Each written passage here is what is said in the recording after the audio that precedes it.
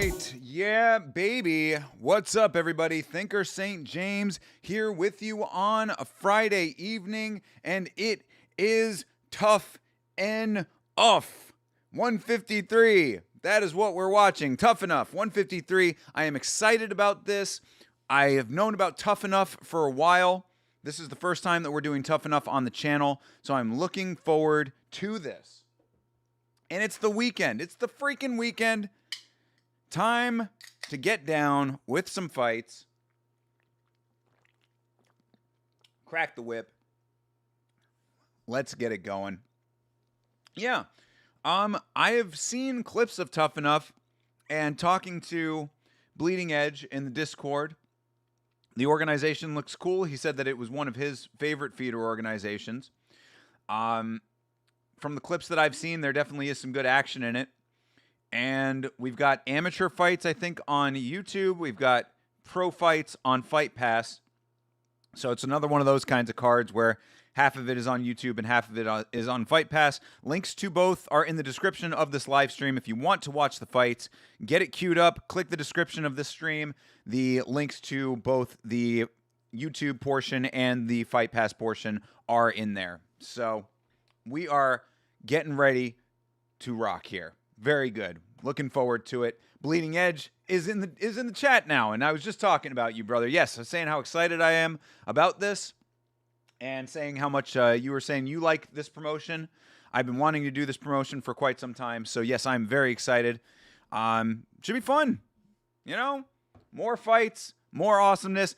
Oh, and of course, you know that your boy has been putting that work in today. Lots of new stuff on the soundboard, and this is still just the beginning. So I believe it was you, Bleeding Edge, who, one of you guys, I think it was you, though, who was asking for the Jean Silva barking. Well, here you go. We got that, and we got so much more.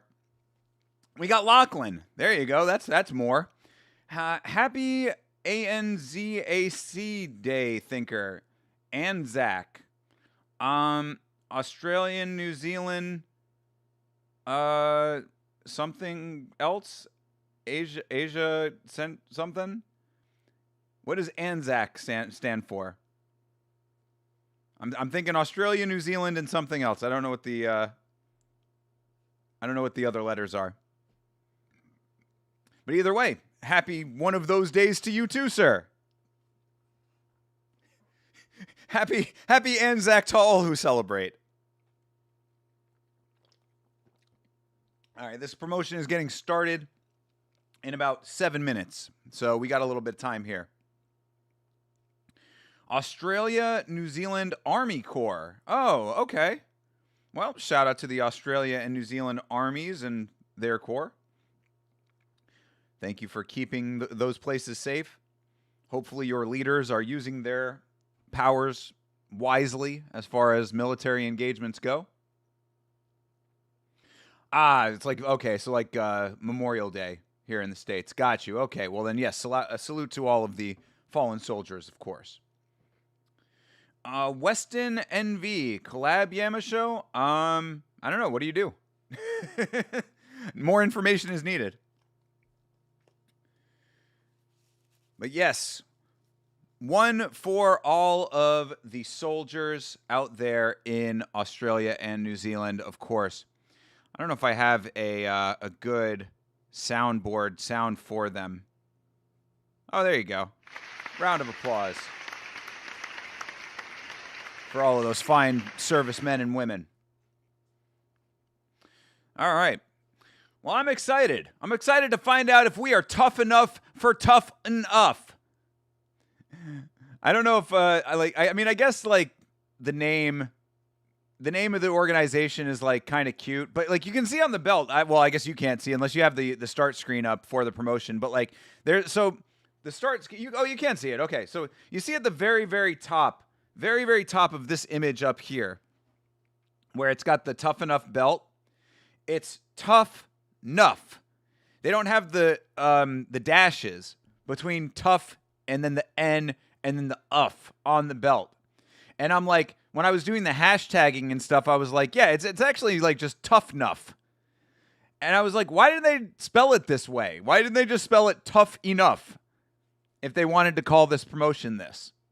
But I don't know. I do kind of like, though, that they I don't know if they have it on. Yeah, they don't have it on this version of the thing, but on the start screen, they've got the Tuff-N-Uff logo, and it's got the Tuff and the Uff in white, and then the N is gold to kind of differentiate it. Is the dash the line that's under the N? Yeah, well, see, I mean, I guess that it has to be on that, but then there's only one of them on that. That's what I was kind of getting at with that logo. They got the one underneath, but like there are two in the actual name, you know? There's a dash between the Tuff and then a dash between the N and the Uff. So, I don't know. It just seems like a bit of a marketing nightmare to me. I'm always thinking in terms of like exposure and marketing and whatnot. And I'm just like, call it something easier to recognize. I am, first of all, never a fan of anything that uses like odd spellings of stuff. Like, unless it is an established, like, alternative spelling to things, I usually stay away from it because it just confuses people often, I would say. Like when people use Z's instead of S's, I don't like that. Isn't nuff another word for female genitalia? I think that's muff. I think that's muff with an M. But I don't know. You're the Australian. Y'all do things different down there. Maybe it is.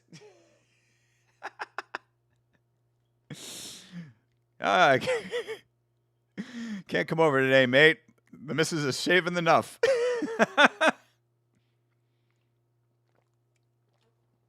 Don't know why that would preclude you from travel. Two are needed, yes. But so I don't know. I mean, either way, the organization has been around for a very long time. This is their 153rd numbered event, so obviously they're doing something right.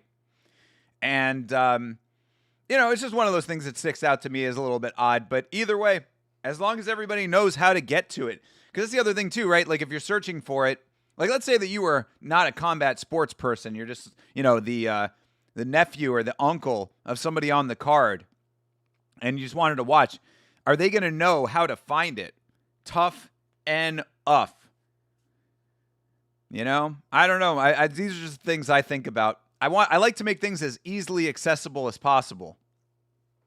That's why when I was brainstorming what I wanted to do for this very channel, I wanted to make it something that had an easy acronym, because I knew that I wanted the name to be something a little bit more in-depth than just like, Thinker MMA or something like that. I didn't want to have just MMA in the name, because so many other channels have that where it's like, blank MMA. That's why even though Vampiric Legs has the Z at the end, I still do like that he has a unique name. But I just didn't want to be like, whatever the fuck MMA. I wanted to be something different. So I was like, a good compromise was knowing that I would be yelling a lot, because that's what I do. Yelling about mixed martial. Oh, okay, Yama. That makes sense. Plus Yama pit fighting, or Yama pit fighting, was a nice little tie-in there. So it all worked out. Because how would you even abbreviate this? T-U-N? T-N-U. Right? See? This is where it gets a little difficult. T-N-U. Tuff-N-Uff. All right, I think we've interrogated, litigated, and inquisitioned the name enough of this promotion. I'm looking forward to these fights, though. Hopefully they're fun. We got about a minute before they start here, and of course I will give you the sync point and timer when the feed begins. Hope you guys had a good week. I hope everything went good for you this week. I had a pretty good week this week myself. A lot of work this week. Good Lord, It's man. Anyway, there's such good things and bad things about like what I do. And like, I'm very happy overall. And I know that like things are getting they're getting better and trending in the right direction, but like they still come with their headaches, but I guess everything in life comes with like some kind of headache, right? There's very rarely anything that's just completely headache free. So you take the good with the bad and then appreciate the good. And things are going pretty good right now, so I can't really complain. But like, it's just funny because one of my clients, who's a good friend of mine, so I guess it makes sense. But like, I looked on my call log, you know, on your cell phone, you can look at all your previous calls. I looked at my call log, and basically the entire screen was just this one person. I mean, I had talked to this person probably 25 to 30 times within the past like 5 days. That's individual phone calls, 25 to 30 phone calls within 5 days. And I'm not exaggerating.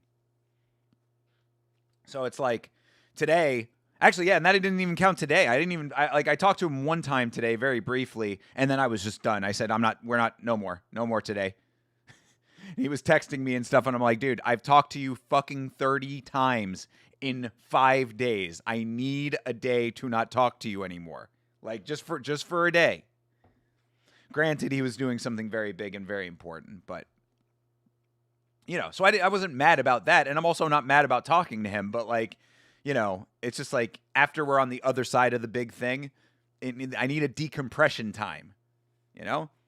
It's another reason why I love doing what I do with the live streaming, because we hang out, we have, you know, 7 hours together or whatever it is, and then after the stream is over, I turn off the computer, and I go and decompress.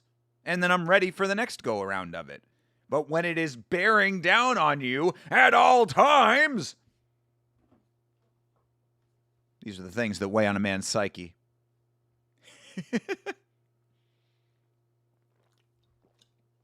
All right, it is 8:01 and we have not gotten feed yet.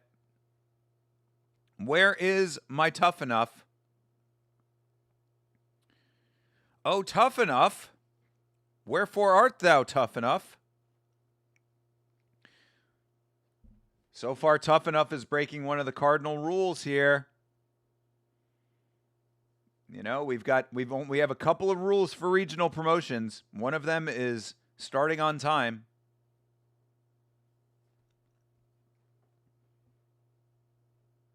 I mean, I hope that I'm in the right place here. Yeah, right. Tuff-N-Uff, future stars of MMA, live from Pearl. Yeah, this all looks correct to me. And I mean, the stream has started. If you go to the link, the stream is going right now. Stream's been going for like an hour. So like it's broadcasting something, just not fights. All right, well, while we're waiting then, I was going to wait and save this for a little bit later, but I have so many new things on the soundboard, people. If you're with me, let me know, because I gotta play you a couple of these. So we already did John Silva's barks. Woof, woof. But then I also have, I thought that this was pretty good, because this is actually one of Bryce's better lines. I have the rebuttal as well, which I think is applicable to other things. You barking up the wrong tree, motherfucker. You're barking up the wrong tree, motherfucker. All right? Anybody starts giving me lip. Like those dickheads in the Jasmine Jazdavicius video comments. Ah, man. You know, I'm usually pretty good about letting morons just be morons in the comments. But, there was one dude who was like, which is, you know, great for engagement, so I'm not mad at it. But there was this dude that was like, he was like on alt accounts, like commenting the same shit. And I was just like, bro, you're legitimately mentally unwell. But so, yeah, so we've got you're barking up the wrong tree. What else do we have? Oh, I mean, classic right here. Anytime I see Mego Levy. I'm coming all night long, T-Wood. T-Wood, I'm coming all night long.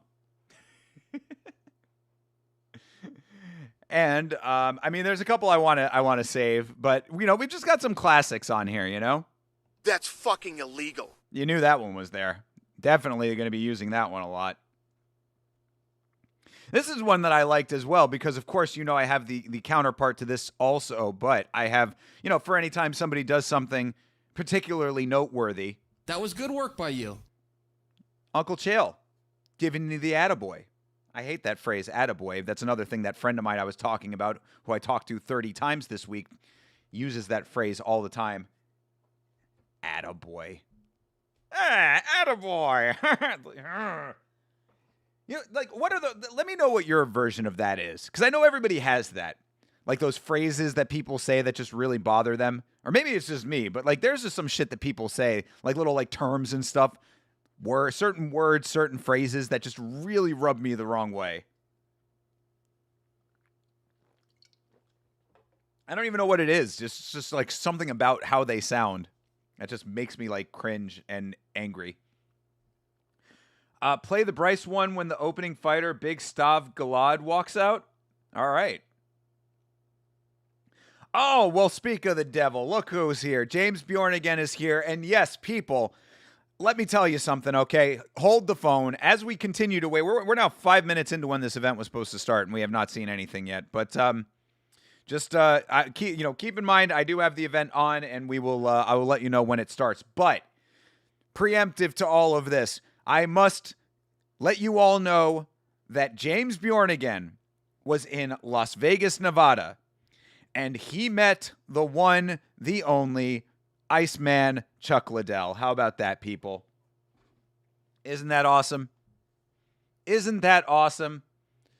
He was out in Las Vegas. It was the middle of the night. He's wandering a casino, and who should he see but the mohawked madman Chuck Liddell? So congratulations to you, James. That was very cool that happened. And apparently, yeah, and he shook his hand, and he told him about Yama.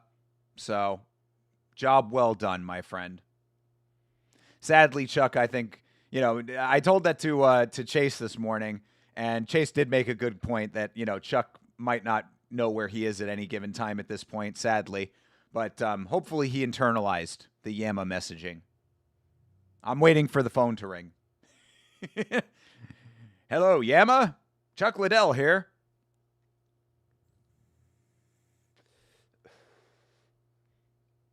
Everybody was talking about Chuck recently because Drake's album is called Iceman. I don't know why exactly that is. We haven't heard too much about that yet, I guess. Although they're starting the media campaign for it, so I guess it's coming out soon. Yeah.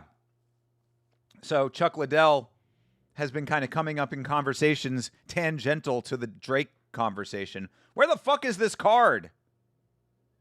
God damn it, another cursed one, people. We're almost 10 minutes in. Where the fuck are my fights? All right, hold on. Let me double check that this is the right URL here. Tuff-N-Uff YouTube. Tuff-N-Uff TV.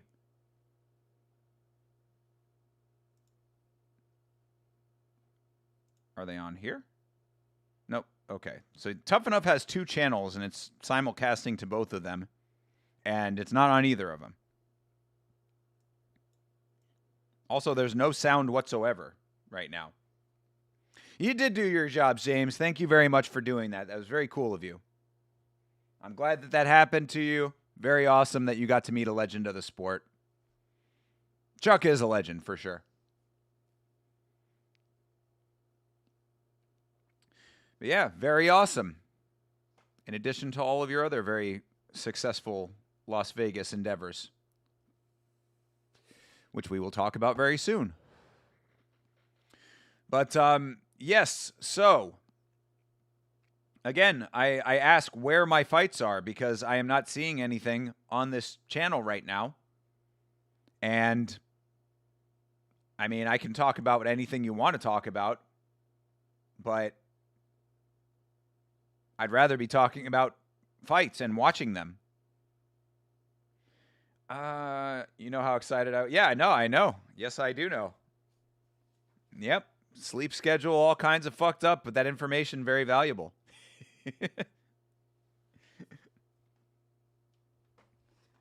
I can't not pick up a phone call at 5 a.m. when you're out on the road. Not knowing if you need me to bail you out of jail. Where's your merch? Fucking come get it, bitch. Yamashow.com.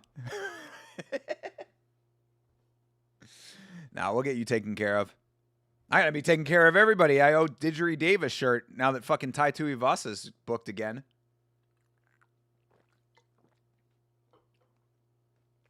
They usually have a later start. I'm surprised it's set this early, so they might be killing time. Killing time? Well, fuck that. Why? They've got a fucking 6-fight prelim card. They've got a 6-fight prelim card on in a 2-hour time slot. You're a real dude? Aw. Well, I appreciate that. Even though... Yeah, well, you know, that's just like your opinion, man. Hopefully it's the opinion of many people, but... I love the soundboard! Oh my god, I'm so happy that I have this now. I'm just like, I'm trying to think of all of these new and interesting things to put on here. And let me just tell you, people, if somebody gets a knockout tonight, we're going to have a good time. What else can I play right now? Oh, well, I mean, you know, anytime that somebody's trying to lecture me on, you know, on anything. Conceive, believe, achieve. Shut the fuck up. You know the drill. You tell him, Mike.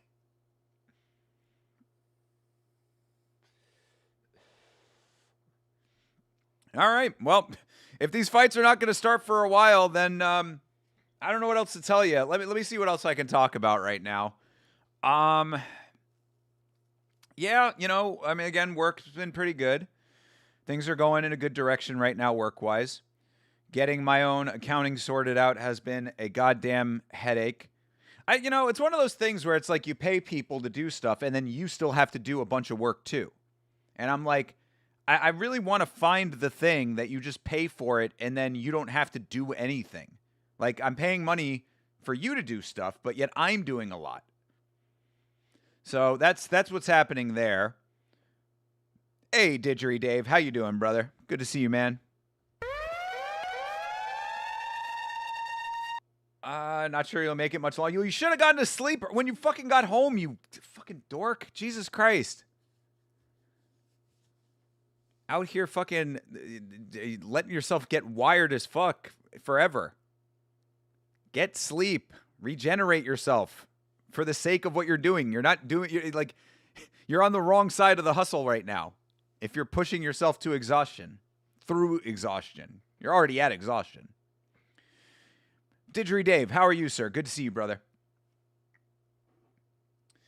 Yeah, I was working because I was anticipating you actually having a brain in your head to fucking rest yourself. Dumbass. Know when to slow down, dude. Anyway, what else? I'm trying to think if there's anything that I watched recently that I can talk about. I've been meaning to watch the Chernobyl docuseries, not docuseries, but the Chernobyl television show. I've been wanting to watch it. It's not new anymore. It's older now, but like I still been wanting to watch that. I've been like trying to sit down and actually start it, and I just get sidetracked. You know, so many things to do, so much work being done at all times. Why don't you get a sound effect? Here's the sound effect for you. God damn it! Trying to get things through your head. Yeah, what else? What else? Got my oil changed. I talked about that yesterday. I know this is very important information for you to have, but like I said before, if you have a Take 5 oil change place near you and you need your oil changed, I am a Take 5 loyalist, man. If all you need is an oil change and you don't have any other car problems, Take 5 is the best bang for your buck. Also, this is something I can tell you, especially being a Floridian as I am. Invest in the premium wiper blades. People, let me tell you this. If you are in a place that ever experiences rain, you know, that stuff that falls down from the sky, get the good wiper blades. Get the good ones. Because it is so worth compared to the bad ones. And like, I'm one of those people, I'm a man like you guys are. I'll just let it go for the longest time. But the guy asked me at Take 5, he said, do you need new wiper blades? And I said, you know what? God damn it, I do need new wiper blades. And he said, well, we got these for, 30, but we also got these for 60 or whatever it was. And I was like, you know what? Give me those premium wiper blades. Let me tell you, the difference is so noticeable. It is so noticeable. In the time since this stream started, I got off the couch, drove to the grocery store, shopped, drove home, and then back on the couch before it actually started. Bleeding Edge, I believe that entirely, bro. Yeah, I hate this, okay? I hate this. I hate this. You know how I feel about this because this happens so fucking much when it comes to the regionals. How many times do they tell? Because it's all over the place. It says 8 o'clock start time. It is 8:15 now. Where are my fights? I am sitting here waiting to watch your event. The least you can do is start it when you say you're supposed to. And, you know, I mean, like, not for nothing, but we are here watching your event. You know what I mean? Like, you know, in my own small way, and I'm not trying to big myself up by any stretch. I'm, you know, just a dude with a camera over here. But we all congregate together to watch this event. We could be watching Lux right now. Lux Fight League was on tonight, too. It was either going to be Lux or Tuff-N-Uff. And I chose Tuff-N-Uff. So right now, Lux is off to the races as far as we know. Where is my Tuff-N-Uff?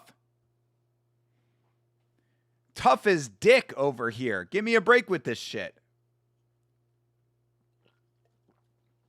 Also, BKFC is on tonight, too. We're missing knockouts over there. Think of how many beanbags we are missing right now. The Boys is in its last season? True. Yeah, I fell off on The Boys. I think the political messaging in The Boys was getting a little heavy-handed for me. Plus, I didn't really feel like the story was progressing. That's the other big thing. Politics aside, you know, even though Amazon is very, very noticeable with their politics, I just didn't feel like the story was going anywhere. You know, oh, we're going to stop these superheroes. And then they just never do, and then we just spin our wheels. You turned me on to Take 5? Well, I'm glad I did, brother. It's the best thing that you can do. Take 5, dude, worth every penny. At least the one by me. The people are nice. Fucking the service is great. I drive up the car. It's one of those drive-in oil change places. So you drive in, you park the car. They do all the underneath. You feel them jiggling around under there. I'm texting. You know, I'm sending messages, doing all the stuff I need to do. You get a bottle of water. Guy says, hey, you know, you need this. Shows you the cabin filter. They zap it all up, and you drive off and you go home. It's fantastic. Yeah, really. I mean, like, you know, because like I would spend, you know, like if the other places, like the regular mechanics, like did it as fast as that, I would go there. You know, I don't necessarily need to go to Take 5, but for what you get out of Take 5, why not? I literally had an entire day of work, drove to Take 5 at like 4 o'clock when I was driving home, got that done, was out of there by fucking 4:20. Blaze it, you know, hit the fucking pet store to get litter for the boy, and then I was home. Oh, all right, we saw some blip there. They might be starting up in a minute here. Take 5 gives you a bottle of water. Yeah, that's right, they do. Weston MV, yeah, I saw your thing before, Weston. What do you do? What do you do that we would be collaborating on? More information needed.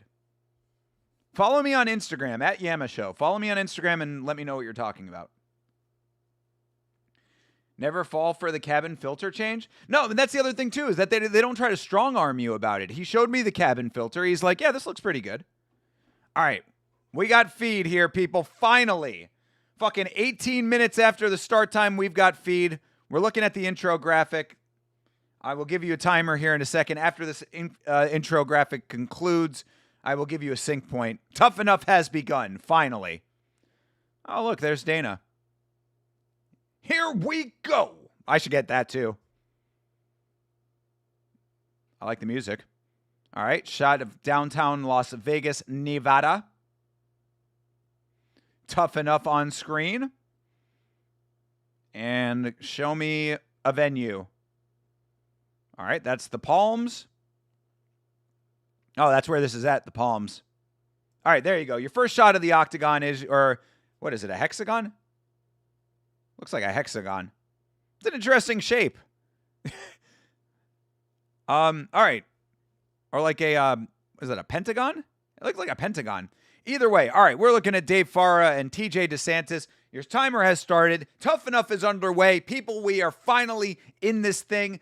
All of that goes out the window so far. The graphics are looking good. This looks like an actual fight promotion. And we're doing the damn thing here. Maybe start the counter for those who rewatch. Yeah, the counter's on right now. Yep, we are synced up. 1, 2, 3, 4, 5. Oh, it is a hexagon. Okay. I think because of the way that the camera angle was, it looked like one of the walls of the cage was longer than the other ones, but maybe it is equal sides. We're looking at a hexagon here. Oh, yes. Happy Anzac Day. Absolutely. Rest in peace to all of those brave men and women who have served. Hey, it's our dude Justin Bernard. I was wondering what his gig was when he was not doing the Contender Series. I love Justin Bernard. I think Justin Bernard is an excellent, excellent ring announcer. Motion pouches. Oh, motion performance pouches. Is that what Jasmine Jazdavicius had in her mouth? Question mark?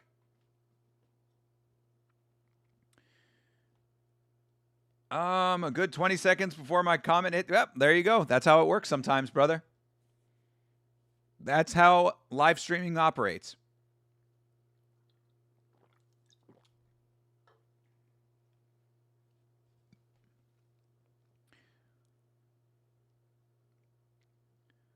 Is there anybody in this venue? Are they putting on this event for nobody?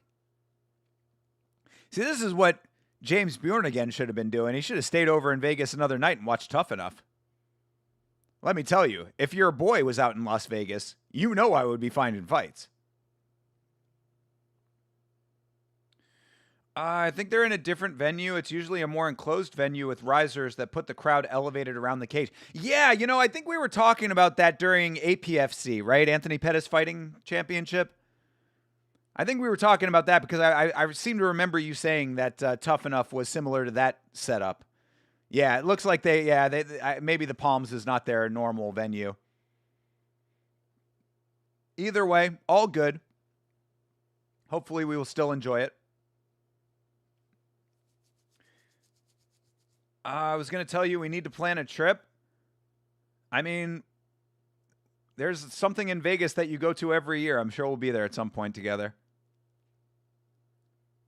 But if I'm going out to Vegas, I got to make it worth the yam a while.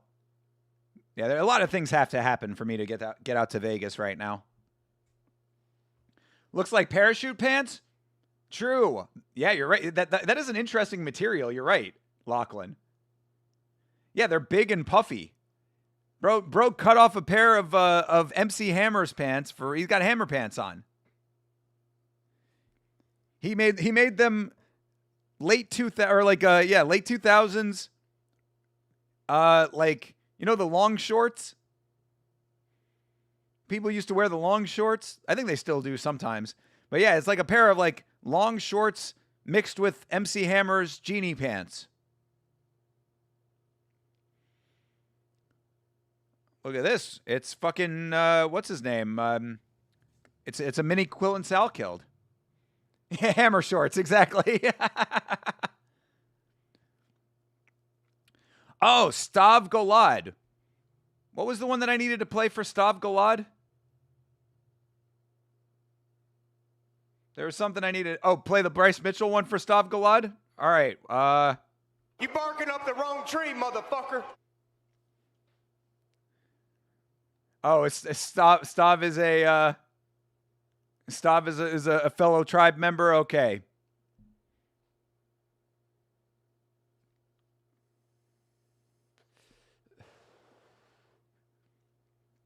This one was promised to him. All right. Well, let's see if he can go out there and actually get it.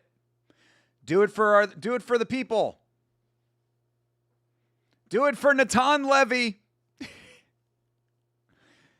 Well, obviously his last win was not promised to him because he's 0-1 going up against Cleudis Oliveras Diaz in his debut. God, 39-year-old debutant. What's the fucking size discrepancy, too? 3 2-minute rounds. Of course, these are amateur fights to start off here, people. This dude is 39 years old making his amateur debut. Chuck told me we need to get you out there. Said that when I met him, I shook his hand. Okay. Well, if Chuck says so. I want to find out if they do tours of the UFC Hall of Fame. I'd actually really like to see that. If it's open to the public. I think it is.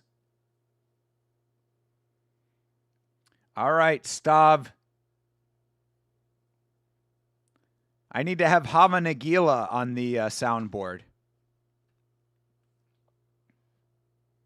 You're not expecting that voice from the announcer? Oh, Justin Bernard. Dude, Justin Bernard is a fucking legend, man. This is the guy from the Contender Series.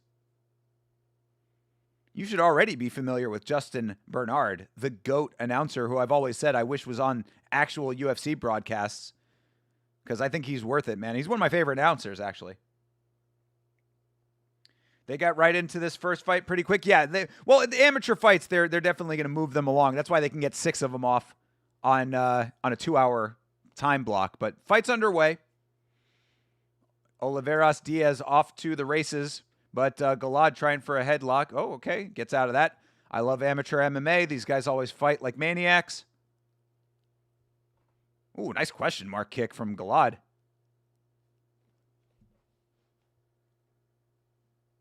This 39-year-old man moving decently to start.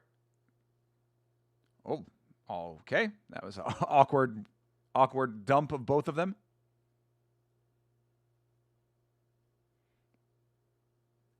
I feel like there are 5 people at this event.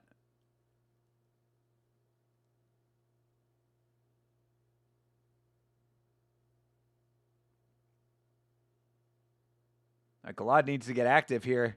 Optics are not in his favor right now. These rounds are short.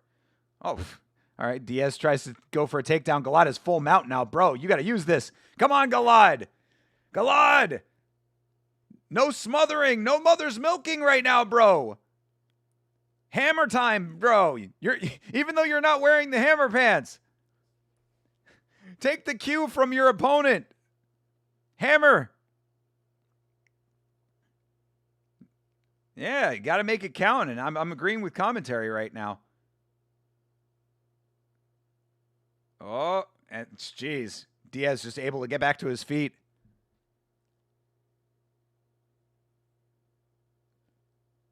Come on, Galad.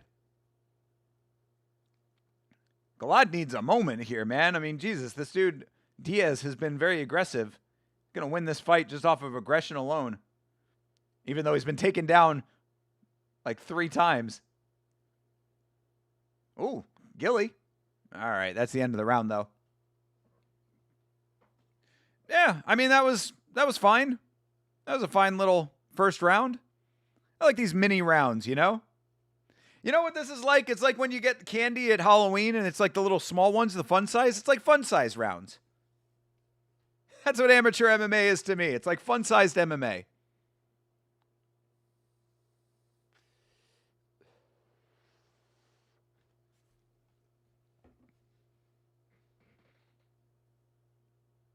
What is happening right now? We're getting a promo without video. Family entertainment? What is this? Oh, they were starting a promo, but they didn't actually start the video part of it. This is a Las Vegas Family Entertainment Center. Spy Ninjas HQ. That might be somebody I gotta send an email to. Might be able to help those guys out.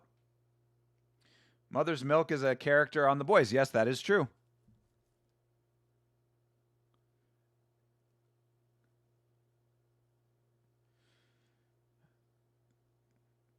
All right, round 2 is underway. These are quick rounds. These guys got to get after it.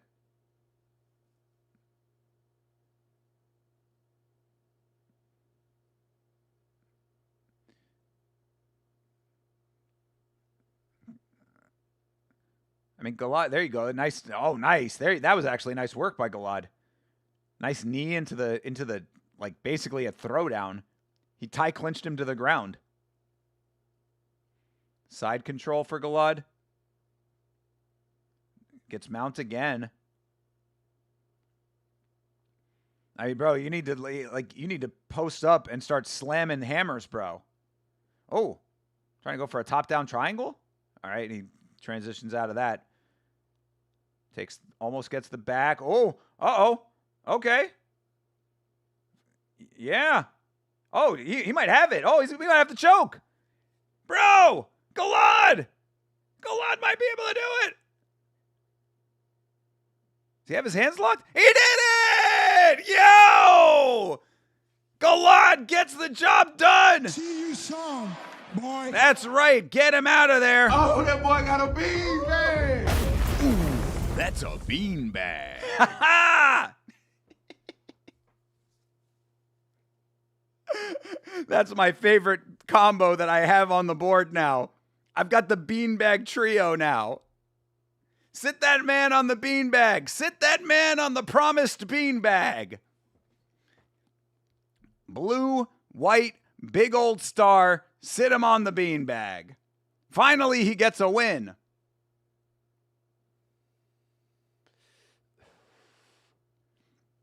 Yeah, I mean, that was actually nice work. I mean, he did some really good transitions for the wrestling. Got the rear naked. Good for him. Mini Quill and Salkild gets the job done.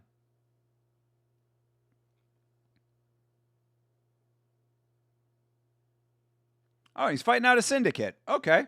Makes sense. He's got a good team behind him.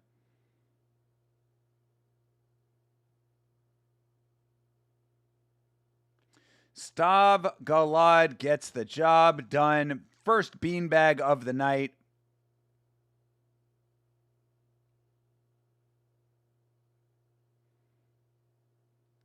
Is that referee wearing meta glasses?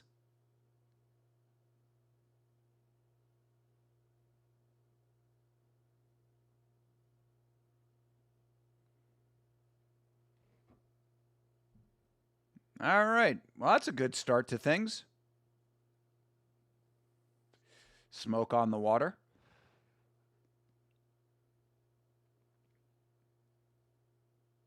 Fight the power.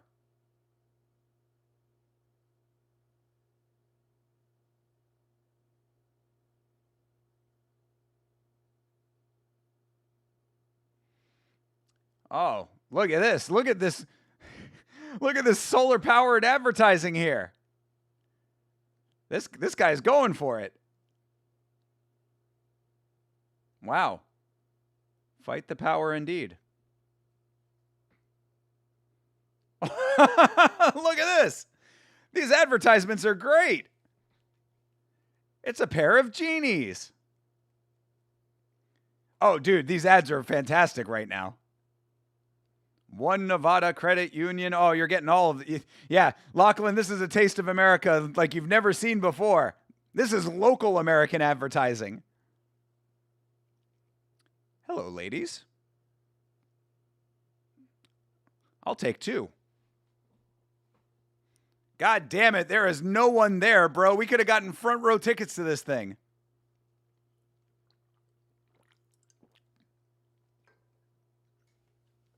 Of course, these injury attorney ads, the Sioux culture never dies, bro.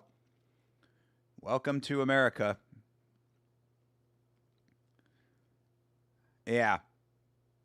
America where you can sue anybody for any reason.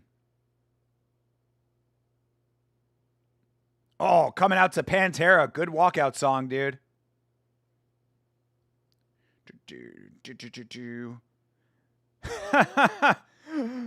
Bro's got the bamboo font chest tattoo. Our island dude over here has got the bamboo wood chest tattoo. Like that dude in One Championship who has the drippy font tattoo. I forget his name off the top of my head, but if you know exactly who I'm talking about if you see it. It is very much like somebody printed off the font from the computer and then just put it on his chest. This is the same thing, basically. This guy's looks better, but still, it is very much a font, though. That bamboo font is almost as good as barbed wire tattoos. Yo, for real, Lachlan. That shit looks like pickup sticks. Consult the bones. Like the combo tattoo. True, dude. Yo.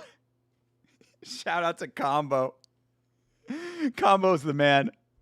But yeah, the dude in One Championship is the worst, though, because, like, it is legitimately a font that you would see on the computer. Like, I don't know the exact name of the font, but I have seen the font before. It is definitely, like, a font that you could get in the, like, standard font pack. But yeah, that is certainly something.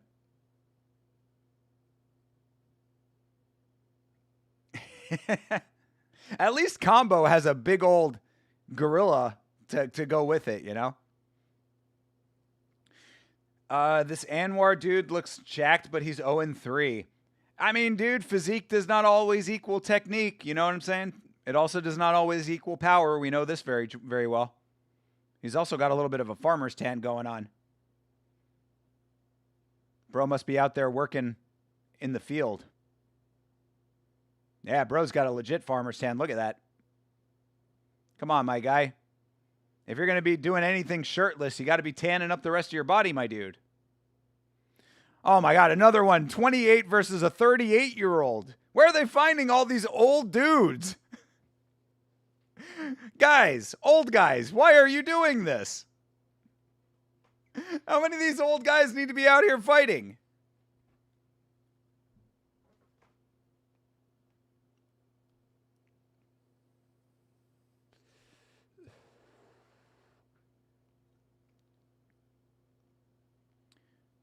Ring girl prancing all around behind Justin Bernard. Stop trying to take the attention away from our king, Justin Bernard.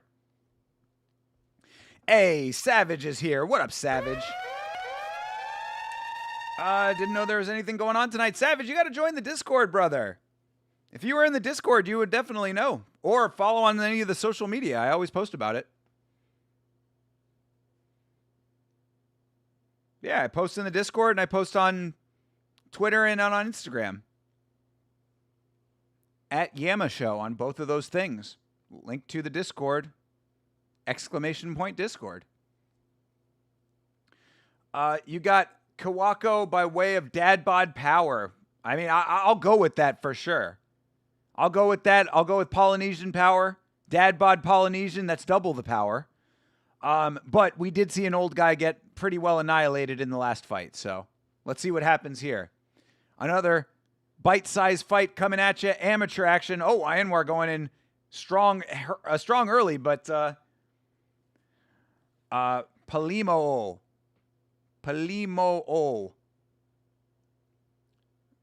ducked the shot, but he gets taken down by Nasser. God, I hope no relation to Larry Nasser.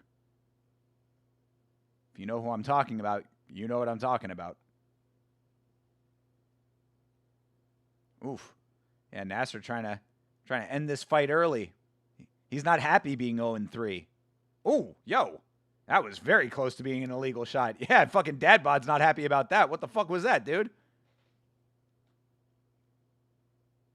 Referee not even warning about it. Oh, okay. Oh, nice reversal. Yeah. Palimo tried to go for the takedown, but Nasser with a really nice roll through. Nasser trying to set up a head and arm here. Like kind of kneeled Anaconda. He goes away from that. Uh-oh. Short choke. I mean, that looks decent. Not a true rear naked, but short choke off the side, kind of like a scarf choke. I mean, this is looking pretty bad now for Dad Bod. Seems like all you got to do tonight is just get these old guys on their stomach. Oh, and that's it. Another beanbag, round one beanbag for Nasser. Oh, that boy got a beanbag. Ooh, that's a beanbag.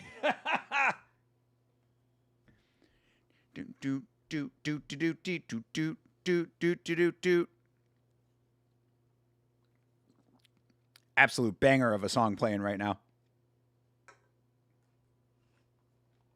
Yeah, Nasser finally getting a win.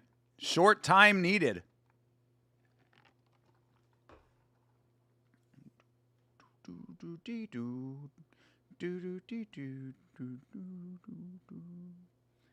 Hell yeah, dude.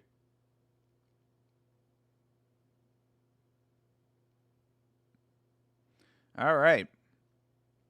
Well, Nasser is very lucky that he didn't kick Palimo in the face, but he got the choke. All right, Anwar Nasser advances to 1-3. Thought this was on silent.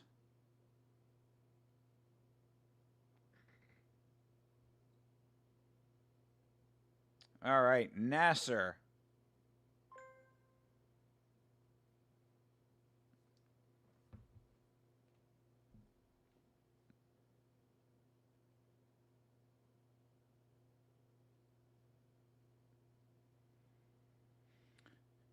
Well, 2 fights, 2 finishes. So far, Tuff-N-Uff is delivering to an extent. We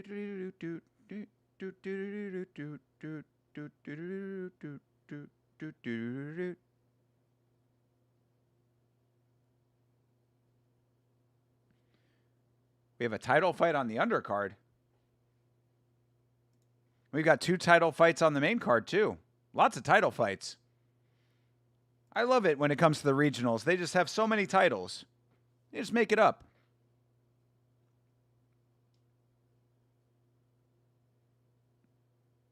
What is this vertical advertisement here? Yo, we need to get an ad made for Yama, because I guarantee you that with the ads we've seen on this performance here, this show, we could be sponsoring Tuff-N-Uff. Yama could be a Tuff-N-Uff sponsor.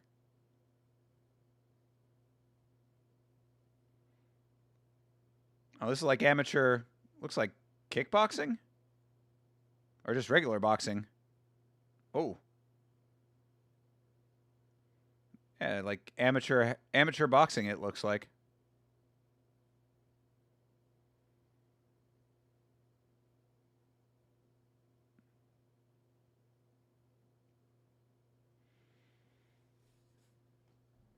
I mean, generally, if you have that much screen, you want to have like a landscape advertisement as opposed to portrait like this is, but either way, I guess this is what they have.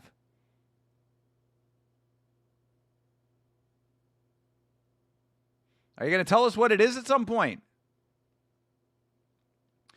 I also forgot BKFC was on tonight. I'm such a casual. Yeah, I knew BKFC was on tonight. I am not super happy that we are not watching BKFC, but we had to watch Tuff-N-Uff. Again, we're on the quest. You know the quest. We've got to watch every promotion. Been running around all day today, true. Girls leaving for a week tomorrow and taking the rig, so needed to make sure I was good on beer, weed, and food. Good for you, brother. Yes, obviously you have to plan ahead for those kinds of things. How's your week been, bro? This was a great week. It was a great week, a very, very busy week, but very good week. Things are starting to go pretty well on my side of the world. Yeah, everything's going pretty okay. Everything's going pretty all right now. You know, we're hopefully coming into a decent little stretch of time here going forward. And things are going good on the channel. Battle of the Trades? I don't know what that advertisement was for. That was like a 1.5-minute advertisement, and they never told us what it was aside from Battle of the Trades, which I do not know what it is aside from boxing. So maybe that's what it is. Some boxing promotion called Battle of the Trades. Anyway. But yeah, no, the week has been going really good, man. Appreciate you being here. Jasmine Jazz Devicious video is doing very well. You know? So, yeah, things are going all right.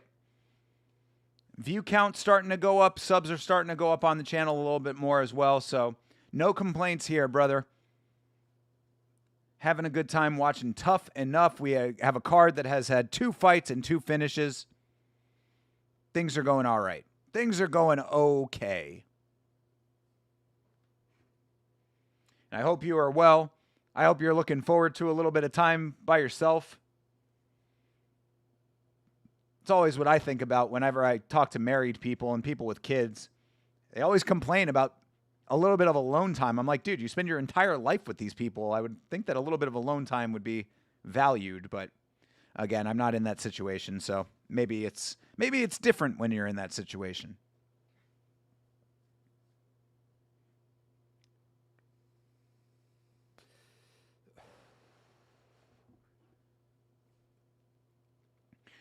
All right, Brandon Morales. This is a catchweight fight. This is a debuting fighter in a catchweight fight.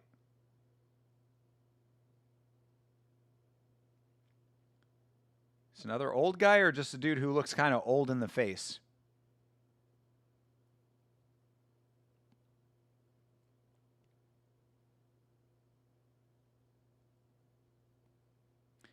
No respect to the elders this night, says someone in the live chat. That is very true. I've seen a lot of people beating up on old guys. This dude who's walking out with our fighter has a lot of tattoos on his face.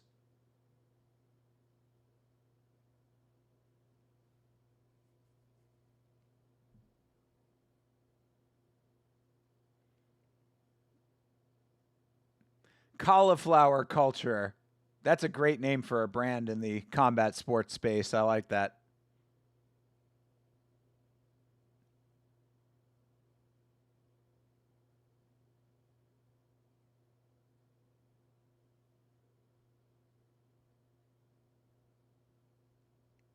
Hey, it's fucking what's his name?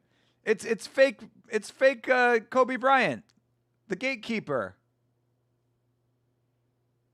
The dude who opens and closes the cage door. He is also one of the Apex guys. It's cool that you can make an entire career out of that, you know?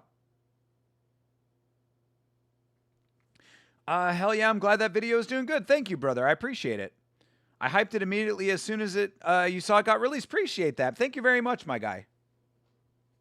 Thank you so much. Yeah.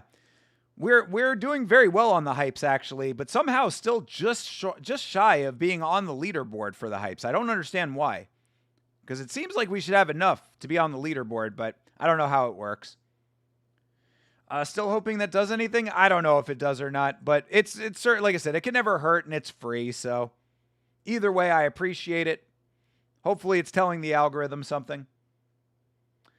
I get stir crazy when it's just me and the animals for too long. Yeah, I get that. I don't know. I think that I also have like I have the propensity for long stretches of being alone. I'm very comfortable being alone. You know, as long as I've got my computer, video games, TV, internet, you know, I'm usually pretty good. So I guess maybe I'm conditioned for that, but either way, it's not forever, of course, Savage. They'll be back. Cauliflower culture is a sick brand name. I agree. Yeah, I was like, I wonder what it is. Actually, let's find out. What is cauliflower culture? Cauliflower culture. Yes. Cauliflower culture is cauliflowerculture.com. Looks like clothing, I think. Oh, it's like, I guess it's like from overseas. It's like a Saudi Arabian brand or something. It's got Arabic writing on the website. I don't know if you can see that on here. Hard to show it. But yeah, you can see it a little bit there. It's got like Arabic writing, but it's like gloves. It's like training equipment. It's a couple of pieces of training equipment, and a bunch of hats on the website anyway. Oh, and I guess they do events. They're a sponsor of the ADCC. Okay. Cool. All right, well, shout out to them. Good name. Good enough name that it made us want to look into it. First couple of days is nice, but then start getting lonely by day 3. I'm codependent. Yeah, I get it. I understand. I would just be going fucking crazy, man. I would just be doing whatever the fuck I want. I'd be walking around the house naked, blasting music. Maybe I already do that. I don't know. All right, Justin Boyd is 0-1. He needs a win. He looks like this dude that I know. Shia LaBeouf. It's not him. It did kind of look like him, though. 3 2-minute rounds. First ones were 2 2-minute rounds.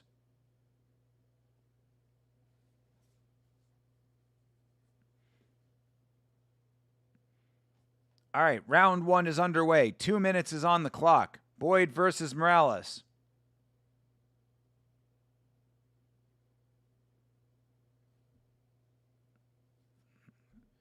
All right, Morales trying to get past some of these ranged attacks of Boyd.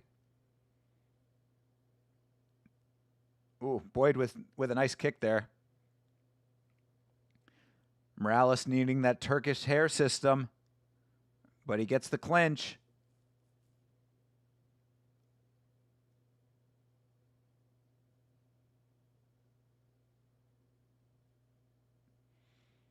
All right, Boyd. Whoop, little blip in the broadcast. Boyd with the front headlock, trying to transition to the back. Nice. That was good movement. Bro, another one? It's just rear naked choke city over here. You got to face crank at very least. Not under the chin yet. Why is Boyd getting higher? Bro, sink your body down, my dude. What are you doing? What the fuck is this guy doing? I mean, all right, I guess it worked out for him. Trying to get the body triangle. He's just too high on the body for no reason. Bro, you can slink your body backwards. What are you doing, my guy? They're saying that was a beautiful adjustment. I'm like, he didn't need to do it. That was not a beautiful adjustment. It was an unnecessary adjustment. But yeah, I mean, he's really trying for this choke. I got it. All right. Yet another beanbag. 3 fights, 3 rear naked chokes, 3 beanbags. Oh, that boy got a beanbag. Ooh, that's a beanbag. Oh, that will never not be funny to me. Hey, Jeremy Hall is here. Yes. We're still on the prelims, my man. Yes, on YouTube. The link is in the description. Timestamp is correct right here on the screen. And that is the 3rd fight and the 3rd rear naked choke and the 3rd beanbag of the evening. So many beanbags. I do blast music. I need it when I'm cleaning and was going to douche the house, which will help keep my mind busy, and then I can crank it to 11. Very cool, my man. Good for you, Savage. Clean house for the lady to come home to. Sure, she'll appreciate that. You're on your way home from training. All right, brother. Yes, good deal. Well, if you keep the stream open, you'll be hearing all of the commentary, of course, but drive safe. Be careful out there. Get home safe, and you got plenty of time. The card did not start on time, so we are, we got plenty of fights to go. I saw your picture from training also, by the way. Good deal. 3 fights, 3 older guys, I guess. I don't know if that dude, I didn't catch the age of Morales, but judging by the thinning hair, I would suspect he's a little bit older, unless I was just early onset. Oh, they finally let this guy talk. Why didn't they let anybody else talk? He's happy. He's 1-1.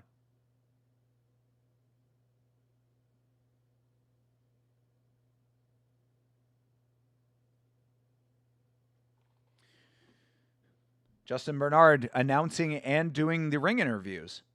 Double duty over here. Hard-working man, Justin Bernard. I'm telling you, he's one of my favorites.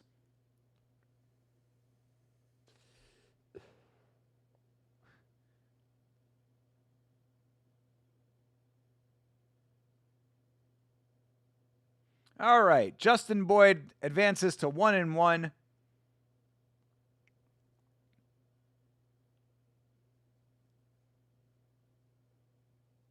Ready to run it back. What are you talking about?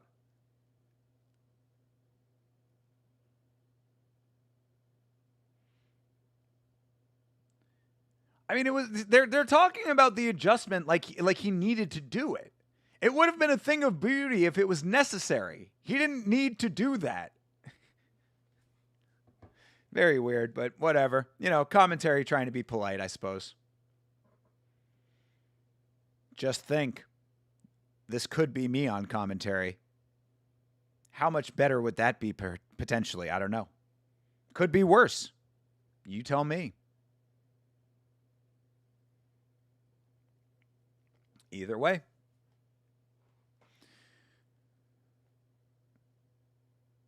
Vance Elrod. Oh, he's doing a methylene blue advertisement. What is methylene blue? I've heard of this before. What does this do?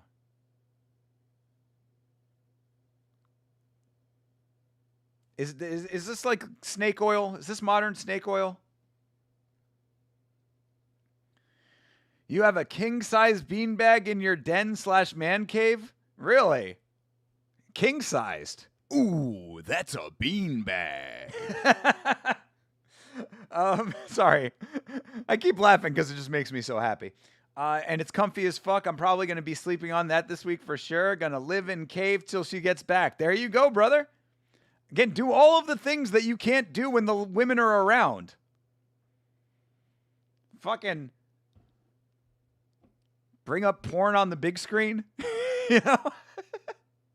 I don't know. I don't know what you're supposed to do when the ladies are gone, but either way, whatever you feel like you can't do when other people are around, this is your time to do it. Yo, Weston NV, I see you, bro. You have to let me know what the hell you are talking about with this collab. I've seen your comments. DM me on Instagram, brother. At Yama Show. I don't know what you want to collab on. Okay, methylene blue is a medication used in critical care, but often issued incorrectly, used as a snake oil-like product topically. Okay, let's see here. Methylene blue. A synthetic compound used medically to treat methemoglobinemia, a blood disorder, reverse cyanide poisoning, and act as a surgical stain. It works by boosting mitochondrial energy production, reduces oxidative stress, and acts as an MAOI. While offering potential cognitive benefits, it carries risks of serotonin toxicity, particularly with antidepressants, and side effects like blue-green urine and nausea.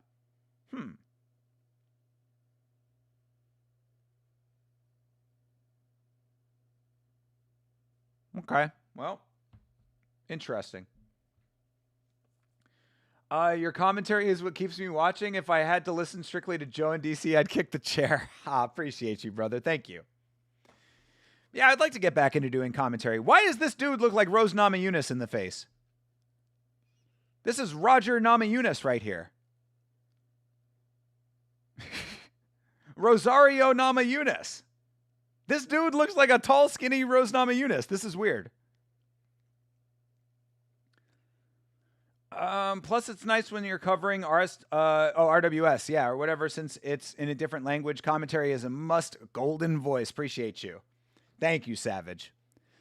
Yeah, I would like to get back into doing commentary, though. You know, like actually doing live commentary. It was so much fun. It was like one of the most fun things I've ever done. Sanjay is here. Yay, fights. I need this today. Much love. Yes, much love to you, Sanjay. Absolutely. W. It's used for, carbon monoxide poisoning. Got you. Shame, only 2 likes. Beeb is here. WB, appreciate you, bro. Rick Allen has tiny genitalia. We know this to be true. Oh, yes, Beeb. I was waiting until you came around. Send me location.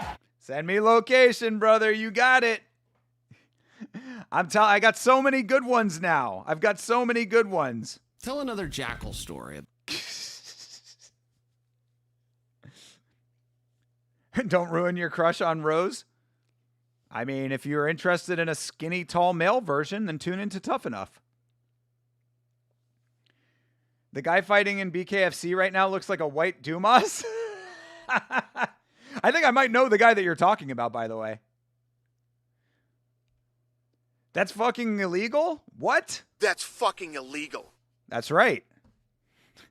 If you don't agree with that. Shut the fuck up and watch the fights.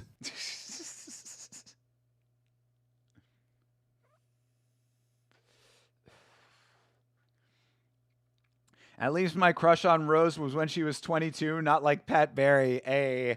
Well, we've talked about Pat Barry on the channel before. I did a whole video about grooming in MMA. Both these are fucking babies over here. 18 and 18 right here. 1-0 and 0-1, both 18 years old. Probably as it should be. I don't know why we've seen fights with fucking 38-year-old guys making their debuts tonight.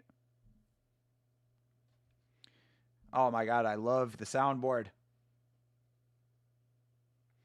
You're checking your UFC app. Where can you see Tuff-N-Uff? The prelims are on YouTube. Go to the description of this live stream. The link is in the description. But the main card will be on Fight Pass. And I will let you know when we switch over to that.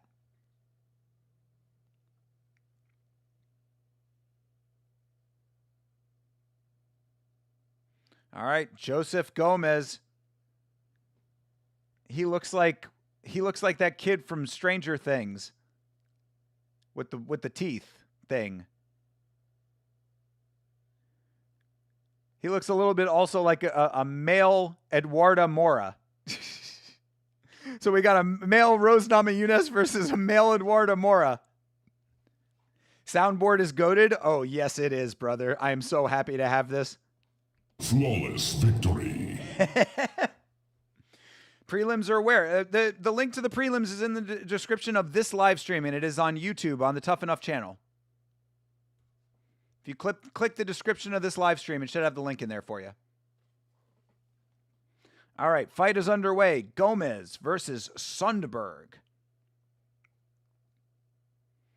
All right, Gomez is on the grapple early.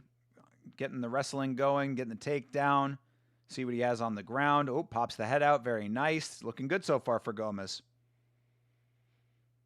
Actually being active with his striking on the ground. I'm liking what I'm seeing from Gomez right now.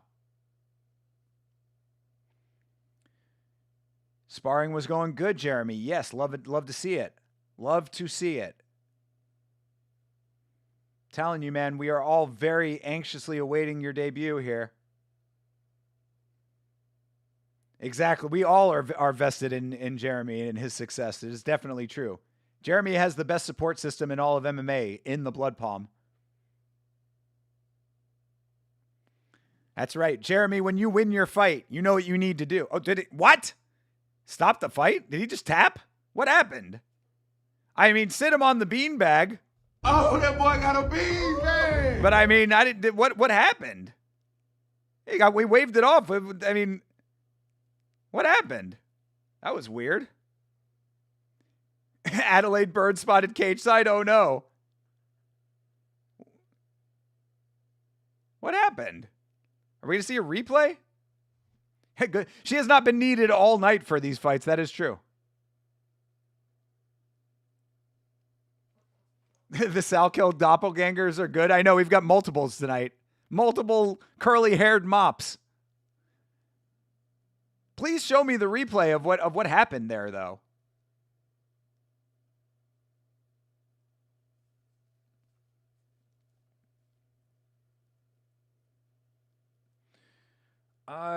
Quality rounds. Learned a lot from few rounds with some high-level pros. That's what's up, my dude. Oh, you know you got the support from the palm. That's what I was saying. You know what you got to do when you win your fight. You got to cut the hand and touch the blood to the sky, my man. That'll let us all know. Are we not going to be able to see a replay? Have they not been doing replays on this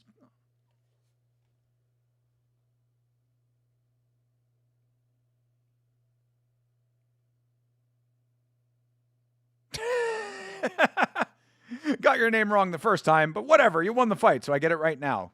Quality work there, Justin.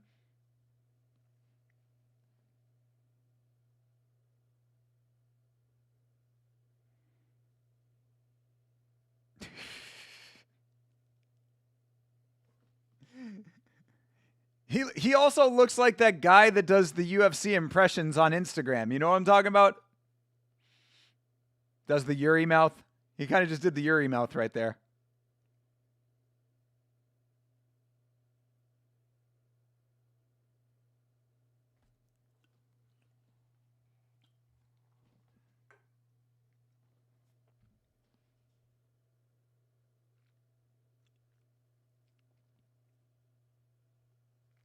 I'm telling you, man, soon we're going to be sponsoring fighters on Yama. Starting first, of course, with Jeremy Hall. But at some point, we're going to be having people shouting out Yama after their wins. A little of both, testing my skills and being pressured by better guys. That's definitely valuable. Super valuable right there. They didn't show us the replay. God damn it. Finding where I'm open defensively and where my offense comes from. See, that's why Jeremy Hall is going to be a big success here, because he's so analytical about this. I appreciate the level of analysis. All right, they're showing the replay. Hold on a second.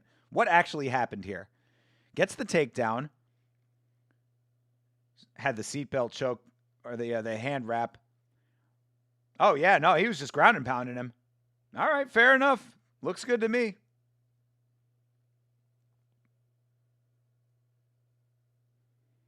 Yeah, that was a solid win. Sit him on the beanbag.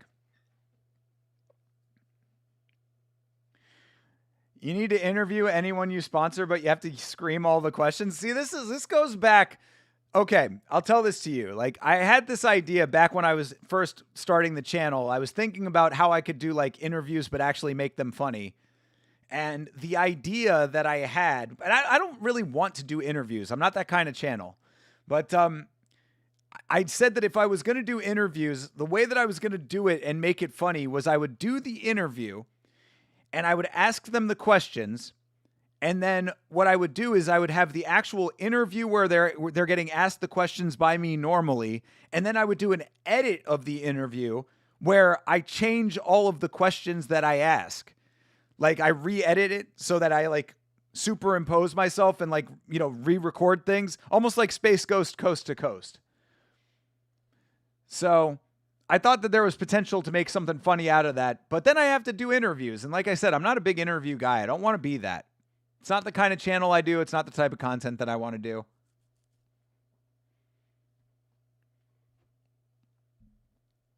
But I would certainly at least have anybody that I sponsor on the show as, you know, maybe they can be on the free-for-all or something.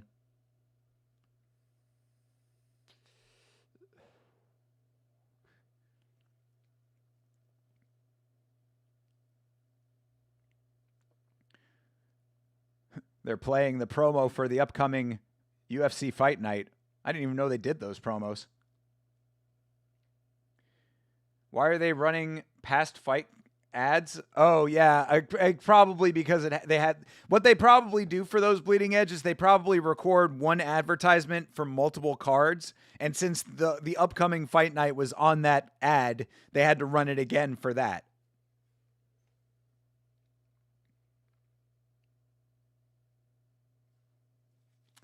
Smesh time.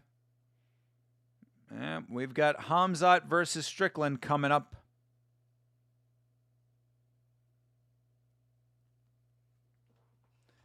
I'm ready to die for what I want. Yeah, you're ready to Philly shell. Shut up.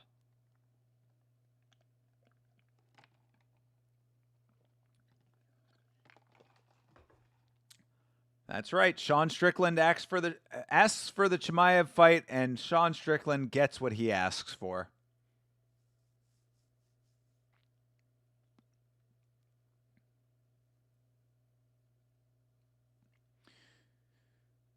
All right. What's the over-under on Josh Van actually making it to the fight this time?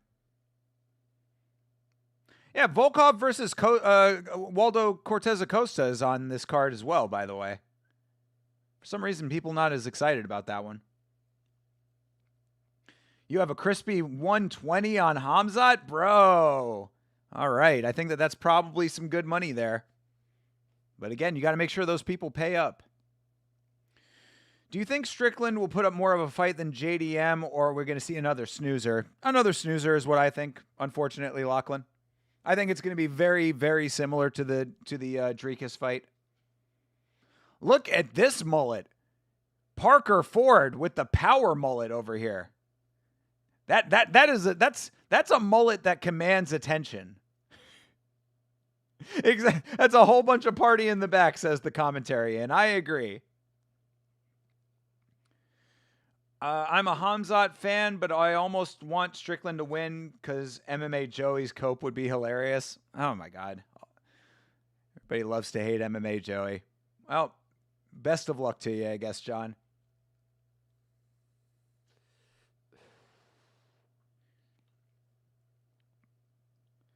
Why is Parker Ford's pecs weird? Oh, this is a dude. Oh, he must have used to be fat. Yeah, this is a dude who probably was pretty big at one point. If you look at his chest, that is an odd-looking chest.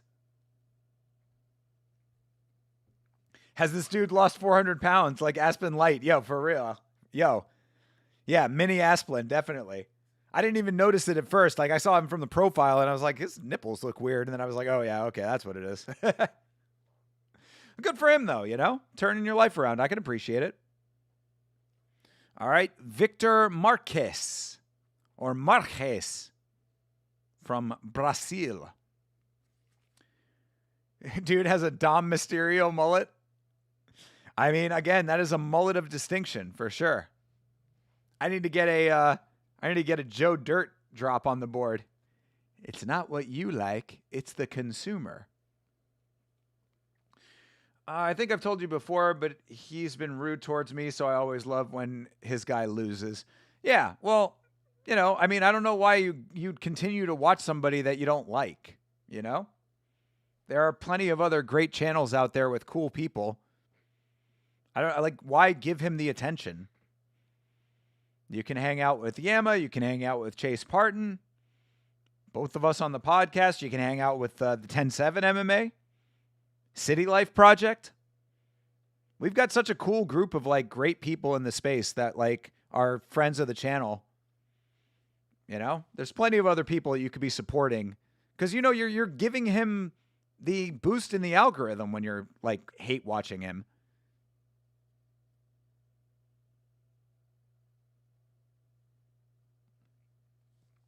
Yama also have a flourishing food channel. Oh, in the Discord? Hell yeah. Yeah, you guys have been tearing it up in there. Shout out to you and all of your many knives. Because sometimes no one else is streaming, so I'll just pop into his streams when he's on. All right, well, that's fair then, I guess. Warrior of God. As opposed to the Soldier of God. See you soon, boy. Victor Marks is 3-1. He is 19. Parker Ford is 3-10. Bro, Parker Ford, 3-10 at 34 years old. Jesus Christ, what are you doing this for, brother? Bro is 3-10. Oh, Lordy. That's love of the game right there. I guess I can't really hate on it, right? Parker Ford looks like a serial killer. Yeah. Certainly looks like a man who buries things behind a shed. When do you say, okay, I'll just do construction? I mean, the funny and unfortunate thing, funny in a sad way, the unfortunate thing is that he's probably doing construction while fighting. I never understood long hair as a fighter. What are your thoughts as an active fighter, Jeremy? Yes, Jeremy, let us know. Of course, Chase Parton is always very adamant about cutting your hair if you're trying to be a high-level fighter. It does make sense, you know? I mean, he does have a good point. Hair flying all over the place is bad optics. I mean, again, this dude Parker over here is, he does it for the love of the game. All right, fight's underway. Marquez versus Ford. Ooh, a couple good shots both ways. Start this thing off. Ooh, Marquez landed a couple good ones.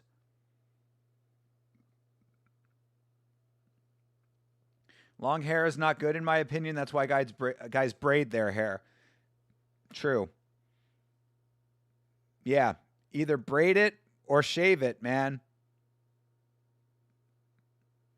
Because again, it's optics. It's optics in this sport. The sport is so much about optics. You don't need any unfair advantages for your opponent, you know? This dude Marquez is running the game right now. Grappling looking really nice. It's an odd position that he's in right now, but kind of bearing down on his back like a seated position on Ford. Wet hair sucks. That's also a very good point. All right, Marquez has the back if he wants it. Tying up the legs nicely. Bro, if we get another rear naked choke, bro, are you kidding me right now? He's trying to set it up too. If this dude gets a rear naked choke right now, that'll be 4 fights and 4 rear naked chokes in a row. Ooh. It's an odd position here too, but this could be cool. Set up something cool. All right, half guard. I can see why he's 3-10, yo. Especially as we know, optics is key to with how perfect judges are. Dude, as I'm saying, the sport is so much about optics. I mean, you'll get robbed either way, but like, don't give him any more ammunition, you know? That's right, Jeremy. We want to see you in a buzz cut when we're watching you fight. Want to see you in Yama length or shorter. Again, with this odd position that he keeps putting him in. He puts his head on his shoulder, and while he's in like a cradled upward position, it's such an odd place to put your opponent.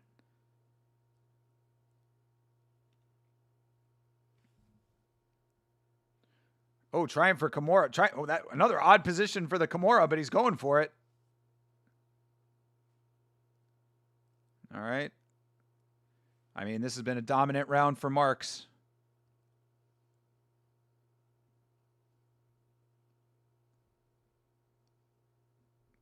Couple nice shots to the side of the head. Your hair is short already? All right, good deal. Oh, it just froze at it was the finish? Oh, the fucking feed just froze and he finished the fight. God damn it. Well, all right. See you soon, boy. Get out of here. Oh, that boy got a beanbag. Another guy gets a beanbag. This is 4 fights and 4 finishes, even if the feed... I don't know if the feed froze for you guys at the finish, but it froze for me right at the finish. 3-11.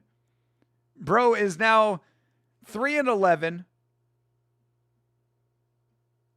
No, not 4-10, bro. 3-11.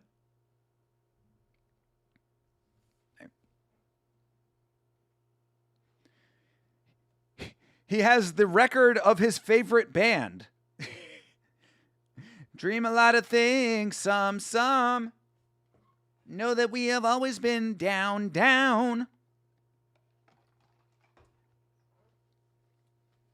North-south with the guy on top of you, but his arms under you is crazy. Yeah, dude, I'm saying, like, Marks was getting in all kinds of crazy positions. Shout out to the 10-7. But, yeah, Marks was getting into all these weird positions, and he finally just decided to throw some shots to end it instead of going for all this odd submission shit. It's very weird, but it ended up working out. No, Jeremy, this is not pro. These are all amateur fights for the prelims. But yes, he did win the fight. Vitor Marks, sit that man on the amateur beanbag. Of course, the amateur beanbag, a smaller, more petite beanbag, but a beanbag nonetheless. Pale guy has 0 grappling coming from a guy that barely grappled. Yeah, I mean, well, that was pretty obvious.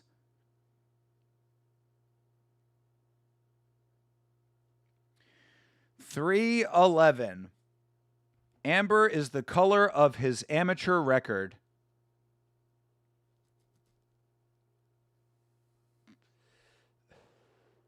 Vitor Marks is now 4-1. He says he's going to be the best lightweight on the planet, in this planet, he says. He's cutting a promo right now.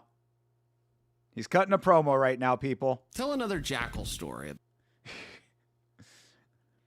The other guy got little titties. Yeah, exactly, dude. We were talking about that. Yeah, another Steven Asplund over here. But, shout out to him for losing all the weight. Obviously turned his life around in that way. So that's great. But, 3-10 coming into this fight. You got to question the motivations, I guess.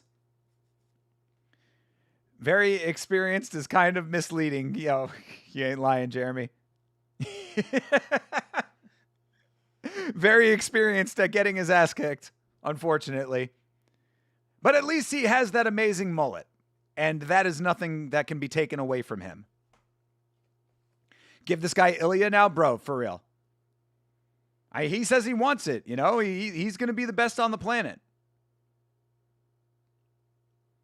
It's going to go in there and run circles around Ilya. Going to make him look foolish. What happened to basics? A few moments he should have Granbead. Yeah. I don't think that he's a guy who really trains much is what it seems like to me. I think he's a guy that sees red, The definition of a can. Aw. I hate to be that harsh, but what are you supposed to say, right? Yeah, I'm not wrong in that in the way that ring is set up or the cage is set up. It looks like one wall is longer, right? Again, it might just be the angle that they're shooting from, but I get that on the get what on the soundboard? Which one? Because bro, I am loading the soundboard up. Oh, I see red. I'd have to get a good clip of someone actually saying it seriously. But yeah. I don't train, bro. I just see red and people's bodies start dropping. Exactly. I just black out. People start hitting the floor. One side seems longer and it's 7-sided. Oh, is it 7-sided? I thought it was 6-sided. 1, 2, 3, 4, 5. It's 6-sided. 1, 2, 3. Yeah, 6 sides. Yeah. But yeah, so it's a hexagon, but I don't know if it's just the way the camera looks or not, because it's just I think it might be that. I think it just might be optics, optical illusion kind of thing right now. But I noticed that earlier and I was like, that's just kind of fucking with me a little bit. Numbers are hard. I agree with that. Especially for you, 10-7. You've got 2 of them in your name. So, getting that straight. A lot to keep in one's mind at all times. That's why I have 0 numbers in my name.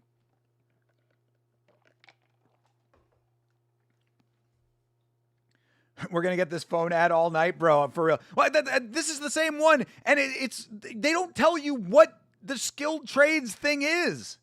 Obviously it's got something to do with boxing, but you might want, dude, again, from Marketing St. James over here, let me tell you something, especially in the age of online advertising.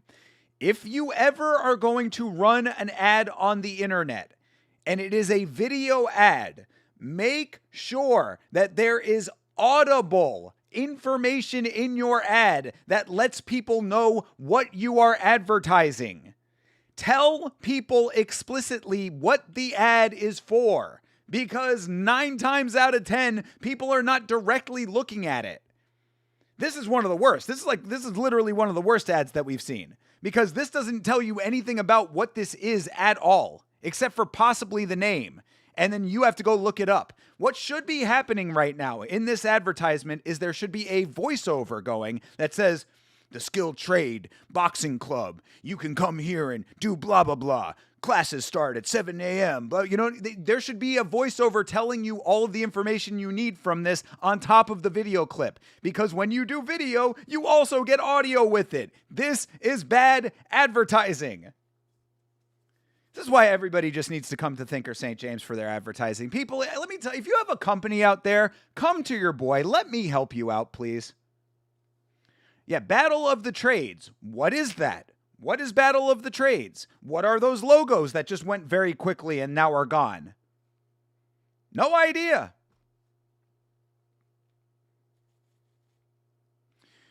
Camp is crazy, but the mind, when not physical, sees things if tuned in. Hell yeah. Very true. Title gloves? Was that what it was for? I don't know. You tell me. I thought this was a commercial for a staffing agency. See, Bleeding Edge, you're speaking the absolute reasoning that you need to be explicit with your advertising. Tell people what you want them to know. Anytime that, so I'll tell you like this. I usually will have YouTube playing like on a separate screen when I'm playing video games. If I ever hear an advertisement coming from that side of my ear and it's just music, I instantly in my mind think, there's somebody wasting their money right there. Whoever paid for that advertisement is wasting their money. Because if you had told me what the ad was for, I would then have been advertised to. Instead, what you did is you played me a little jingle. So thank you very much for the nice little down-tempo hip-hop music, but I don't know what the fuck your ad was for. I'm telling you, guys, if you need help with your advertising, please come to your boy. I promise you, I do it for a living. All right, Nick Taraboshia. That's a name. Nick Taraboshia actually goes kind of hard. I like it. Coming out to System of a Down? That goes hard too.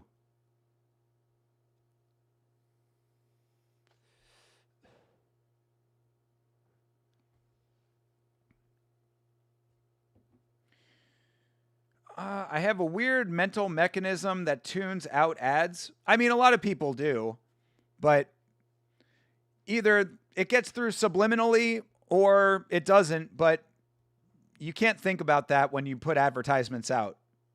You have to inherently know that your message is not going to be received by a good 60% of people. That's just the nature of the beast, especially in now your current time. There's so much advertising at all times that people instinctively have a knee-jerk negative reaction to advertising. That's something I inherently understand. That's also one of the reasons why I try to be polite about it, but like I try to tell Chase, like he needs to not always be pushing like and subscribe every 5 seconds on his live streams. Cause I'm like, bro, like you're going to get the opposite reaction from people. It's like, bro, yes, we get it. We get it. Like and subscribe. We fucking get it. Which is not what you want out of people. And I'm saying I want people to subscribe to Chase, obviously.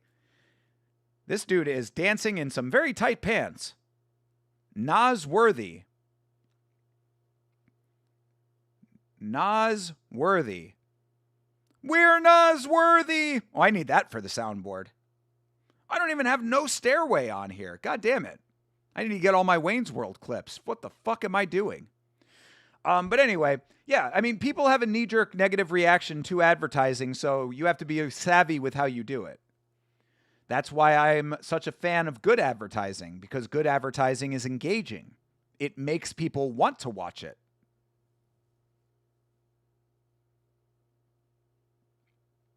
I do like this guy's hair.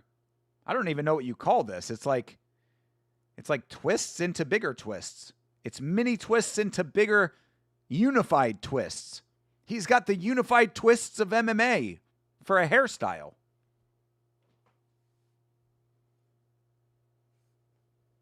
He's a network engineer. Cool. All right. Nasworthy, another person I could talk to. Hey, Nas. Let's work together, brother. I could put you in touch with some people who could help you out with stuff. You can do without the dance?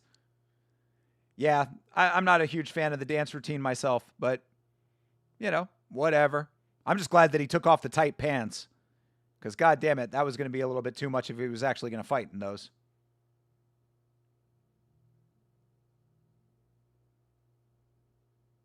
Another dude with some weird titties. He's 7-7. How are you 7-7 at 22 years old? Oh my God, 22 years old and he's 7-7. Bro's got the drink record. Serve this man a 7-7. This is for a belt? How is this guy 7-7 and he's fighting for an amateur belt right now? I guess maybe he got a number of losses and he fought his way through. Either way, Nick Tarabosia is 2-1. 26 years old.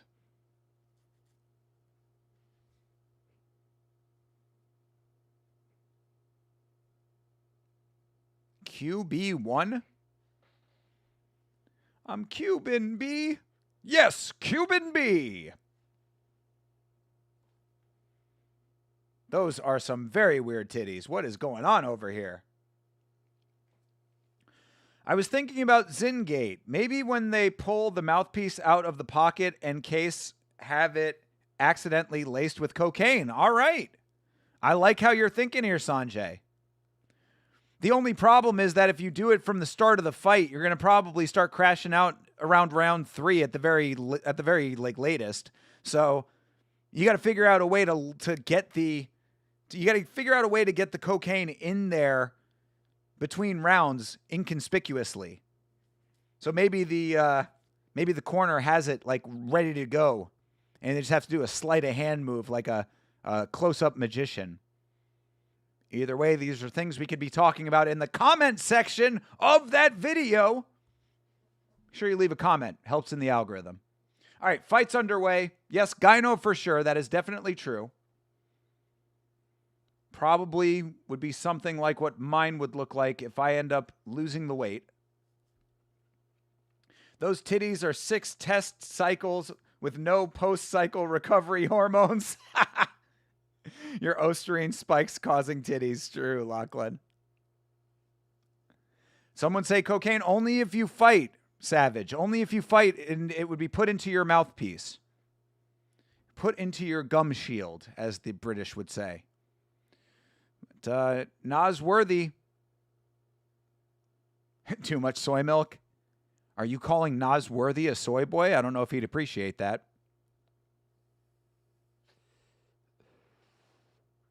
So far, Nas doing some nice work, though.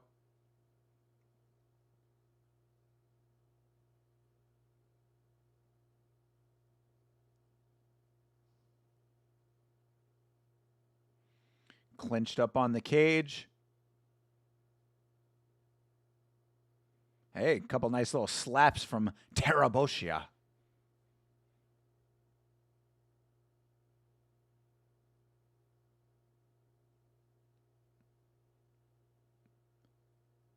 Nice slam. Did he have a slam? He might be a little ahead of me. Oh, he just dropped him down. Maybe it was earlier. Nice takedown, though. Finally got the full-on takedown. Trying to get full half guard here. Gets the cup over the knee. He did it. Oh, no, not fully. There it is. All right. Worthy is continuing to keep top-down pressure. Has his back now as Oh, whoa. Oh, there's the choke. Tarabosia left his neck open, trying to fight the hands. No, you're good. You're good. We should be in this. It shouldn't be ahead. It should be a live feed. But, Tarabosia trying to fight it. But, it's under now. Oh, you must tap, brother. He does! Man, another beanbag. See you soon, boy. Goodbye. Oh, that boy got a beanbag. Ooh, that's a beanbag. Let's go. That is indeed a beanbag. Nosworthy. What a name. What a beanbag. Set that man on the twisted beanbag. Fuel by Metallica playing for him. Yeah, another RNC, bro. We've seen 5 fights, 5 finishes, 4 RNCs. Apparently, he is worthy. Yeah, he also crossed the bridge to Tarabosia.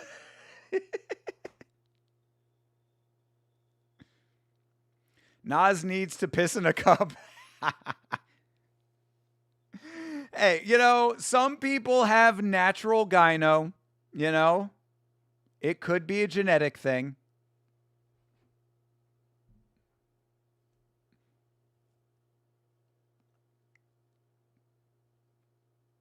Ooh, yeah. Look at that white belt. Still a better belt than RWS. He's tough enough.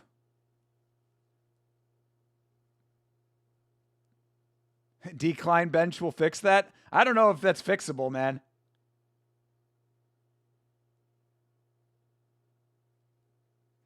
Oh my God, Weston. Jesus Christ, are you listening to me, Weston? Send me a DM on Instagram. Jesus Christ.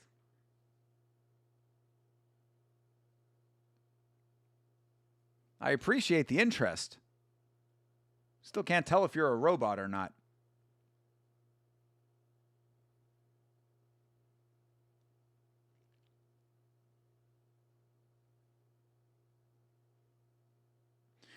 All right. He is the amateur welterweight champion. He looks like young Jeezy in the face a little bit.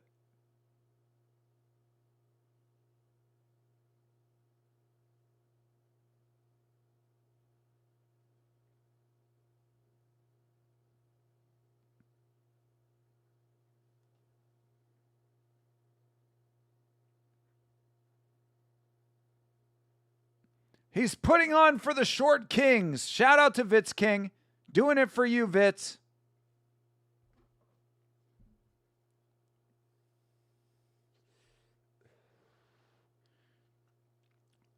Lost a lot of weight. See, they're talking about it. Obviously, he was a bigger boy at some point.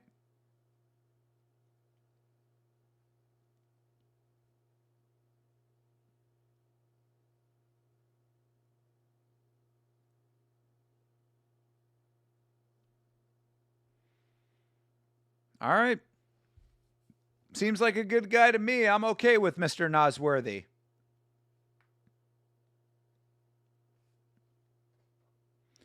It's not Escalade worthy.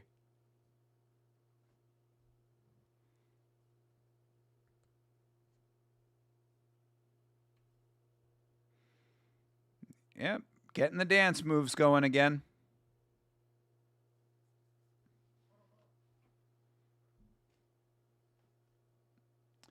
All right, so now we get highlights, and main card will be starting in about 20 minutes, it seems like. So we're going to have a little bit of downtime, it looks like. But we'll see. We'll get it over and set up on Fight Pass, and I think then I'll take my first break and probably only break for the evening. We'll see how it goes. God, what the fuck happened here? God, this camera keeps fucking drifting.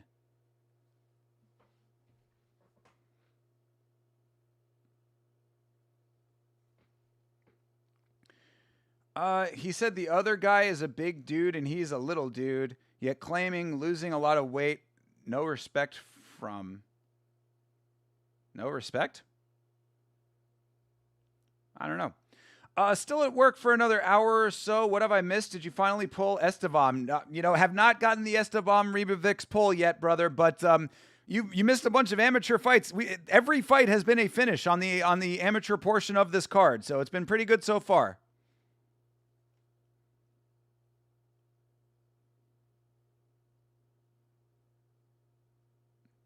But yeah, this has been a good card so far.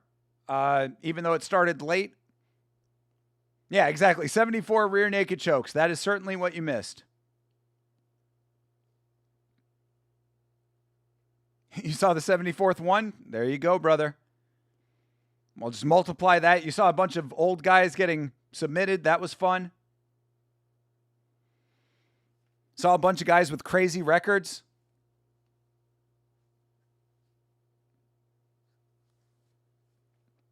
Yeah. It's been okay, you know? Having a good time, hanging out with the homies. You missed an advertisement for some like auto dealership where the guys were like genies. They had like blue skin and they came out of bottles. That was interesting.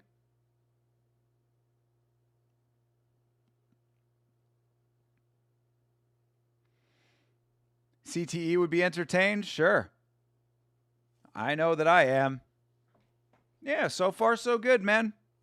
Card moves along. We've got five fights for the main card.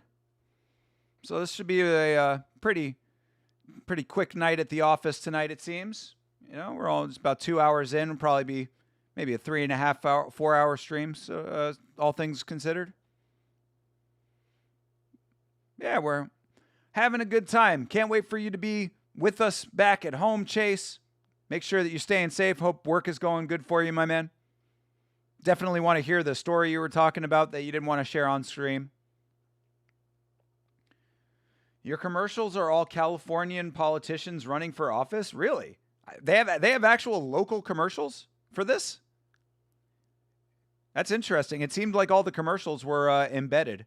Oh, you mean the commercials from YouTube? Yeah, no, I'm talking about the commercials actually on the event. But yeah, YouTube commercials are going to be more localized and specialized. I wonder what this commercial is for. Oh, this is for the oh yeah, Chase, that's something that's kind of interesting. Yet another sponsor that is nicotine pouches. And then STK Steakhouse over here. God, steakhouse in Las Vegas, everything is $400.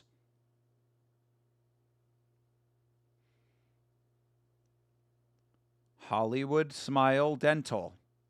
All of these are like local to Las Vegas, which is kind of interesting considering that this is a nationally broadcast event. But there you go. Hollywood Smile Dental. Hopefully they're getting their money's worth out of this advertising.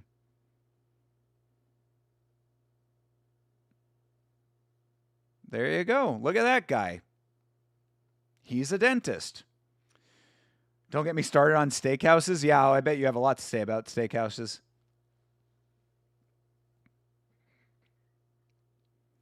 The youngest Muay Thai world champion? Who is this girl?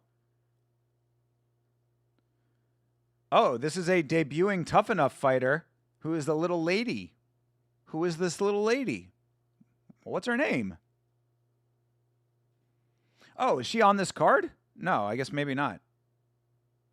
I don't know. Anyway, I guess they said, but they didn't actually spell it out for us. Either way, all right, that concludes the prelims. So we're going to go over to Fight Pass. Link to the event on Fight Pass is in the description. So if you want to watch the main card and have Fight Pass, you can do so.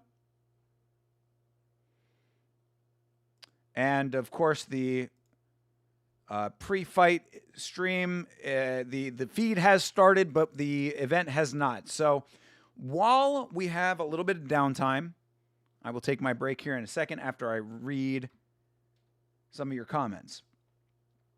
That pouch brand is Snake Oil. They're selling it as nicotine-free high-performance pouches. Interesting.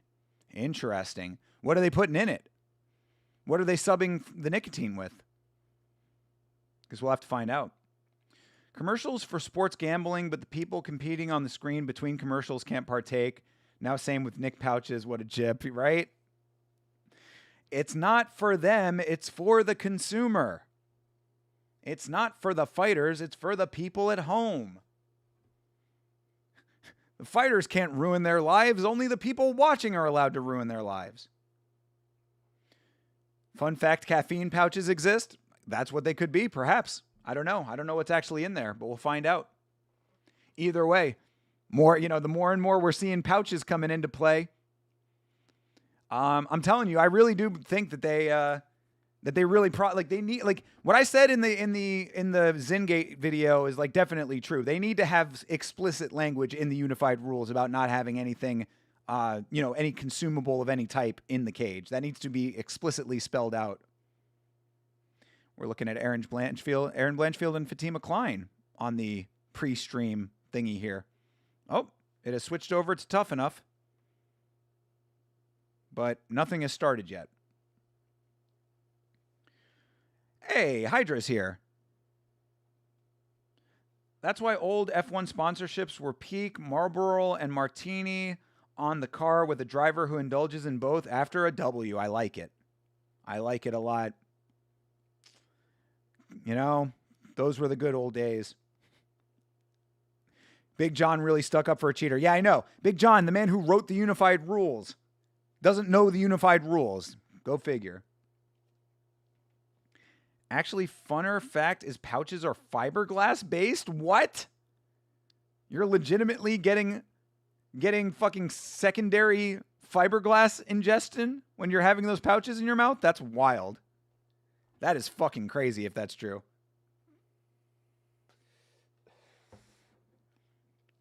All right. Well, looks like we have a little bit of time before the main card starts. Again, if you want to watch the main card and you have Fight Pass, the link is in the description of the live stream that I am currently on. Go to the description of this stream, click the link. It will take you right to where you need to go. And I'm going to take my first break real quick, and I will be RB on the other side of it. We'll come back, we'll talk that shit, and we'll probably have about 15 minutes before main card starts. So don't go away. Leave me something funny in the chat for me to return to, and I will be right back.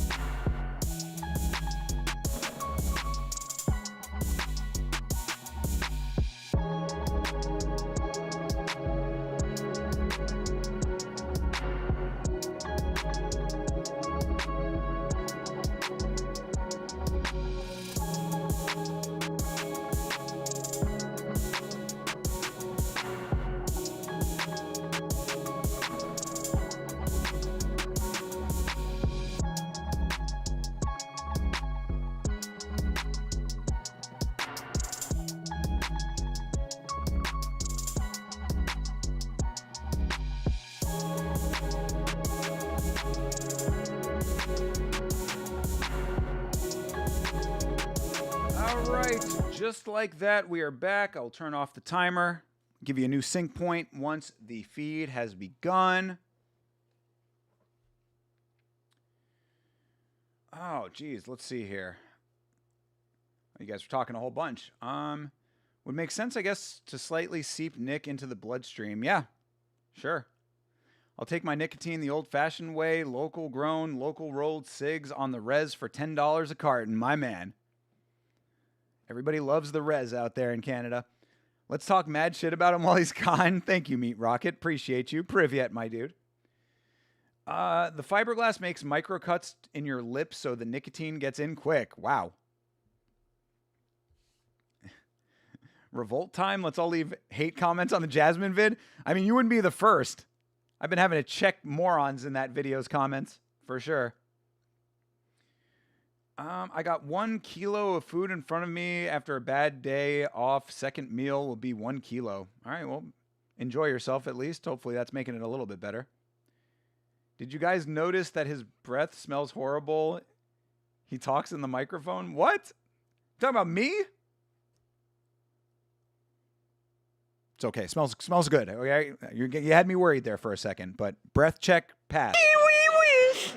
Although I do have a notoriously poor sense of smell, so I don't know. At least it smells like Red Bull, and Red Bull smells good to me.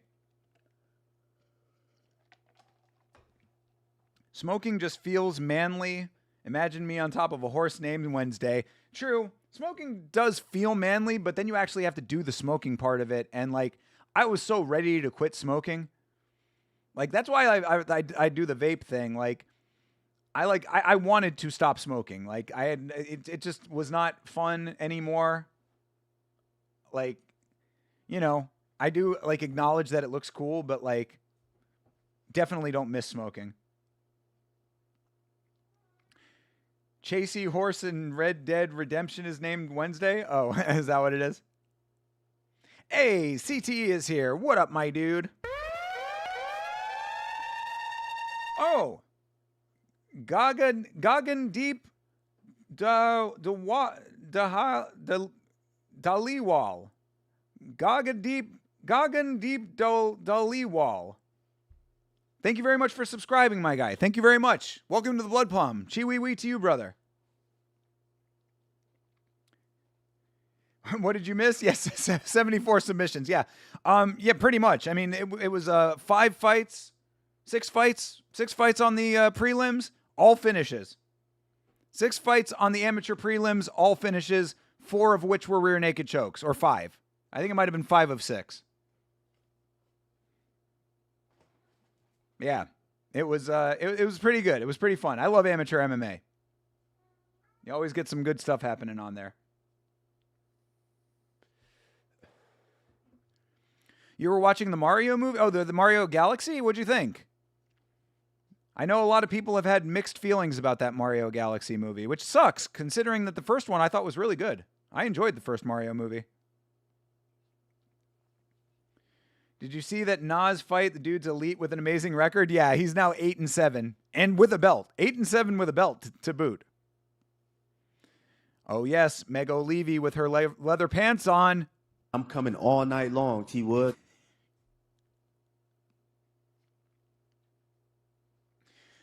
No modified gillies. I won't have to cry myself to sleep tonight. There was one that was like kind of a short choke that turned into like a rear naked, but so like a modified rear naked to an extent for a little bit of it, but no modified guillotines. It was decent. It definitely feels like a kid's movie, but it was some good, lighthearted fun. All right, well then there you go. You know, I mean, for kids, then maybe not so bad. Charlie Day plays Luigi. That's what's up. Bro's 8-7. 8-7 is a winning record. This is true. This is very true. Definitely better than our dude Parker Ford with his 3-10, now 3-11 record. Amber is the color of his amateur record. 3-11. Dream a lot of things. Some. Know that we have always been down. Yeah, the fights were fun. A lot of old guys getting beat up. That's always fun to see.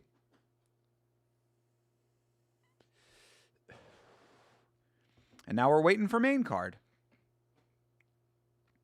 See if it starts on time. They started about 15 minutes late for the prelims. 20 minutes late.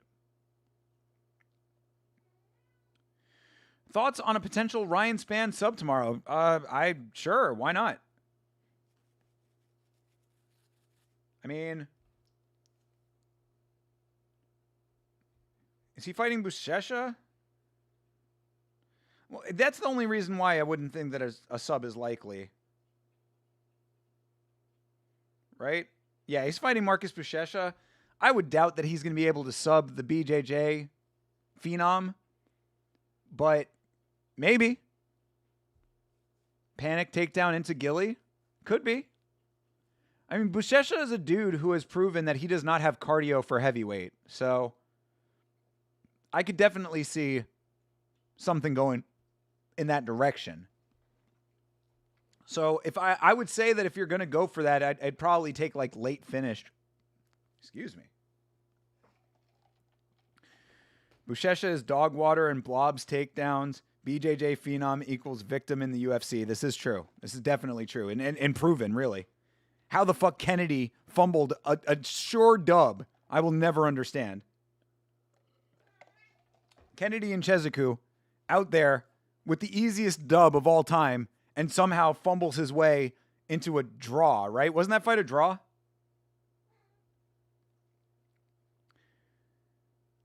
You still believe in Buchecha? All right, Meat Rocket, well, you believe away, brother. Spann is notoriously stupid, but Buchecha is straight bad, so I'm going with Spann. Oh, I'm going with Spann, too. Superman Span will look like John Jones on the feet against this guy, probably. Yeah, I mean, that's the thing, is it's like Buchecha, he'll try to pressure. So as long as Span can stay on the feet, if he can stuff the takedowns, then the fight is in the bag for him. You know, I mean, that's going to be the thing, is if he can stay on the feet. Buchecha has nothing on the feet. He's too slow. He's too big. He's the prime example. He really is one of the best examples of the difference between being an accredited athlete in one sport and then trying to go into MMA and the skill set not being fully transferable, like as is, you know? Span doesn't even know what he's going to do with his next attack. Trying to predict him is a fool's game. I mean, I think you're being a little hard on Superman Span. I don't think he's that bad. He's not great. He's certainly nowhere near elite level, but he can win a fight. And against a guy who lost to Martin Boudet, I think he can win this fight. It's crazy because at one point Span actually seemed pretty good. That's what I'm saying. I mean, like, I think that these criticisms of Ryan Span are a little bit heavy-handed, but Veretennikov versus Chaos Williams is booked. Coughing Baby versus Coughing Baby matchup. True. Chaos Williams is unfortunately a bit of a dud, isn't he? And Nikolai Veretennikov, God, do I hate that guy. He's not horrible. He just doesn't seem to follow a coherent game plan or make smart decisions. I'll agree with that. I'll agree with that for sure. Herbert Burns proved that you can transition from BJJ and become an elite UFC fighter. What I used to say about Herbert Burns is that he should be in a factory making the mats for the UFC. He should be nowhere near the actual octagon unless it is actually constructing and laying the mat into the octagon. Herbert Burns might be one of the absolute worst MMA fighters of all time. Like, legitimately. Herbert Burns is seriously up there as possibly one of the worst people to ever make it to the UFC.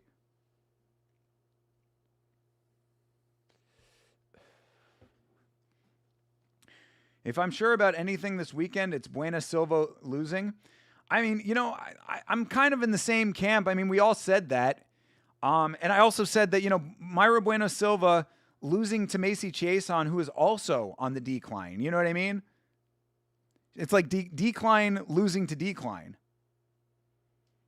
And that too, yeah, exactly. She got to take care of her daughter and retire. That's what I said. She has a family to raise now. She didn't have time for this fighting shit anymore. We got a retirement fight coming up. Rick Allen is here. Tell another Jackal story. 328 blows? Does it? I don't know. I don't know if I'd say it blows. I'm not happy about the main event. I don't know if I'm missing something, but I don't see why Span is the underdog against Buchecha, because people have this idea of Buchecha because he's got so many BJJ accolades that all of a sudden he's going to put the pieces together one day when, yeah, I don't think it's going to happen necessarily. But that's why he'd be the underdog. Take the money. You know, Ryan Span as dog money. Yeah, he's definitely going on a parlay. Herbert first came to the UFC. He got a couple wins and was super hyped by commentary. Fair enough. Who was he fighting? What was the level of competition? Do you think the White House card blows? Well, I talked about the White House card pretty extensively on the last Yama episode, which you would know if you watched them, Rick Allen. But do I think it blows? No. The White House card is a very solid main card for International Fight Week or a stacked year-end card. But does it suck for the White House card? Yeah. Yeah, I think so. Do you think Super Sadiq Youssef Zalal will win? Yes, I do.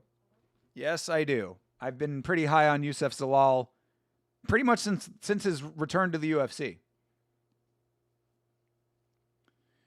I know these BJJ guys get overrated, but Buchecha already had 2 UFC fights and he didn't look good in either of them. Exactly, John.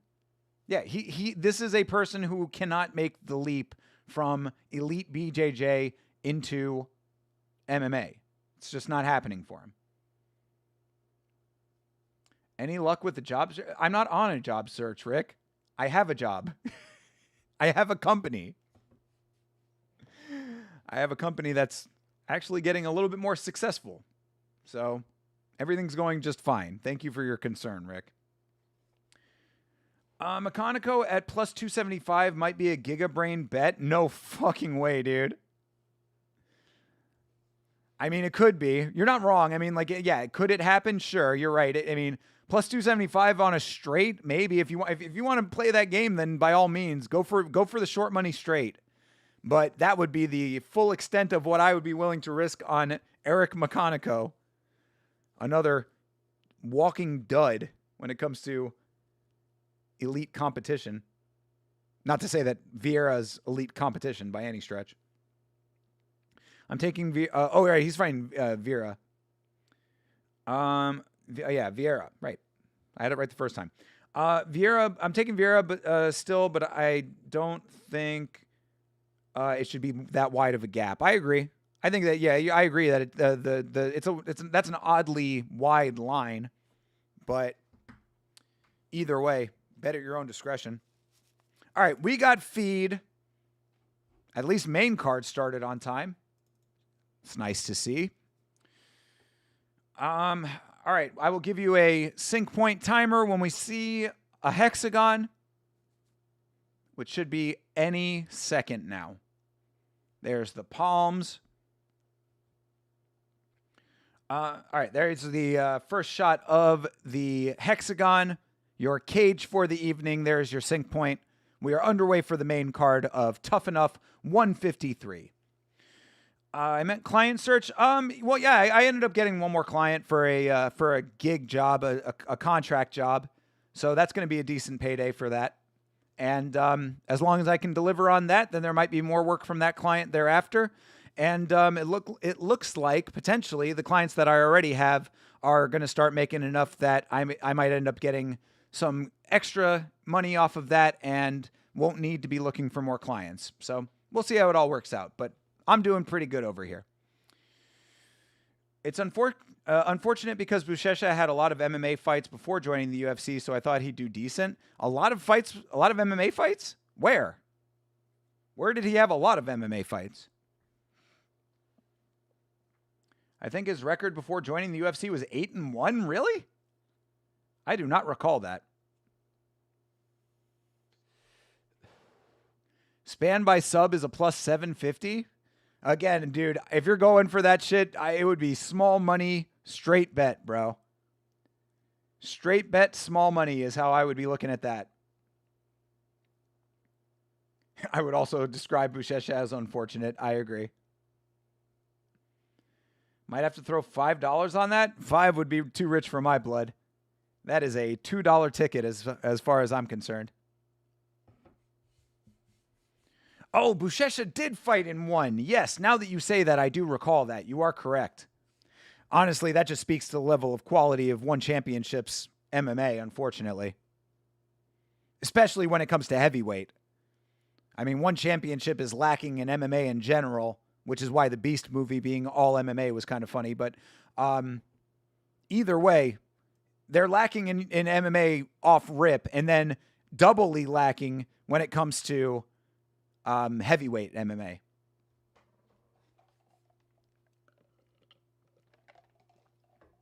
Fighting in one, not looking like a very good base for UFC, sadly. Yo, Chase, you are not wrong, bro. Anybody coming in from other organizations, if your name is not Yaroslav Amosov,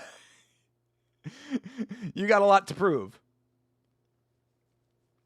LFA is the best base for being in the UFC. It's certainly one of the better ones. Still have to do LFA on the stream. We have not done LFA yet, as crazy as that sounds. If he had only competed in BJJ, I definitely wouldn't have been so high on him. True, I got you, John. Fury FC, that's another one we have to do. We've done FFC, but that is not the same as Fury FC. Those are two separate promotions. Oh my God, Weston. Jesus Christ, dude. I don't know how many times I need to tell you to DM me on Instagram. Rainier did pretty well. He did pretty well until he fucking quit on the stool. That's not good. Bro, there is nobody here. Oh, no, Carrie Hatley. No, we have a Carrie Hatley sighting, people. I need to have a siren of some sort that goes off. Woo! Woo! Carrie Hatley sighting. Pretty well is a fair assessment, but he also lost to All In Allen. He quit to All In Allen. BKFC is the best base for MMA. I don't know about that. Generally, it's the pipeline is reversed on that one.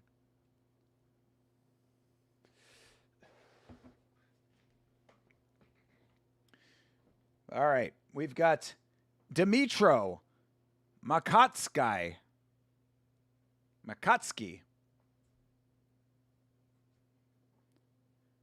Jesus Christ. Weston.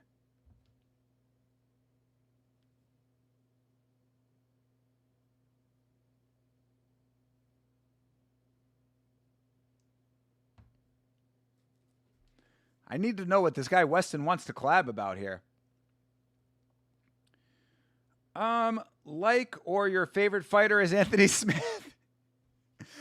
Chase, it's like and your favorite fighter is Anthony Smith. It should be an honor to have Anthony Smith as your favorite fighter. He just won in Game Bred Bare Knuckle. Froggy OTY. Any websites that show it aside from paying? Brother, we pay for our fights around here, sir. That is what the guidelines that you had to click yes to before you commented said. Support the organizations, my guy. Fight Pass is not expensive. I wonder what organization aside from WEC has produced the most top 5/champ fighters. That's a good question. You took your like away. No! Oh, Anthony Smith weeps. LFA is actively kneecapping their own pipeline to the UFC, though. Drives me nuts. Why? What do you mean, Bleeding Edge? How are they kneecapping it? By leaving Fight Pass, do you mean? All right, Miguel Suazo, 30 years old. He's going up against Dmitro Makotsky. He is 25 years old. Stats are pretty even. 2-1 versus 4-4. Good Lord. This is a pro fight, by the way.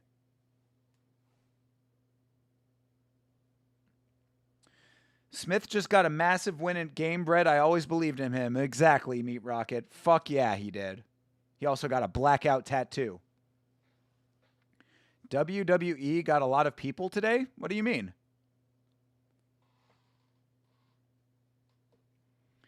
PFL is the move? PFL might become the move, you know?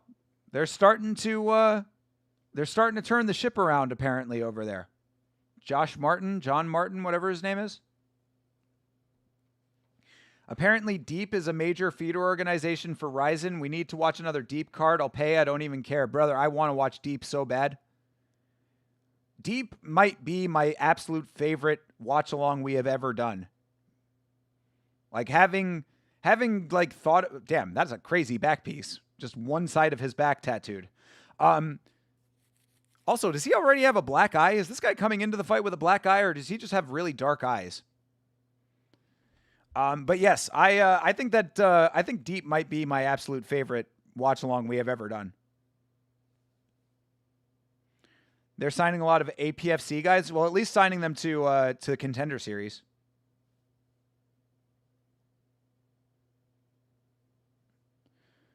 They're trying to separate themselves from the org. The transition to linear TV is killing the product. Really?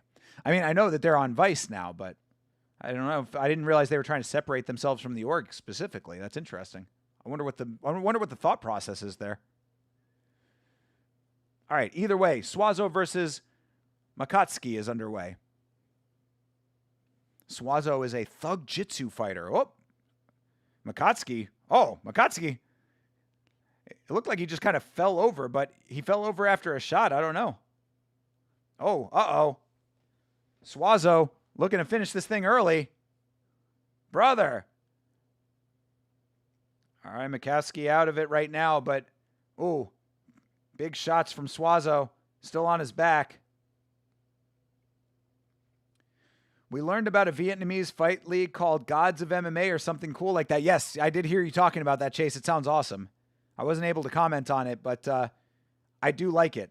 I like that it's open to basically fight in it as long as you just show them some video footage. You've got plenty of video footage, Chase. Show them some footage of you hitting the bag. And it's over! Suazo gets the finish!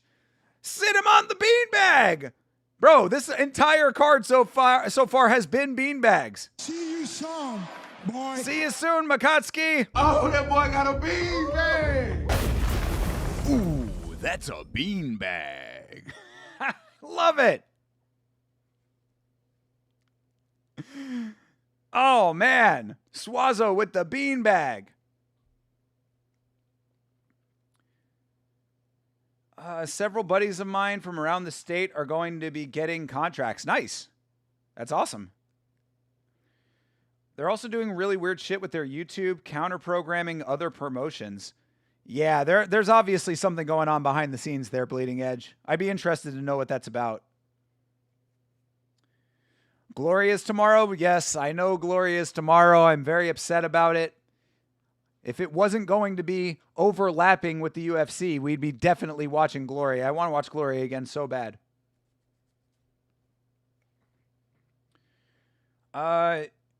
U-Kicks. Can you show the fights, please? No, I cannot. Not allowed on YouTube, sir. Plus, we support the promotions around here.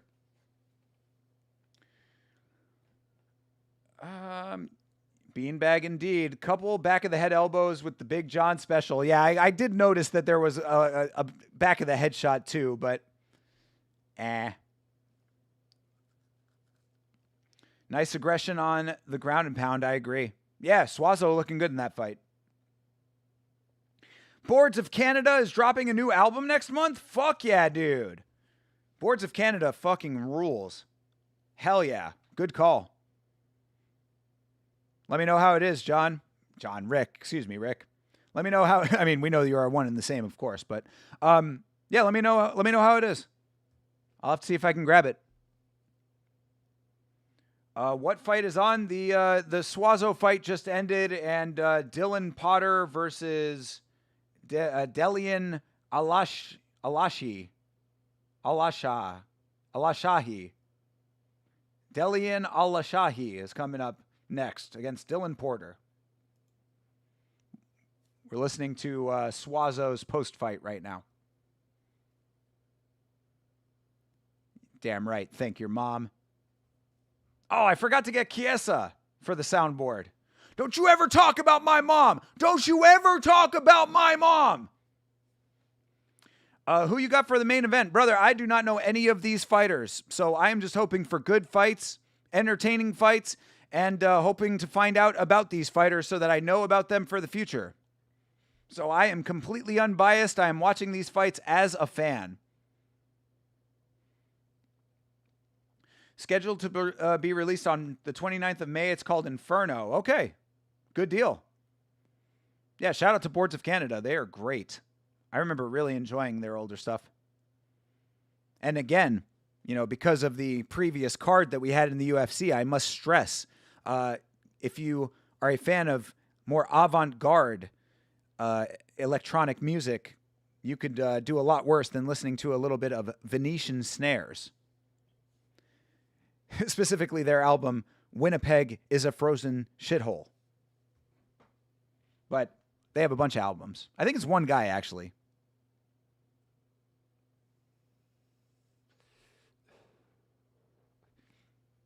Yeah, Boards of Canada. Been a while since I've listened to them. I used to listen to them a lot in college. Good to hear that those guys are still doing it.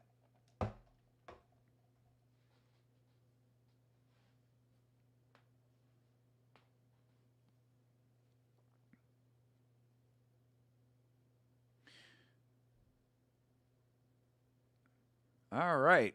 I like the Tuff-N-Uff athletes getting to do endorsements. This is a good advertisement right here. This Pueblo Medical Imaging. Good voiceover. Endorsement from a fighter in a fighting event. Advertisement gets a thumbs up from me.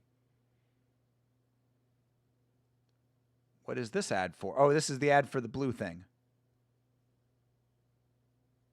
Oh, yeah, the pouches. I got Kawaihae, gotta back the Islander in Vegas. True, although we did see an Islander lose on the prelims. But I'm okay with that. I'm okay with going for the Islander. You're getting the motion tobacco ad? Yes, that was what I got as well. And now we're seeing a Hamzat promo.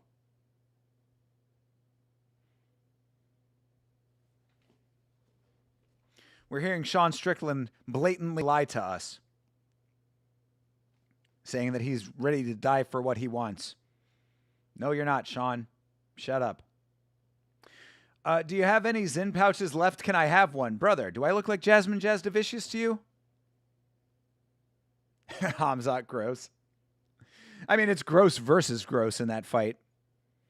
So I'm just hoping for an actually entertaining fight out of that, because I really could give a fuck about either of those guys being champion.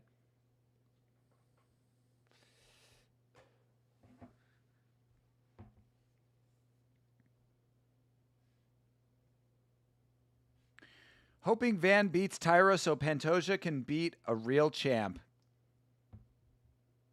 I mean, Pantoja had his chance, man. Kidding. Pantoja will come back. I don't like that Pantoja is not the guy getting the immediate shot, but I guess that's how it goes. Strickland's style is not ready to Strickland's style is not ready to die. Got you. Yeah. Yeah, exactly. He's a liar. He presents himself as one thing and then acts a different way when he's in the cage. Legit 3 different Nick brand sponsors. Telling you, man. They're letting this Jasmine Jazdavicius situation sort of introduce it, you know? Soon we're going to just be seeing all fighters having Nick pouches in. I can't blame Van for being active if he wins and adds more stakes, so I can't fault it. I'm not mad at him for wanting to be active either. That's not really what it's about. I just think that it would have been appropriate for, under the circumstances. But again, if, I'm not mad at Van for, I'm not mad at the situation. I'm just saying I wish it could have been Pantoja. If Strickland wins, who does he fight in his first defense? Fucking Nasruddin Imavov, the person who should be fighting right now and has gone radio silent. Again, we are on Nasruddin Imavov Watch 2026. Who has seen this man? Has anybody seen Nasruddin Imavov? We need a wanted poster, a missing persons poster. Same with Magomed Ankalaev, although we did see him pop his head up, even though it was probably Ali Abdelaziz letting his Twitter fingers do the talking for him. It should be in Japan with a Gooch co-main. That would have been fresh.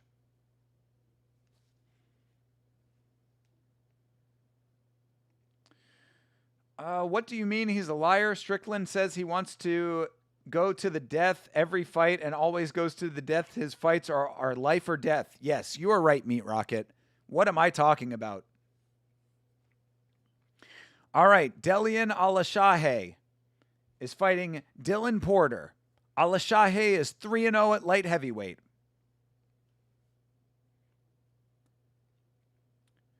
I have to walk a few blocks to get some free ramen and gyoza as they have messed up my order. I called just to make sure their chef's not messed up. Now I feel like a Karen, as they say these days. Well, if they fucked up, they fucked up. I don't appreciate people just throwing the Karen label around the second you complain about something valid. That's the thing. That's what bothers me about Karen in general. The term Karen is for unreasonable complaints. People apply the Karen label to valid complaints, and that's bullshit. If you have a valid gripe, you are not a Karen. You're a person who has recognized that something is wrong and needs to be corrected. You're a Karen? No, dude. Meat Rocket, you're Russian, bro. You're a Karelian. Karen defending a Karen. All right, TJF. LTJF.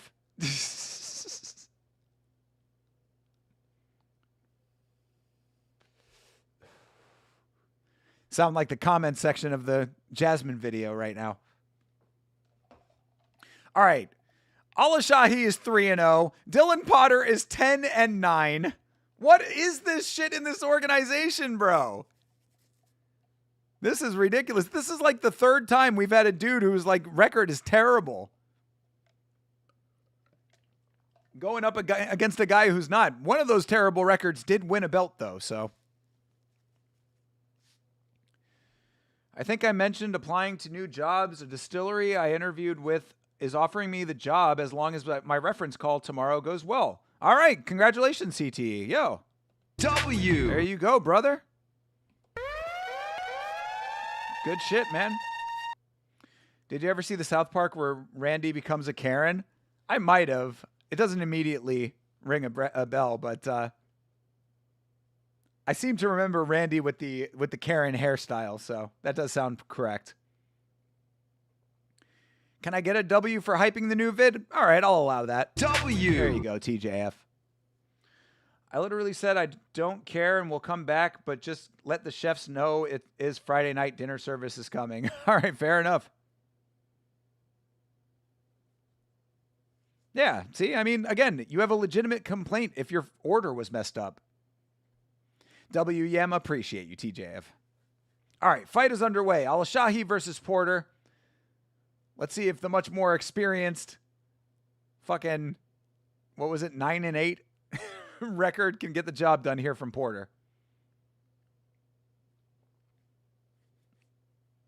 Now I get to bartend full-time instead of serving tables, which is so much nicer. All right, all right.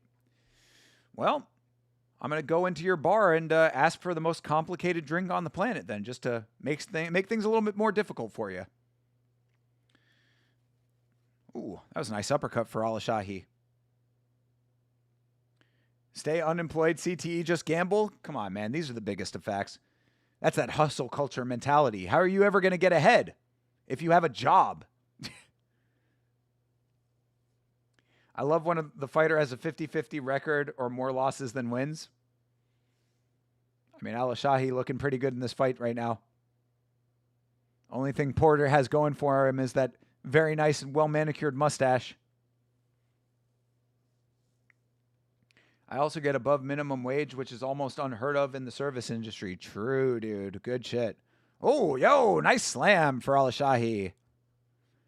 Almost got a full-on suplex there. Are we on prelims or main card? We are on main card, my dude. Second fight of the main card. Al-Shahi versus Porter. There's a distillery, so on some days I'll be bottling or helping to make the gin and vodka. Nice, dude. That's cool. Yeah, Porter's got a cut on the side of his face that is bleeding. Might have been off of an elbow. Yes, fight pass for main card. That is true. Al-Shahi trying to isolate the arm, looking for the Kimura. Yeah, and he abandons that. Crucifixing right now, almost. Or actually side guard. Side control, rather, excuse me. He almost had the arm trapped before the crucifix. Goes to north-south. Send me email and password for Fight Pass so I can watch. Somebody help him out. Because it ain't going to be me. I mean, Al-Shahi is working this fight right now. Looking great. Got head and arm. Oh, he's got head and arm right now. He might be able to get this. Angle looks pretty good. All right, Porter ends up rolling to his stomach. That was a good move. But, yo, Al-Shahi with some heavy shots. Careful of the back of the head. But other than that, kind of crushing right now. Yeah, these are all clean shots. Porter getting his head beat upon while Al-Shahi controlling his back.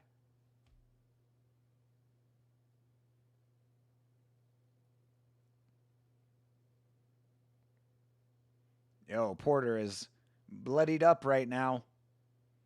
Al-Shahi working, dude. Yo, just landing all these shots.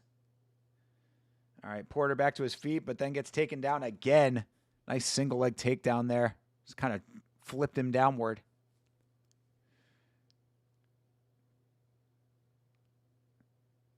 Al-Shahi is wearing on him. Porter really should reverse this clinch if he has the wherewithal to do so, but not looking great right now.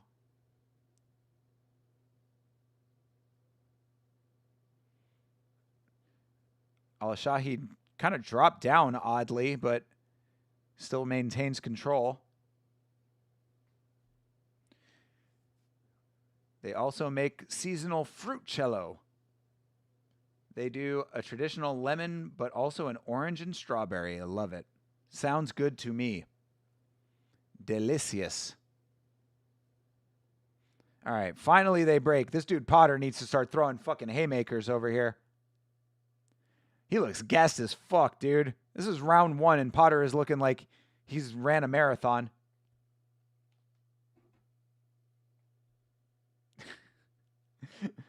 Why would he change his name to Sanjay Thinker? I know Thakar and Thinker are close, but we are not conjoined at the hip. All right, dominant round for Al-Shahi. Glob of Vaseline incoming. Let's go. There will never be more Vaseline than we saw on the Patong boxing card last night, the Patong fight night.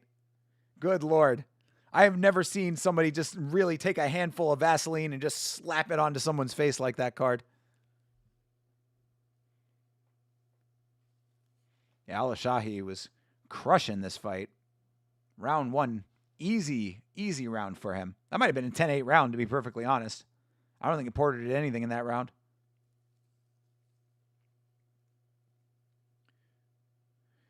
Is this really the first round 2 of the night? No, we had a round 2 on the prelims. We had a finish in round 2 on the prelims, but the first fight of the evening was finish in round 2. We're going for the walk. You know I'm serious when I get my merce. Well, you take your man purse and you go down there and get what's rightfully owed to you, sir. All right, Porter comes out with a jump knee, but Al-Shahi just runs right through it. 5 pounds of Vaseline. Oh, geez, another takedown for Al-Shahi. This dude just running shit right now.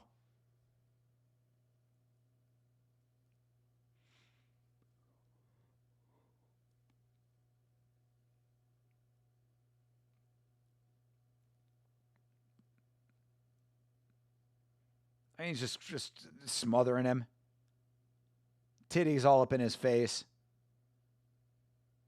Maybe Kimura. I mean, the position was there for Kimura for sure, but he attacked it at one point in round 1 and then abandoned it, and he's not gone to it here. Which I mean, like, he is in a good position for it. I mean, that arm is right there. Yeah, if he can get his leg over for half guard, he could probably do it.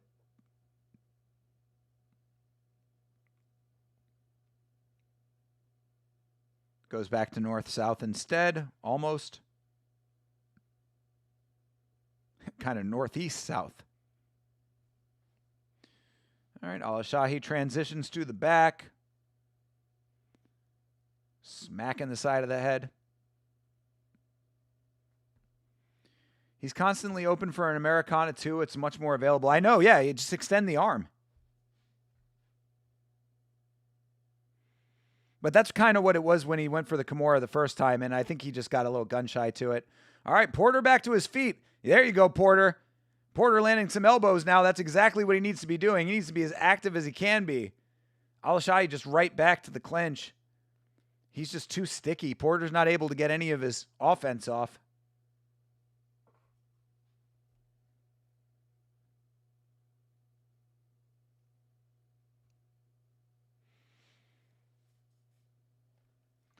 Potter looks like a drunk uncle at a family reunion. I'm telling you, dude. He has had nothing in this fight, man. Like, I mean, really, aside from those elbows that he just landed, like round 1 was a 10-8. I guess you could say that those elbows maybe make it a 10-9 for this round, but he has not done anything. Do we think Porter trained for this fight? I gotta hope so. I mean, this is on his pro record, but the guy is 9-8 or some shit. So, you know, maybe this is just as good as it gets. Look at that lady in the background. Look at her face. She looks up off to the sky. That lady is not impressed by anything that she is seeing in this fight. You still believe in Porter? I believe too. Come on, Porter. He's been playing possum this entire time. Porter's about to mount the biggest comeback. He's getting ready for it.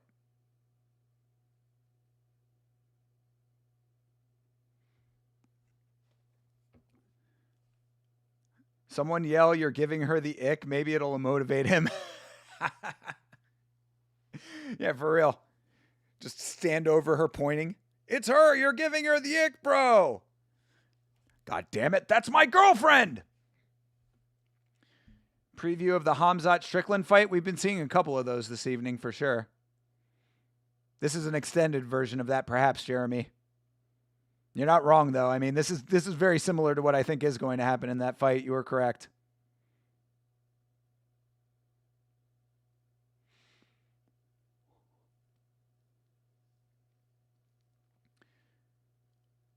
I mean, Al-Shahi, you know, bro, if you're doing all of this work to keep the control, it'd be nice if you could, like, find the finish. I don't know if Al-Shahi has ever trained BJJ. He has had, like, 5 available subs there. Yeah, no, he's an American wrestler guy, you know. He's got the USA wrestling jacket when he did the walkout. You feel like Chael misspelling the names? Ah, you did a good job, brother. That was good work by you.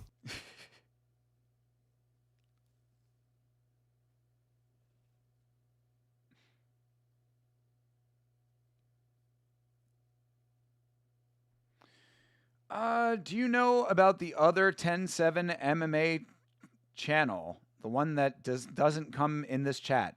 Nope. I did not know that there was more than one 10-7 MMA channel. Jesus, that sucks. I mean, is he cool? I think that the 10-7 that we know, we need to have Bam Bam go and fight that guy for naming rights. Winner keeps the name.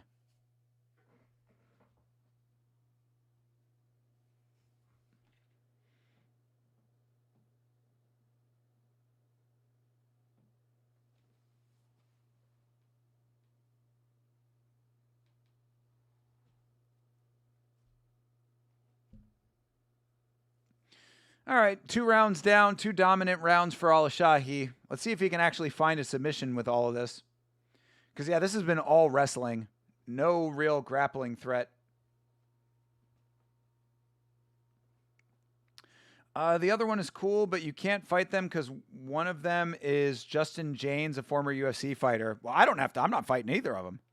I'm saying that 10-7, if he really wants to keep the name, he might have to be the man to do it. You know? How bad do you want it? How bad do you want it?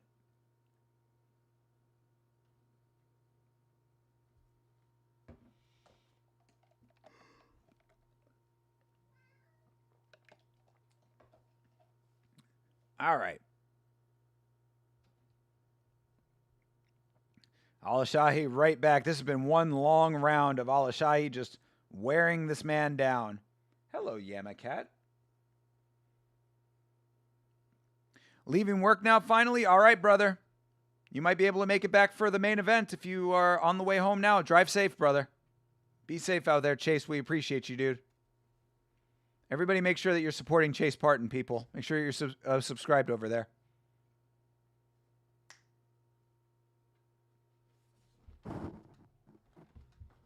Don't do that.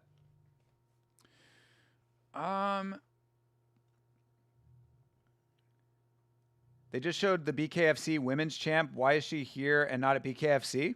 Probably a teammate of hers is fighting on this card, I would think. Potter double post sprawl something. Like Potter has done nothing in this fight. This has been one of the most one-sided fights we've seen in a while. I was just asking if you knew them because Justin James is very high on Strickland, and he says that people are sleeping too much on his wrestling. I was wondering what you think of that. I do know James, but I don't necessarily agree with with that assessment. What I say about Strickland is he has really good takedown defense, and I'm sure his wrestling is not bad. But we're talking about Khamzat Chimaev here. This is not Strickland versus any other random guy in the top 10. Fluffy Hernandez, but jacked. Oh, wow, he did fight. He got the finish. I was not expecting the finish. Holy shit. Beanbag. Oh, that boy got a beanbag. Let's go. Al-Shahi, after all of that, getting the finish. Unexpected beanbag. Sit that man on the unlikely beanbag. I don't want to underestimate Strickland, but he did get taken down by Abus. He got taken down by Abus. He got taken down by Dricus. And this is Khamzat Chimaev. I don't know what other way to say it. He didn't want to be the only decision, bro. After a fight like that, which was, very fine work as far as the wrestling goes, but as far as excitement goes, certainly not, that's probably the most boring fight of the evening. That would have been real bad if he didn't finish. So good deal. Feel like he won by exhaustion? We literally saw that on the bare knuckle card, so it is certainly possible. And bro, come on. After seeing how Porter fought in this fight, to not finish that fight would have been real bad. So, shout out to him for actually getting the job done. You didn't see the finish? You were looking at chat? Yeah, same here. I need to watch the replay. And there's the Bulgarian flag. The guy is from Bulgaria. Strickland has zero footwork? No. Strickland does have footwork. He just has footwork that is in line with the style that he has, which is Philly shell, cover up, and then strike off of reaction. Not off of reaction, but counter strike and get into flow state striking, while always maintaining defense. So within that very small box, that's what I would say. It's not that he doesn't have footwork. He has very limited footwork because he intentionally keeps himself inside of a box. It's Bulgaria. You're accidentally racist? I never understood that. People say that as a joke, I'm sure. It's like, yeah, I don't know all of the countries of the world. I guess you're just not, maybe it's the assumption that's the racist thing.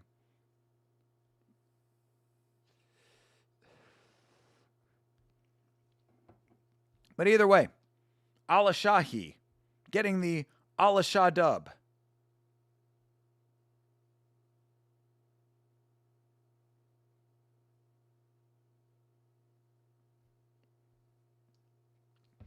He does have footwork. He's just very flat-footed. Yeah, well, because that's what I'm saying. He has he's got a more traditional boxing, like, stand-up style. So in boxing, the footwork is generally more boxed in, no pun intended, because they need to be staying in the pocket more in order to land the shots. You see very active on the feet boxers, they're always just trying to essentially outmaneuver in order to have a cut angle into the pocket. You know what I'm saying? Like, a lot of these boxers either want to stand at close range and slug, or they want to be active on their feet in order to cut an angle and get the advantage on the entry. But either way, if they can't kick and they can't take you down, they need to be at striking range. So one way or another, they have to be a little bit flat-footed. You can't believe Porter lost? Yeah, Meat Rocket, definite robbery. Definite robbery. For real. I don't know what these judges were thinking after that submission win. That's fucking illegal. Seriously.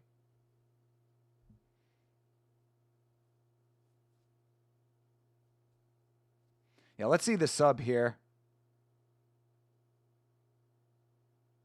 Or was it the sub? Or maybe it wasn't a sub.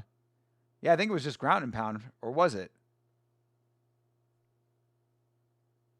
Yeah, show me the submission. I want to see how it ended.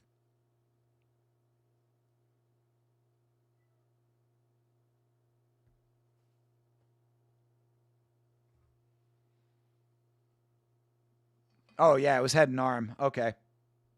Good deal. Yeah, head and arm triangle on the cage there. Nice work for Al-Shahi. Strickland statistically is one of the best defensive strikers ever. Too bad he's facing the greatest at taking people down. True. I mean, yeah, I will say, credit where credit is due. He is certainly a high-level defensive striker. I agree with that. The only guy I thought had a chance at 185 was RDR, but now I really don't know. Yeah, same. I mean, not same about RDR, but I thought that it was going to be Fluffy.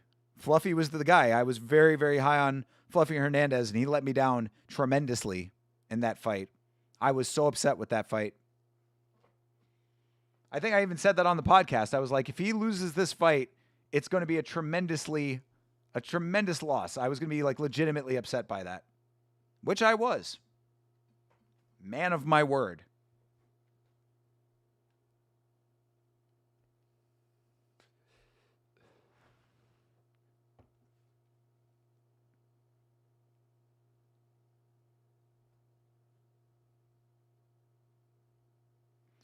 All right. UFC BJJ 8 promo coming up here. Chase Parton getting ready for another watch along of that, I'm sure. Tyler Betts is here. W Tyler Betts. What's up, brother? How are you?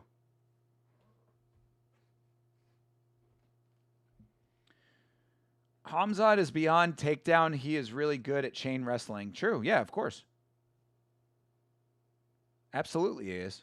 Yeah, I mean, you know exactly what you get out of Hamzat. That's what I'm saying. You know exactly what you get out of both of those fighters. That's why I was upset at the outcome of the Fluffy fight and why I'm upset about this fight with Hamzat and Strickland. You know exactly what you get out of both of those people. Gabe is here. What up, Gabe?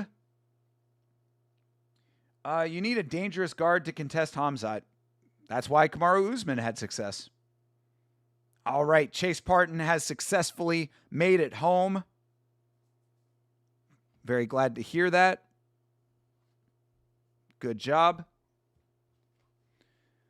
Gilbert Burns made Hamzat struggle. Think on it. I mean, we talked about that. We talked about it. One-armed Gilbert Strickland. One-armed Gilbert Burns. Yeah. Hamzat is not infallible. He just has a style that I think is very hard for certain fighters, and he proves it time and time again. Don't let me catch you lacking Lackman. Yeah, true. Exactly. With a name like Lackman, bro. Gabriel Lackman. You need to pressure Hamzat. You can't be on the back foot. That's definitely true. But the problem is you pressure him and then he just meets your pressure halfway. What you need to do is tired Hamzat out. That's what you need to do. And a lot of that comes from making him work harder than he would otherwise. Like, that's really what I was thinking about Dricus is like when it came to like round 3 and it was the same shit for the first 2 rounds. I was like, bro, you need to make him work harder.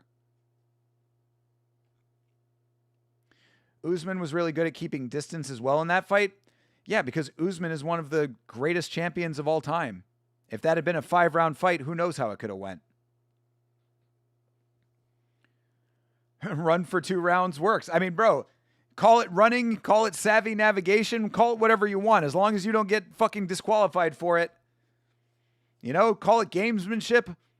I don't care what you call it, but that's what you have to do is make that man work. You got Aljo Yemen? No, I am going for Yusuf Salal. All right, Daniel Keepers is 5-3, and he's got Jordan Levitt in his corner. This man is going to lose. Kidding. We'll see. I don't know. Prime Usman versus Hamzat at welterweight would have been such a sick fight. I agree, bro. I agree. I mean, Usman's still looking good, though, in his later age. Who is that little e-girl with the cat ears in the background? We've got an IRL e-girl back there.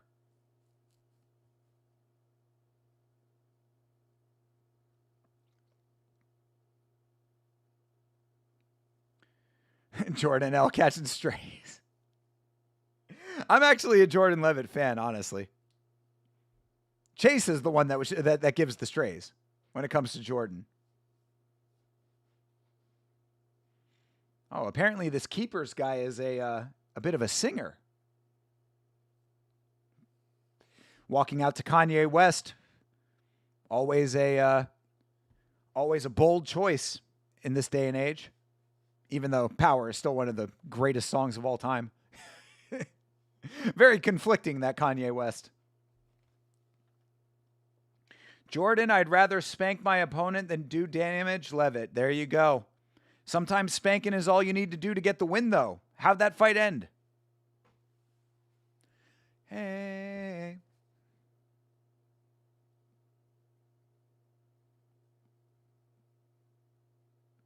Daniel Keepers versus Jeremiah Robinson.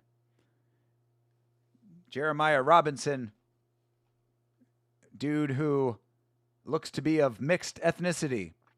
3-0, Jeremiah Robinson, going up against Daniel Keepers, who is 5-3. Jordan, unanimous decision, Levitt. I'm sure he's been called worse. If you like that one, you should go back and watch Bueno Silva versus Pennington. People forget that fight for some reason. That fight does not come up enough when it comes to the worst title fights of all time conversation. That fight should be in the top 3 worst title fights of all time. You know what I'm saying? The Monkey King indeed. Daniel Keepers looks like Montel Jackson in the face. He also looks a little bit like Chidi Njokuani. He looks like a mixture of Montel Jackson and Chidi Njokuani. That's crazy. That is crazy. But that is accurate as fuck.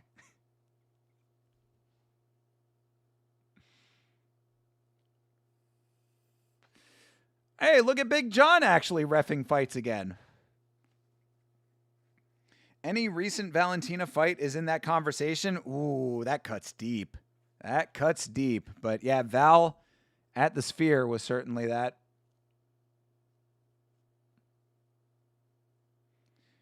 All right, Keepers versus Robinson. Here's to you, Mr. Robinson. Get yourself a dub. People forget Del Valle thought he beat Dolgarian with no sketch involved.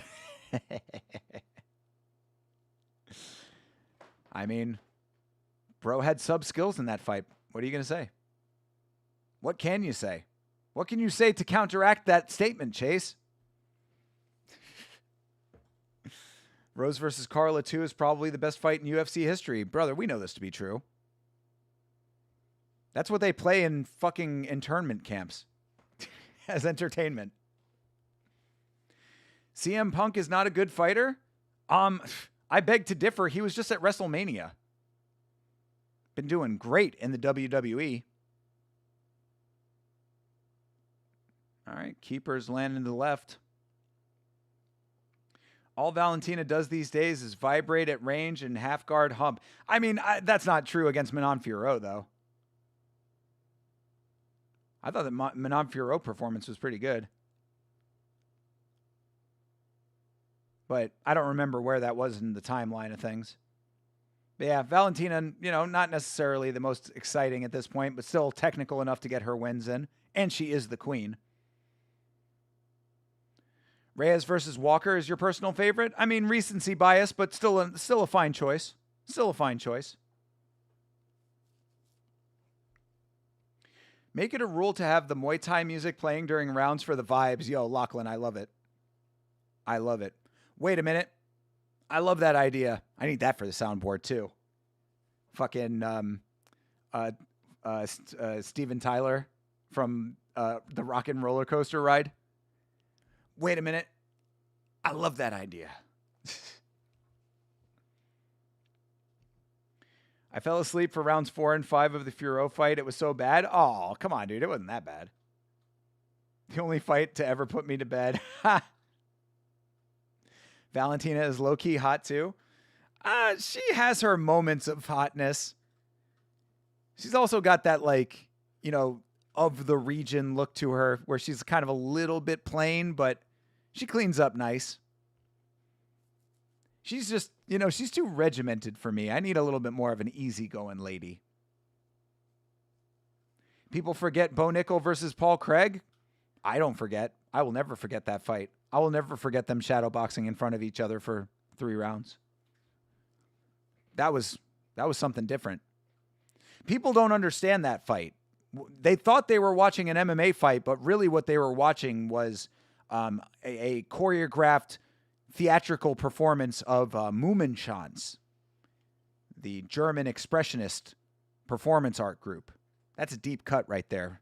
Who knows about Mummenschanz in 2026? Only your boy. This is the deep level of reference you get at the Yama show. Want to talk about boring? Good Lord, we're adding this fight to the equation here. A whole lot of clinching in this one. I can't get down for the 4-language 10-min post-fight speech after a boring-ass fight. All right. A lot of Valentina hatred coming out of you tonight, CTE, but I'll allow it. The points are valid. The worst fight I personally remember falling asleep during was Corey and Umar. That was not a bad fight, bro. You just fell asleep. That was a fine fight, except Corey did not strike. That was what made that fight bad. That was a couple good strikes up top for keepers. But that was actually a really good fight, honestly. Corey showed that Umar can be foiled. He just didn't do the one thing you needed to do after you got out of the wrestling situations, which was fucking throw your hands. That was a frustrating fight, but not a bad one. I just keep having more points I feel like I need to bring up. I don't even hate her that much. Well, I mean, look, you know, valid points are valid points. All right, keepers with the takedown. I guess I want so much more from her because I remember her glory days. True. I know. Again, you know, she's just one of those fighters that's so good. She can just kind of coast on being that good. You know, she's that much better than everybody else. It's like, keep your belt, keep your money, you know. She's doing it right in the big picture. But I do acknowledge that she has certainly gone down in entertainment factor. I just remember her versus Grasso too. I mean, that was like one of the best women's fights I can think of.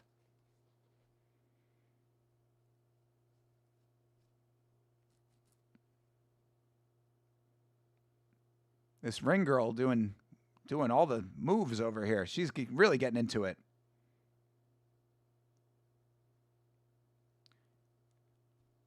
No hips on that ring girl. I remember being super excited for the Zhang fight, but being so disappointed / upset with the entire thing. I agree with that one for sure. Yeah, the Zhang Weilei fight was definitely a huge letdown. That was like, that was supposed to be a super fight right there. Aljo versus Ortega was pretty bad. That was bizarre. See, this is the difference, right? Like, there's a difference between a bad fight and a bizarre fight. Like, I would say that, like, Paul Craig and Bo Nickel was a bizarre fight. Aljo versus Ortega was a bizarre fight. Yeah. It's hard. It's hard to classify which is which, but, like, you know it when you see it. And I'll never get over Aljamain Sterling stopping action mid-fight to let Brian Ortega decide if he still wanted to actually be in a fight with him. I've never seen anything like that in that fight. That's one of those things when I talk about doing the MMA Touchpoint series.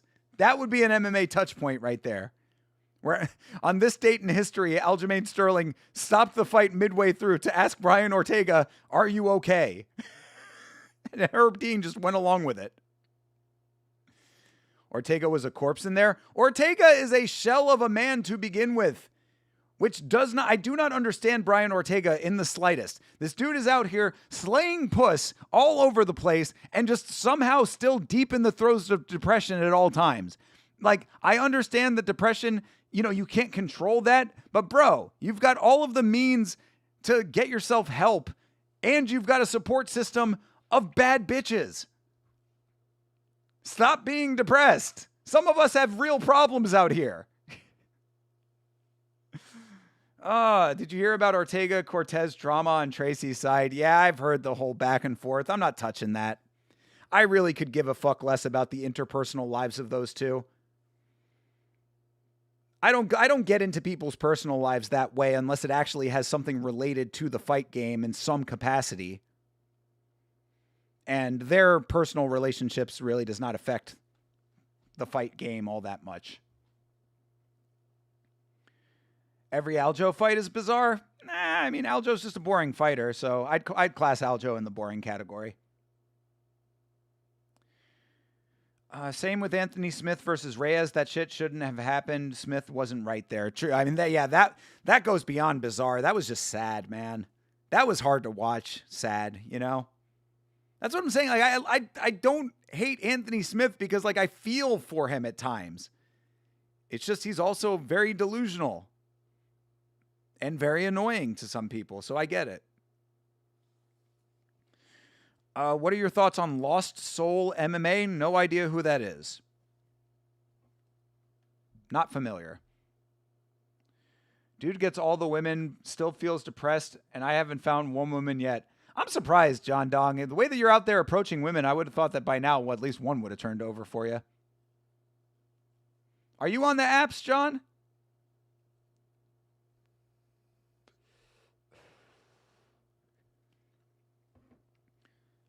You don't know Lost Soul SMH? Yeah, put it in the Discord, Gabe. I'll watch. That's what I always say. Everybody gets all the people somehow think like I sit around watching MMA content all the time. I make the content. I have like 3 channels that I watch as far as MMA goes. I don't need MMA content. I make MMA content. I am keyed into MMA content in the Discord on a daily basis. What do I need from these people?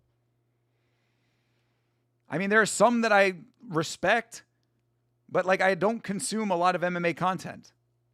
Again, because I make it. The guy who's on a win streak at BK MMA. Exactly, Chase. You know who we're talking about. Hell yeah, dude. Exactly. John Dong, just tell him that you're a brown belt. It'll definitely work. Hey, baby. You want to come back to my place and see my brown belt? Because I live in Oklahoma and everyone here gets married young. True. That is true. That's what I'm saying. I think maybe you need to get on the apps, bro. I mean, dude, John Dong, you work out, you train, you're in decent shape. There's no reason you shouldn't have a lady if you want one. You are MMA content? Meat Rocket actually has a legit claim to that, considering that you are in every MMA live stream. Just tell them Dong is literally your middle name. I appreciate that, Chase. That was good work by you. Big facts. Oh my God, this fight is still happening.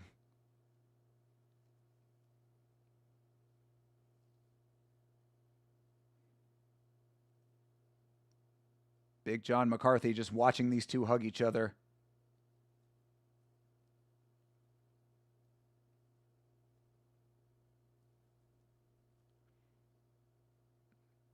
I mean, Keepers has been winning this fight up until this point.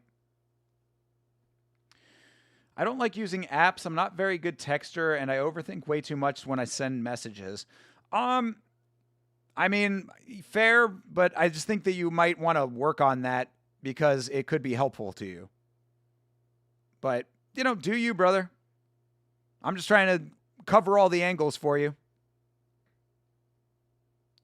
Looks down. It's only round 2. I know, dude. I know. Hey, there's Sean Shelby. Sean Shelby watching these fights and knowing that he is not going to be signing either of these fighters. This is a very funny fight to be showing Sean Shelby.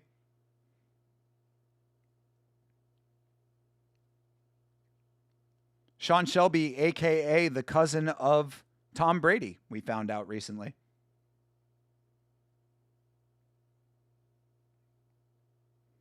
Exactly, Chase. You're a new man, John Dong. You got to let these women know, bro. You have to signal your value to these women. I'm just going to become a manosphere channel. You need to assert your dominance. Go in there, walk right up to her, and tell her she's your girlfriend now. 10 times out of 10, it works every time. Exactly, Tom Brady's cousin. It's his big claim to fame.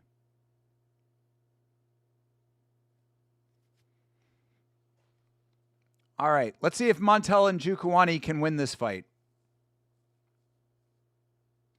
Not going to lie, though, approaching women has gotten annoying because some women are rude as fuck when you approach them. Not all, of course, but some. Yeah, absolutely. Some women are intentionally rude because it makes them feel better after they've rejected you. They get an extra boost out of the knowledge that, you wanted them and that you can't have them.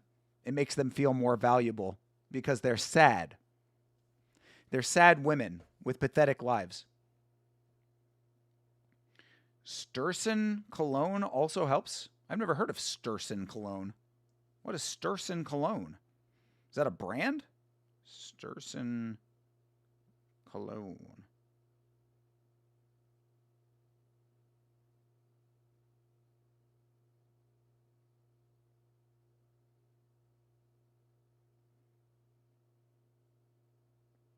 Oh, Stetson. Stetson Original is a classic, affordable American cologne. Okay.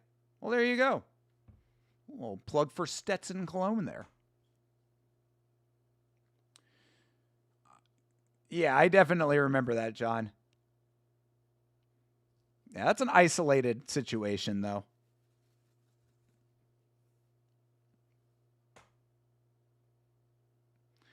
Challenge a rude one. She might like it. You'll hate yourself later.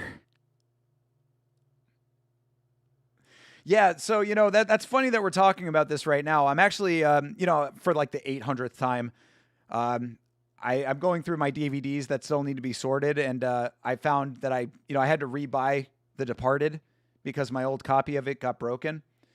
So I'm rewatching The Departed right now.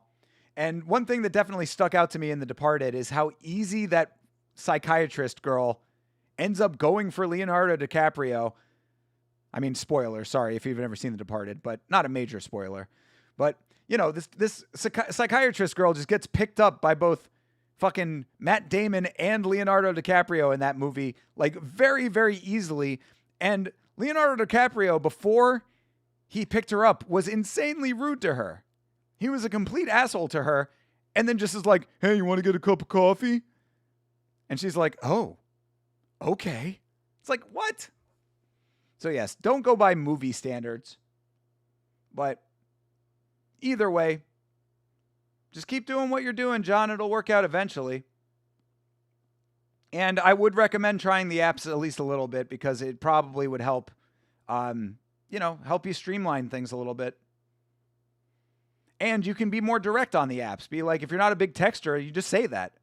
Hey, thanks for matching with me. I'm not big on texting. Would you like to go out? Pick a time and place. I'll be there. I'll pick you up, whatever. You know what I'm saying? If you want cologne recommendations, get Versace Dylan Blue. It's my most complimented out of 20 cents, and it's insanely versatile.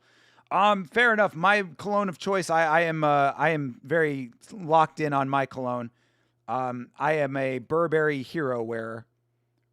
Burberry Hero is my cologne and will always be my cologne until they stop making it, because I also had a sample pack that someone was nice enough to get for me for my birthday, so I sampled a number of them, and Burberry Hero is the one that stood out to me. That was definitely the one that I wanted, and I've gotten nothing but good reactions to it. Plus, it lasts. That's the other thing about colognes that are annoying, is that like sometimes they smell really good, but they don't last.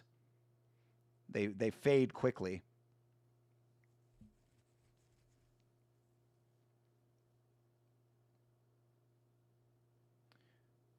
Cup of Joe and she's smitten. That was literally it. I know it was an isolated case, but all it takes is one insecure husband who has a weapon, and some dudes can be super insecure. Yeah, I mean, I agree, but you know, you take a risk walking outside every day, brother. And again, if you're not going to approach women in public and you're not going to be on the apps, then I don't really know what you think you're going to do. And you don't approach women at your gym, so like, where else are you going to meet them? Character made them all hoes. Burberry is good. Yes, I agree. You like Proraso mint? I don't know if I would like mint scented cologne personally.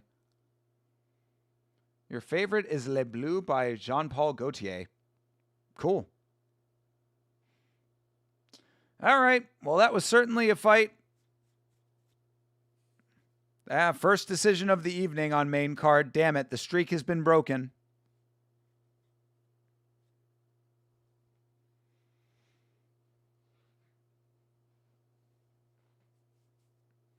They're thinking that Robinson did enough.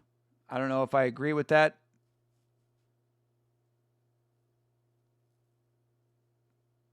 Someone had to stink it up, I know. Oh, it's an aftershave lotion? Aftershave is actually like highly underrated. Yeah, more people should be wearing a nice aftershave. Le Bleu is like a coconut and pineapple vanilla base scent. Interesting. That's an interesting combination for a cologne. I'd be curious to smell that.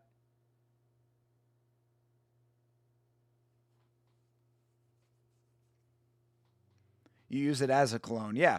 If you have a good enough aftershave, you can definitely use it as a cologne.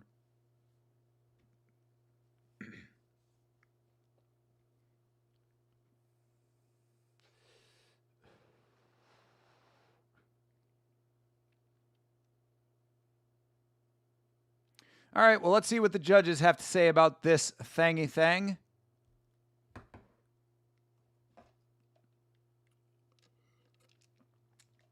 Then we will get into our title fights for the evening. 29-28, UD. All right, Jeremiah Robinson gets the nod. That's fine. Like I said, wasn't a great fight to begin with, so I'm okay with that. Whatever. If you get the parfum version, like I have, it's a little sweeter, so less versatile. In Florida, I'd say get the original version. Got you. All right. Yeah, I mean, I use cologne so infrequently that the Burberry Hero has lasted me for a very long time. But I will keep these suggestions in mind for next time I need to go purchasing one. I'm more worried about getting my physical appearance better, you know, my physique in check. That's what I think a lot of people falter with. I know this one guy. He's worried about cologne and clothing, and this guy is like overweight. And I'm like, dude, like you can also care about those things, but like maybe attack the base issue first. You know what I mean? And I'm not even getting on the guy's case. Be overweight. If you're confident in your overweightness, that's fine too. But like, you know, if you're overweight and you're worried about wearing flashy clothes and driving a nice car and wearing, you know, expensive cologne and stuff, it's like, maybe you should like go to the source first, you know?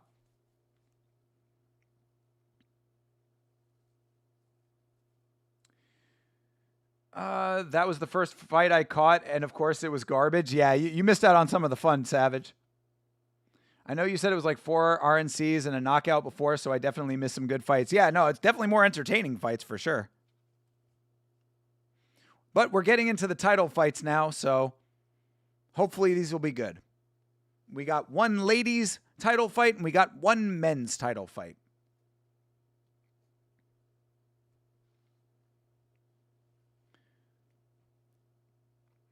I wear cologne basically every day between work and the girlfriend. Yeah, I mean, it's probably good to do. I work from home and I mean, I generally don't wear cologne if I'm just going out and about.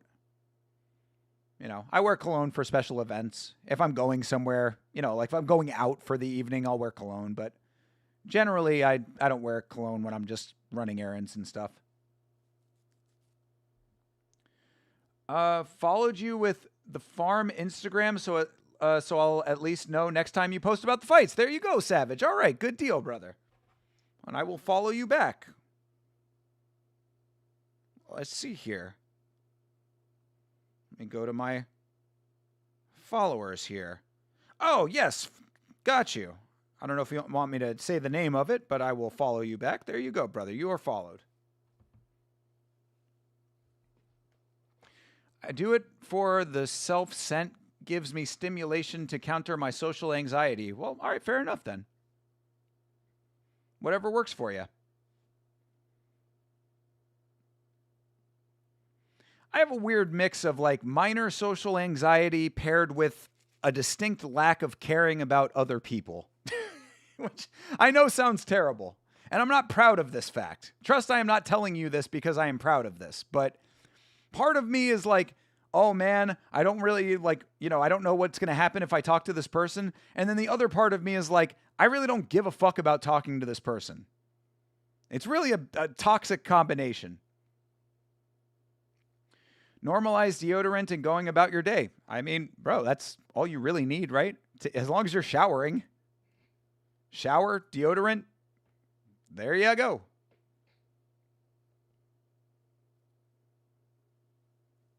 Deodorant for BO, cologne to smell how you want. Well, yeah, I mean, but like I'm not trying to impress anybody on my day-to-day basis, so whatever.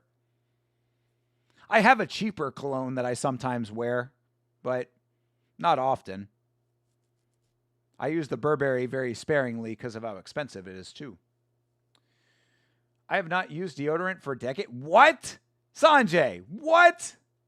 Sanjay, bro, what are you talking about? You have not used deodorant for decades? What happens when you sweat, my guy? If my tables think I smell good, maybe they'll tip me more. True. There you go. That actually works. All right. Alejandra Lara just cha-cha'd her way to the inspection zone here. Oh, she's got Alexa in her corner. Your coconut oil keeps you stink-free? Bro. Sanjay, no. Bro, if you say so and people around you say so, but that... I don't know, brother. I don't know if I can get behind that one. Especially if you're like working now. You're out there like on your feet for long periods of time.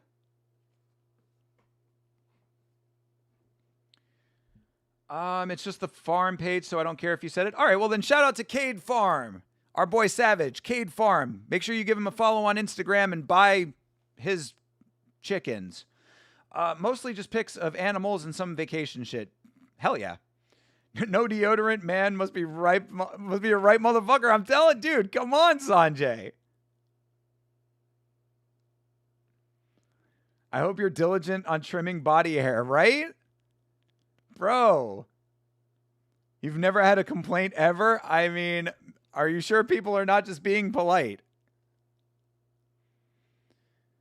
All right, Jaylene Robledo is making her walk out now. I believe we've got Mexico versus Mexico on this ladies title fight here. Only women's fight of the night, by the way.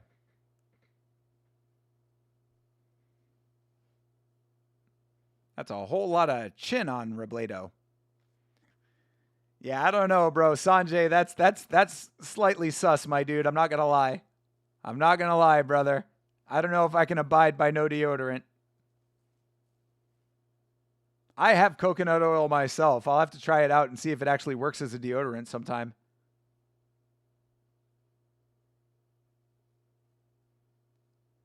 I do this thing called showering and scrubbing properly. Sanjay, you sweat during the day, though. Bacteria builds up during the day. Just because you showered in the morning doesn't mean that by noon you're not smelling bad, especially if you're working up a sweat.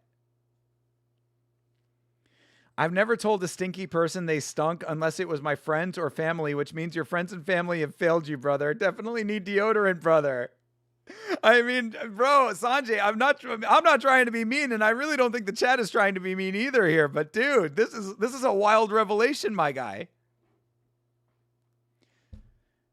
You do more holistic things that like alum? I don't know what you mean by that, but I mean there are like natural deodorants too, though. Get Native. My sister got me Native products for my birthday. And I've been loving them. I've been using the Native body scrub and their deodorant, and they've both been really good. So I say that to say, bro, like, I mean, I don't think anybody's trying to clown you over here, Sanjay, but like, this is a wild revelation, my guy.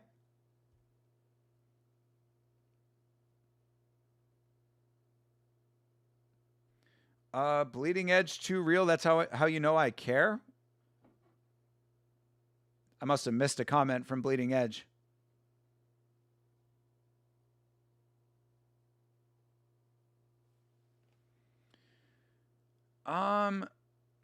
That's it, Sanjay. Get over here and let me smell your pants. I'll bury my face and get a good sense of judgment. Oh, alum is crystal deodorant? Okay. Well, then that's a deodorant then. Alejandra Lara looking like Shakira. And that's not a bad thing. 4 5-minute rounds. How do you have a 4-round fight? 4 5-minute rounds? What is that? Yeah, how do crystals stop your BO? That's a good question. I would assume that they're like dissolving crystals. You know? All right, Miss Lara from Guadalajara. Alejandra Lara from Guadalajara.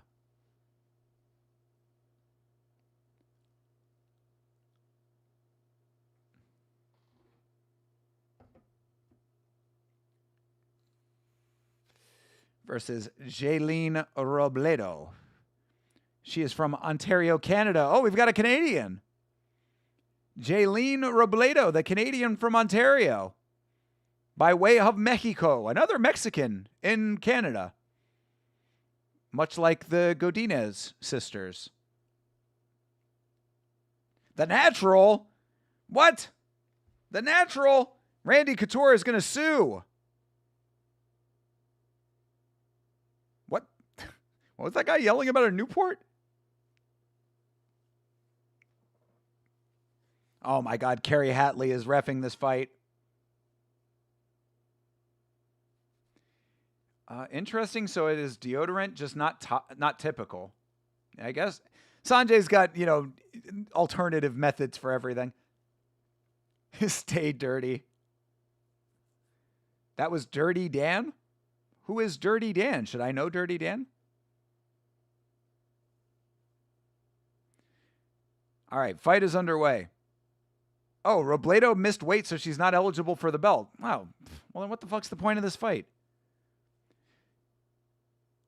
Shakira was my first love. My passwords were Shakira growing up until I was easily hacked. Oh, that's funny. I remember seeing her when I was a baby boy, and I said, I like those things. Let's go, bro. Shakira. You know, her hips do a lot of things, but one thing they do not do is lie.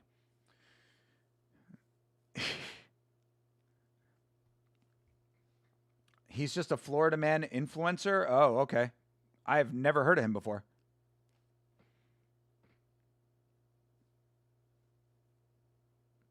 Making me drink vodka to drown my sorrows. Drinking also makes you sweat. Probably another thing that does not help the situation.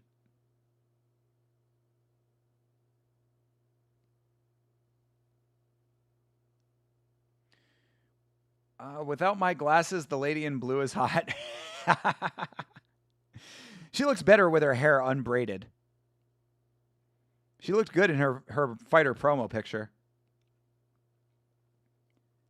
That's what Thinker is, a Florida man influencer? I guess to an extent. I would never consider myself an influencer. But I guess, I don't know, I guess maybe the label applies a little bit. A little bit. Yamashow.com. Get yourself a hoodie. I'm going to influence you to buy stuff. Come on, people. A sticker and mini poster combo pack is only fucking $10. Best value you can get. It's like 10 bucks plus shipping, whatever that is. The Stay Dirty line is from that guy, not directed at anyone, just saying, oh, just say, I got you, bro.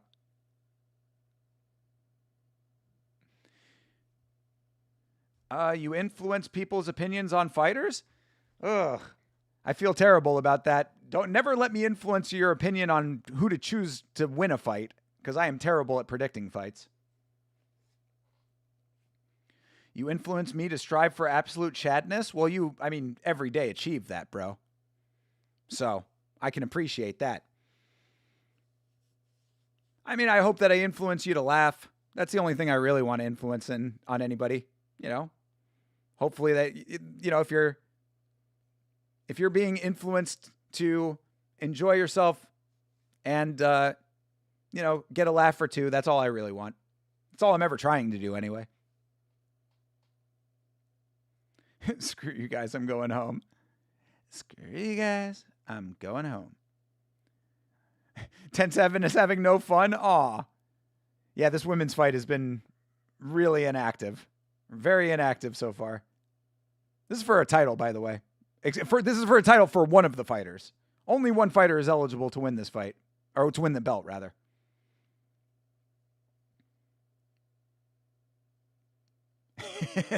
Bleeding Edge, hell yeah. Please influence everyone to do their verdict. Yes, CTE, big facts. I need to do my verdict. You are correct. Thank you for the reminder. Good call. I need to get that on the soundboard. Just a fucking do your verdict. Not the fighters winning or losing, but you hold everyone accountable. Well, I appreciate that, Chase. Fair. I think that is a fair assessment. I at least bring light to situations that might not be covered by other channels, I think, sometimes. I don't know how many channels were covering Zingate the way that I did, but, I really just talk about whatever I find interesting in the sport. That's all I like to do. Either laugh or get yelled at. I certainly do yell. That is true. If you enjoy a good crash out, you're in the right place. I would venture to say that I probably have some of the better crash outs on MMA YouTube.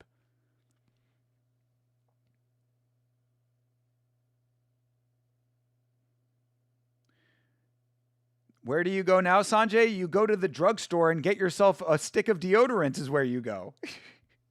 I'm kidding. Whatever. Whatever works for you, bro. I'm just saying it sounds a little sus to me, but to each their own. This is a light spar at best, bro. This is, that's being generous, even though Bledo or whatever does have a little bit of blood on the face. Yeah, Red's getting touched up a little bit. But either way, no serious engagements here. No killer instinct. This could be death by 1,000 cuts. Luckily, it's only 4 rounds.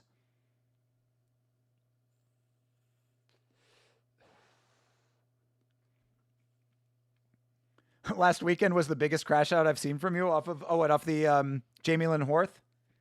Yeah, that was a pretty bad one. But you also have to realize that it's compounded crash outs, That crash out comes from the 3 previous crash outs all snowballing into a new one,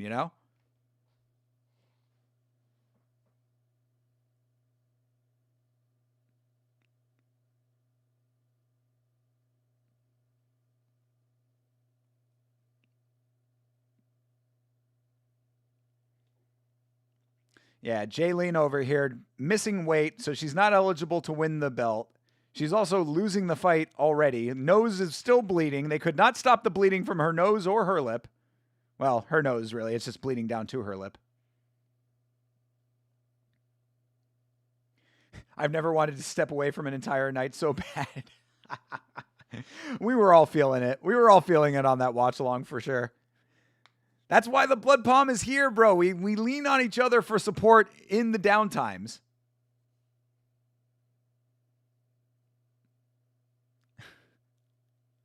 No more food content for the Discord? There are going to be several people who are going to be very upset by that. All right.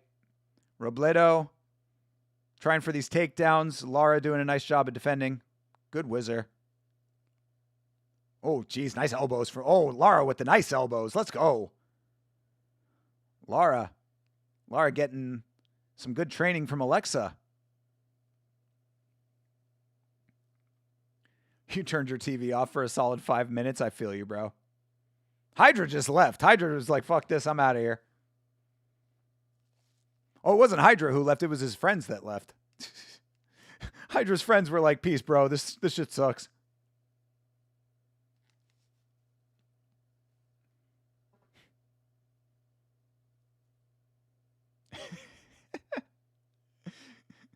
You would all nestle in my armpit like baby cats. Jesus. I fear you missed good information convo for your women endeavors. Oh, for John Dong. True.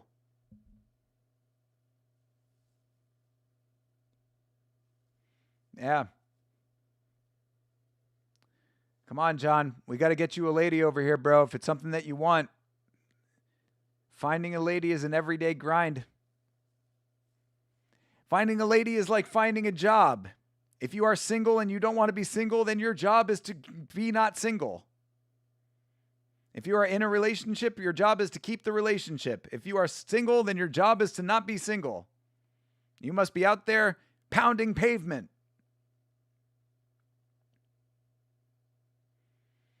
You wish for more action in this fight? I mean, Lara had some nice elbows earlier in this round, but Robledo with this top pressure here,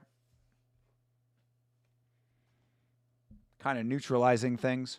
We've had little like select moments of action in this fight, but nothing sustained, unfortunately.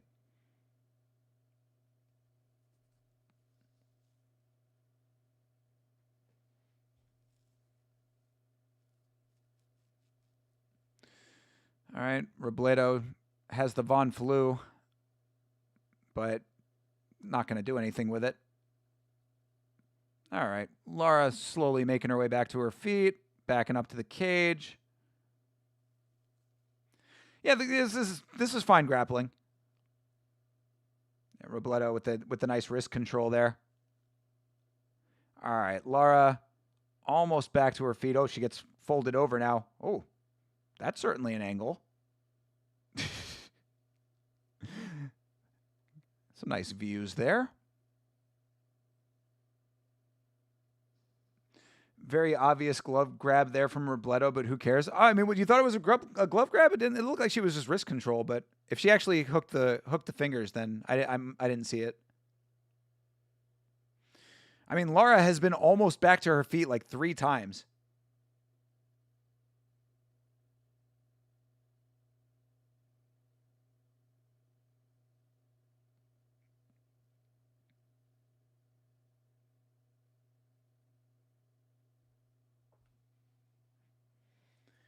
How could this be a 4-round fight? What if it ends up 2-2?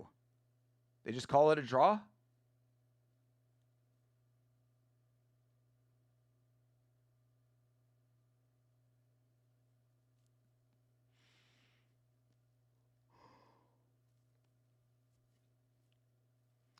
I mean, this is fine work from Robledo. Oh, yeah, crucifix almost there. Yeah, Lara just not able to get back to her feet.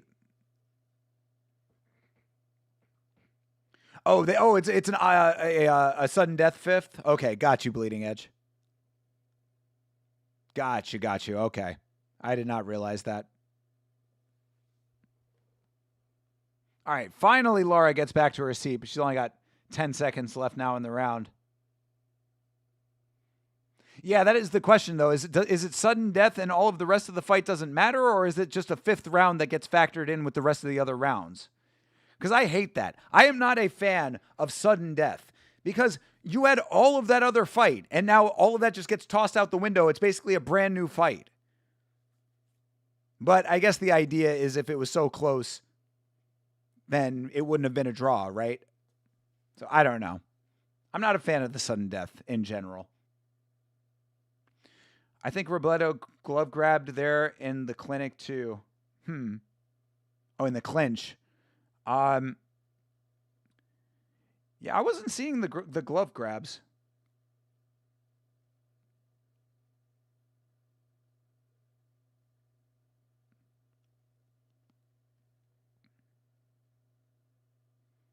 This ring girl is really taking her job seriously. All right, fair enough if you saw one. I will take your word for it. It is Carrie Hatley as the referee, so who the fuck knows what, he's seeing or not seeing or caring about. Boomhauer of refereeing. Dang on glove grab, man.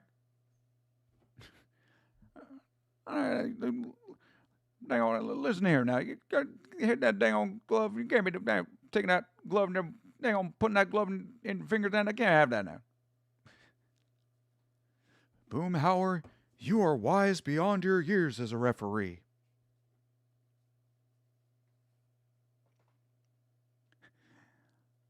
Langston Butler. She did not grab the glove. All right. Obviously, differing opinions here. Are you a teammate of hers? Is that why you're saying that? They're in Vegas. Yes, they are. They are at the Palms in Vegas. He's thinking about the stripper he's ordering to his hotel room afterwards. Could be.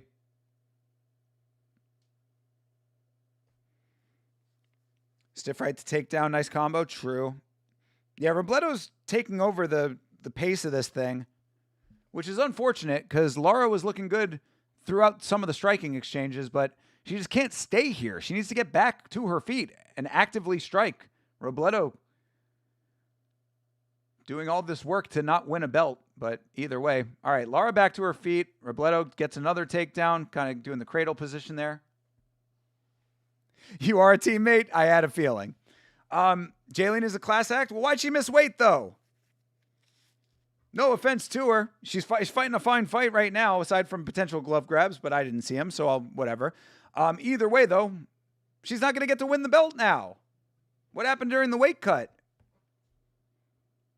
What did you do as a teammate to help or hurt that process? Just putting the blame on you. It's a shame even if she wins, it doesn't matter. That's what I'm saying. Because, yeah, right now, I mean, she's going to be up 2 rounds if this keeps going the way that it's going. Has to commit to the stand-up, I agree. That's Lara's, she's just not doing enough to get back to her feet. And then when she is on her feet, she's not taking advantage at this point. She might be gassing out, too. Yeah, she's fully mounted right now. This could definitely be bad for her, for sure. Yeah, a lot of elbows coming up from the top. A lot of striking from Robledo. Lara needs to get active here. She needs to start bucking or something.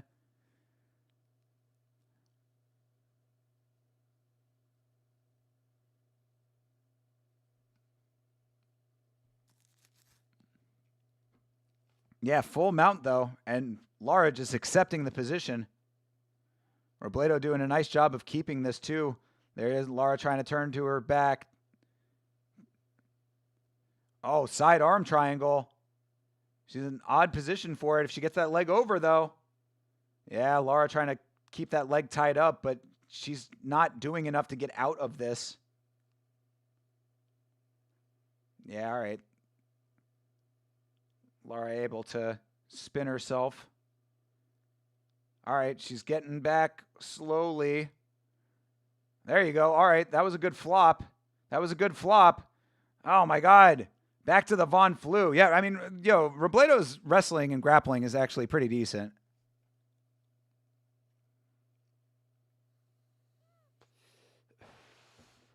Yeah, she's Von Fluing over here. Oh, is that a tap? That looked like a tap to me. There's the tap. Oh, she's tapping, brother. Hey! Sit her on the weight missed beanbag. Oh, that boy got a beanbag. A lady in this case, but a beanbag nonetheless. That's a beanbag. That's right. She typically fights 145. Tonight she was supposed to be fighting for the belt at 135, so she's not going to get to, she's going to have to get used to the cut. Oh, okay. All right. So she's used to fighting at 145. She took a fight at 135, and she's not used to that weight cut level, I guess. All right. I mean, you know, no excuses, I would say. You know, she should still be making weight. If she takes the fight, she should make the weight. But either way, you definitely see that she has really good wrestling and grappling. She looked good on the ground. Moral of the story is make weight. Jeremy Hall saying it very succinctly.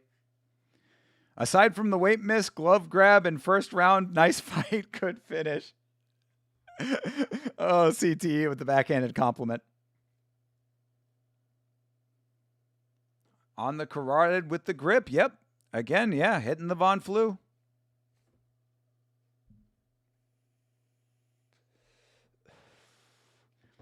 Agree, no excuses, but cutting is a different ball game. I know firsthand. Of course, yeah. I mean, but cutting is part of the game. Yeah, exactly. Don't commit to a fight you can't take. I mean, that's the first rule of fighting is show up on weight. That's the bare minimum barrier to entry to the sport. But, you know, it happens. I'm really not trying to be super hard on her. It was a fine performance otherwise, as CTE so politely said. But you know, yeah, just make weight. That's all, you know. Make weight, win your fights. You can win a belt. She honestly probably could have finished it one arm. She got that overhook arm so deep. True.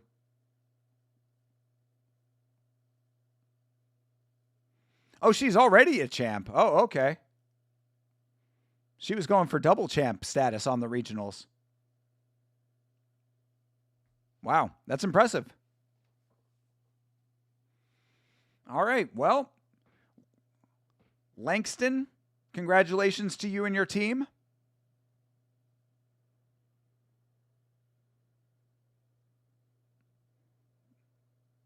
This is her first weight miss, I guess she's saying.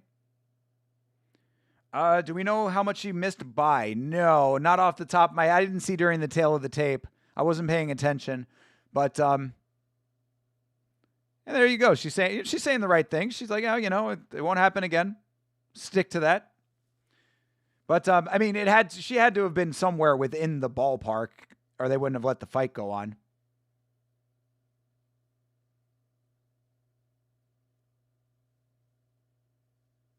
Oh, I didn't realize that Laura had Bellator experience.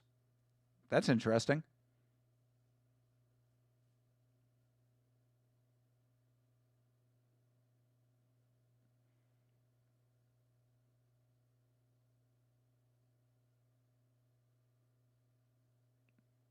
I'm going to grab her glove no matter what.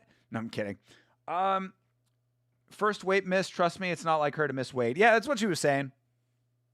That's fine. She's good on the mic. She seems like a nice girl.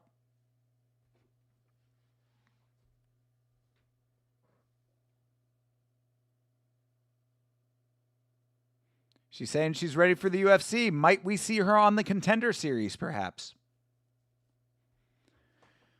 One weight miss is forgivable, I guess. She just needed time to warm into the fight. It'd be nice.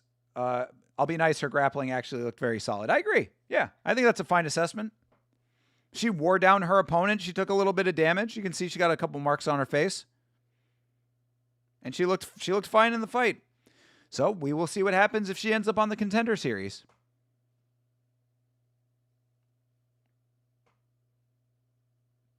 Oof. Jesus, Justin Bernard fucking up names left and right. Caught himself right there. Uh-oh.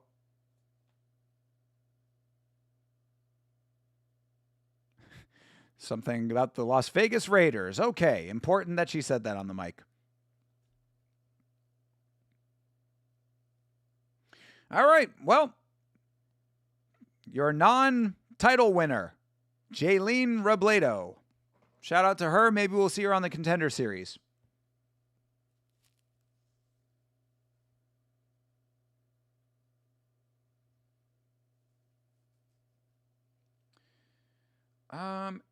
As a part, PD Raider Nation, I do not approve.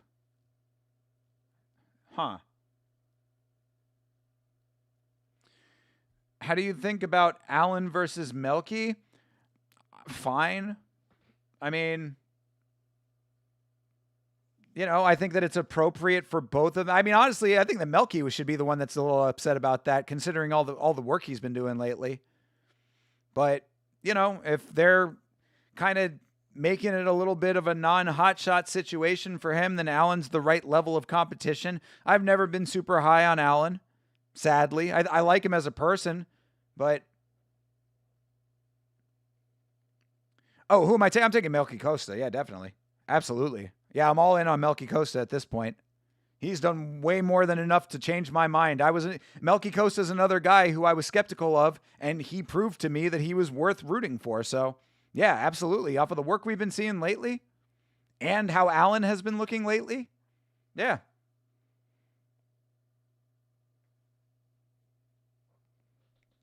Also, there is a Mexican baddie behind our girl Jaylene.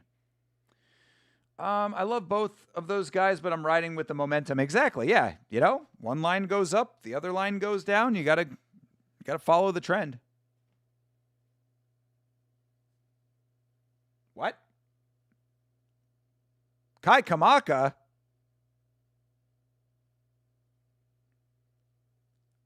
Oh, he was supposed... Ha! How about that? Okay, so this is now making sense. Kai Kamaka, who was in the UFC and won in the UFC, he was supposed to be headlining this card.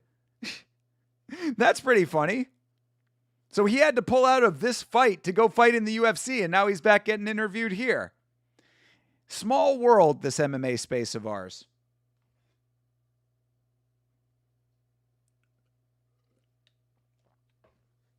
Allen's been too injured for too long. I think Melky will actually mix it up effectively. Sure. Melky is a fucking crafty guy, bro. And powerful. He doesn't pass the power eye test. You know what I mean? You don't look at him and think that he's like a super powerful guy. But he's got really accurate kicks. And he's got decent power in his hands too. So he's creative. He can sub you. Yeah, Melky Costa's been he's done the work to prove it.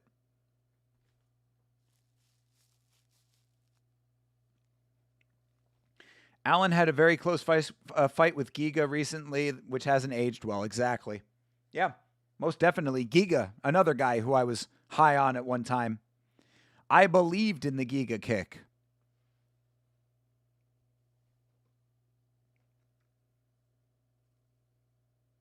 All right, little word on the mic from Kai, the fighting Hawaiian Kamaka, the man with 7 children.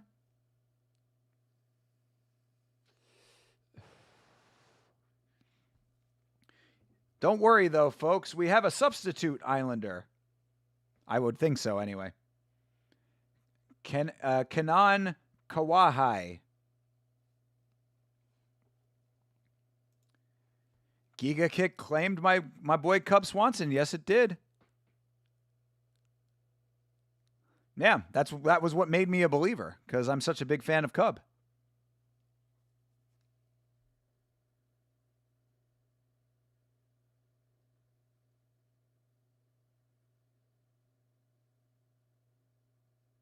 What is this guy talking about? Who is this guy and why is he on the mic right now? Oh, they're advertising. Okay, yes. They're advertising. I mean, that's, not a bad idea. If you've got full Octagon mat promotion for the product, letting these guys come in and talk, a little value add. Let's get it. Let's all pop our pouches in. Oh my God, I hate being alive in 2026. It's just such a fucking slop world we live in. Nicotine pouches, fucking caffeine pouches, crypto scams, AI slop. Ugh, life sucks. But we fight on, people. We fight on together. We fight through this shitty, shitty existence.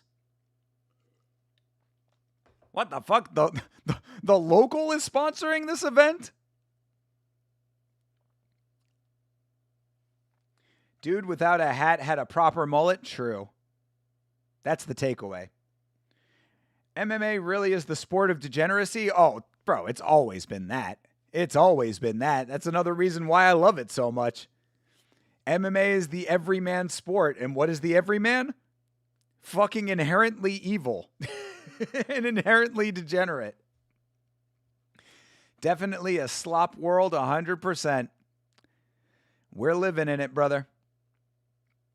Japanese MMA is the only pure avenue left. Oh yeah, the Yakuza has never been, accused of anything nefarious. Speaking of degeneracy, your Vegas to California connection, the Palms, showing off their casino.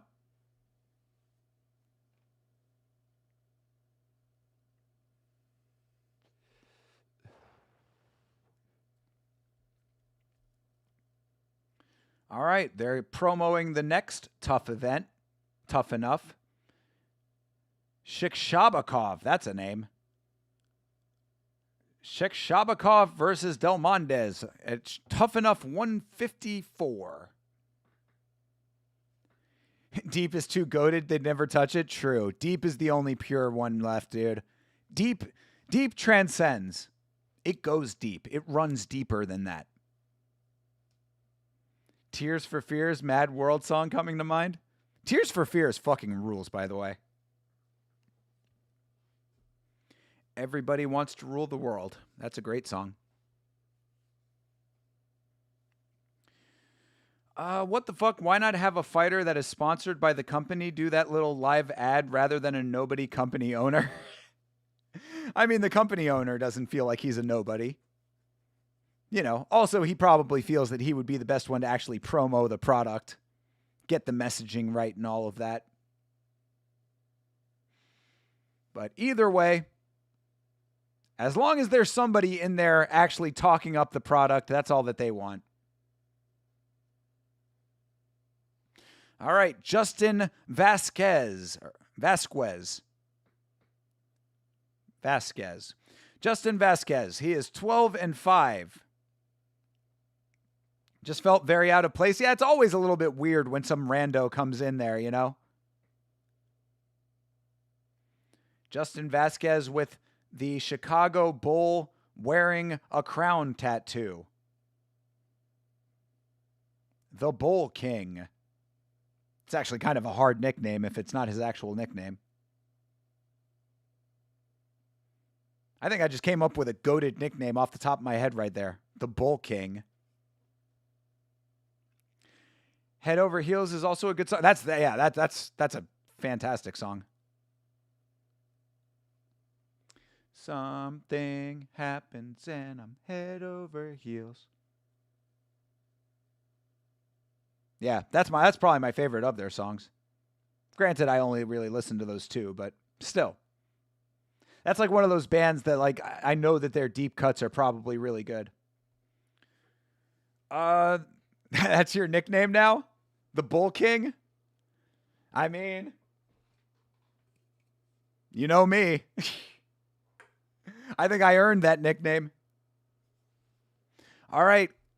Kanan Kawaihae. He is 10-3.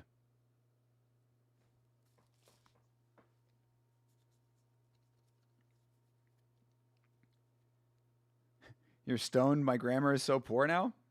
I don't care. I need to get some weed-related drops for the soundboard.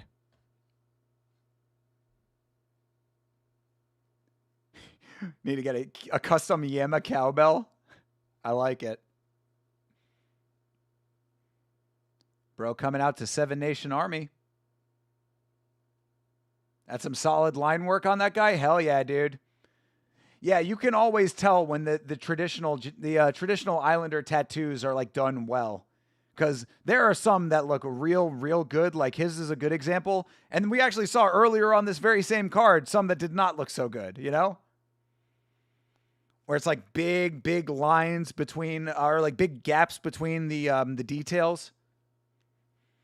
Like I've seen both ways when it comes to the Islanders. Granted, I have interacted with a lot of Islanders in my time.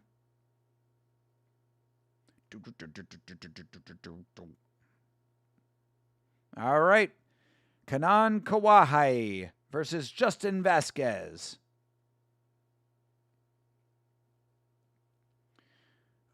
Both look fit and ready. Let's see their cardio and aggression. Let's see it. This is a title fight, guys. Both of these guys actually made weight as well. So this is an actual title fight.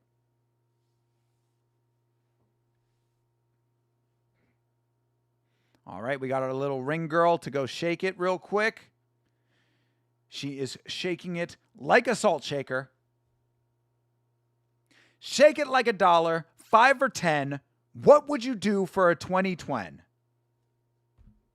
I want the answer.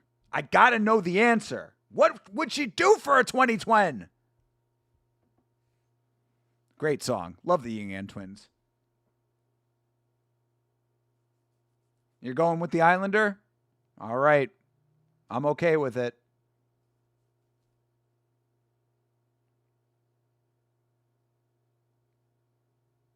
Hey, Justin Bernard with the goated catchphrase.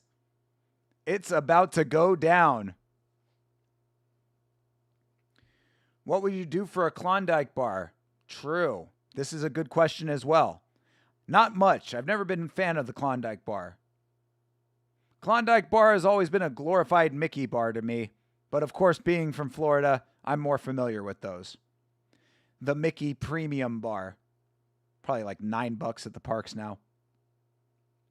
Better record and younger plus island power. Yes.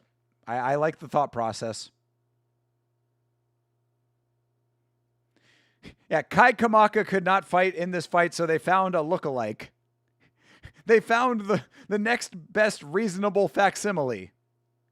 Kawaihae.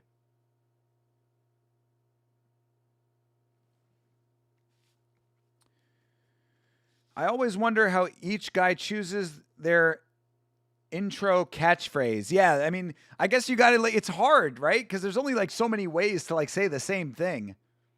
But you gotta pick it and stick with it. Pick it and stick it. You're lactose intolerant, so I ain't doing shit? True. Smart. You could get that lactate stuff. That lactate. If you really want to try it. But I would say that if you're going to be going against lactose intolerance to eat ice cream, there are way better options than a fucking Klondike bar. All right, fight's underway. Kawaihae versus Vazquez. Ooh, that was a nice connection. Good left hand for Kawaihae.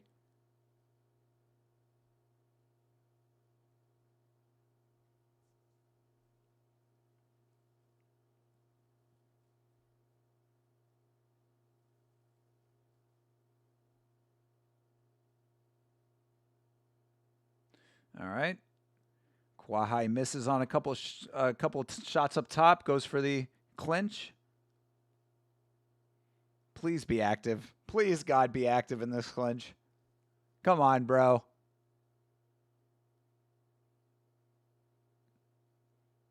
Vazquez reverses position nicely. Good job. Nice knee.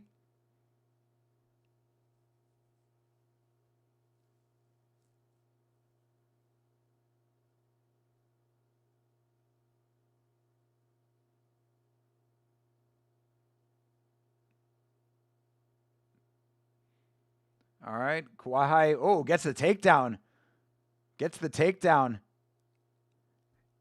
Off of like back, it looked like he was going for like a backpack, but then just ended up kind of pulling him backwards, and now he's got a really solid body triangle in there. Very nice. Body triangle is in. Fishing for the neck. This is a bad position for Vazquez, even though he's really close to the cage. Face crank.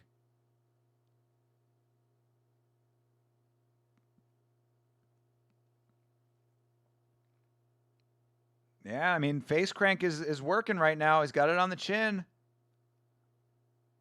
Got to be careful he doesn't burn out his arms, but this could still work. Just twerking on that thing. This is a great position for him. Jesus Christ.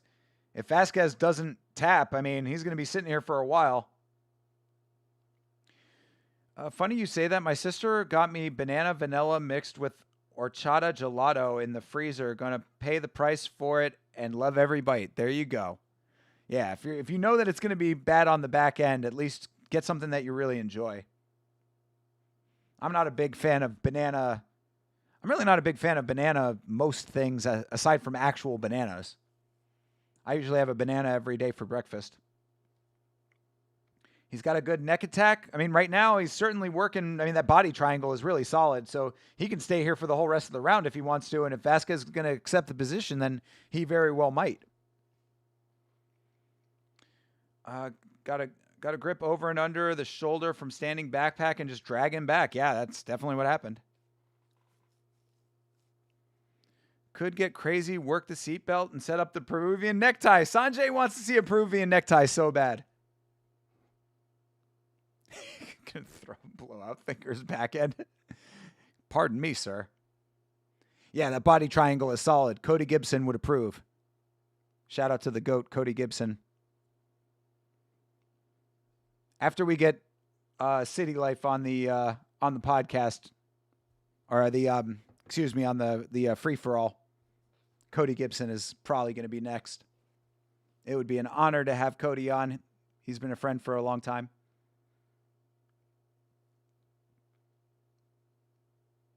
I know you love that choke, bro. I want to see someone actually do it. You need to put out YouTube videos about it, Sanjay. Teach people how to set it up.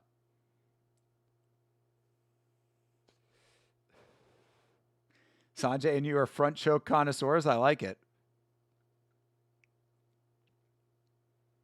I mean, Vazquez has not done anything to get out of this.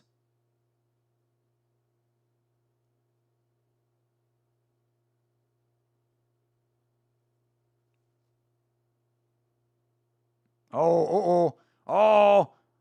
Kawaihae looks like he's getting closer to it now. Vazquez was slipping. Still a face crank, but it's... Oh, he's cranking. Oh, nice. Nice work for Vazquez to push the arm up. You don't practice anymore. It's all armchair theory. I mean, bro, you could still try to show the setup, though. Show it to somebody that does train and then see if they can exemplify it. All right, Vazquez sold that first round. He's got an uphill battle from here on out.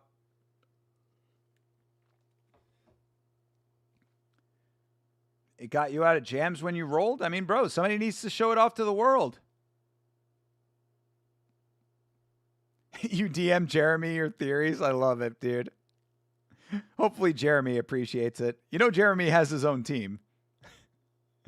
But either way. We've got a resident brown belt in the chat. That is true. John Dong. Where you at, John? Sanjay, where did you top out at? You top out at blue belt or purple belt? I forget what you said. Chase has a dummy. That's true. That is true. All of y'all out here actually earning belts, but where is your commitment like Chase Parton with the grappling dummy? Riddle me this, fight fans. Riddle me this, combatants.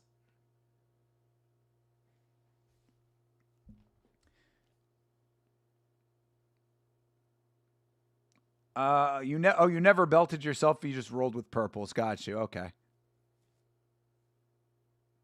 All right. Vazquez coming out with some striking to start. I would suspect he wants to keep this on the feet. Ooh, striking's looking good to start off for Vazquez. All right. He ends up going into the clinch unnecessarily, but got the nice elbow. Oh, those knees. Vazquez trying to finish this fight. Yo, Kawaihae looking a little stunned. Yo, bro, what are you doing? Keep the pressure on. Bro, Vazquez, why would you stop that combo, dude?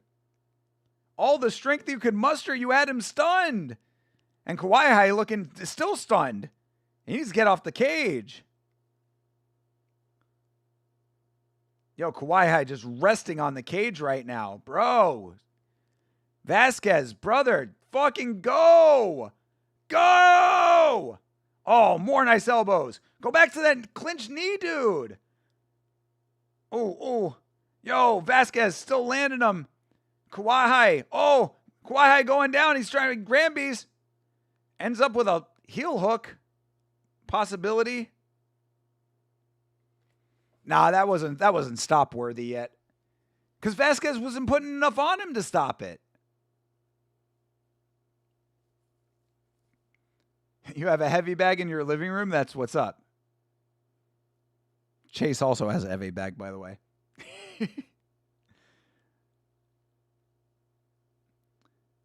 Yeah, he gets a leg lock, true.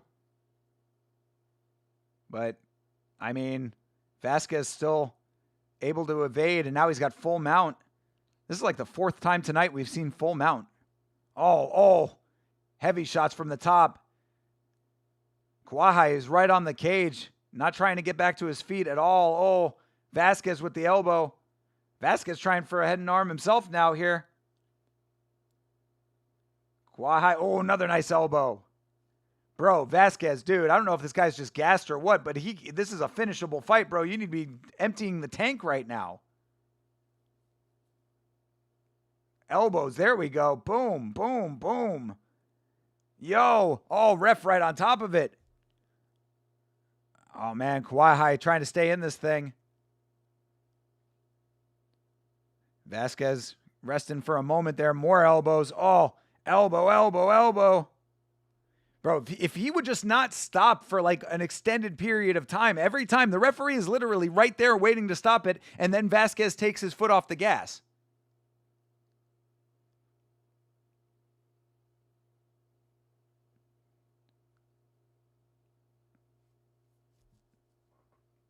Heavy bag is good investment you made? Hell yeah, dude. Absolutely. It's certainly fun for us to see all of your kicks. Oh, bro, come on. You got it. All right, now you stop it. There you go. Sit that man on the beanbag. Vazquez took a little longer than expected. Sit him on the extended beanbag. Oh, that boy got a beanbag. Ooh, that's a beanbag. Very nice.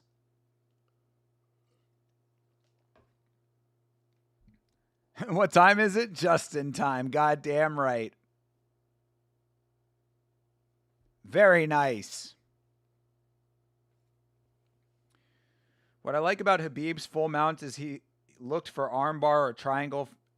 Myself, I would look for a necktie. True. I like threatening the Americana to get the Ezekiel from mount. I like that. Yeah, hell yeah. Ezekiel is a goated choke. Yeah, that was a great finish, Bleeding Edge. I mean, it took a while longer than necessary, I would say. Like, Vazquez really, like, kind of dragged that out. But, yeah, in the end, that was definitely a very nice finish.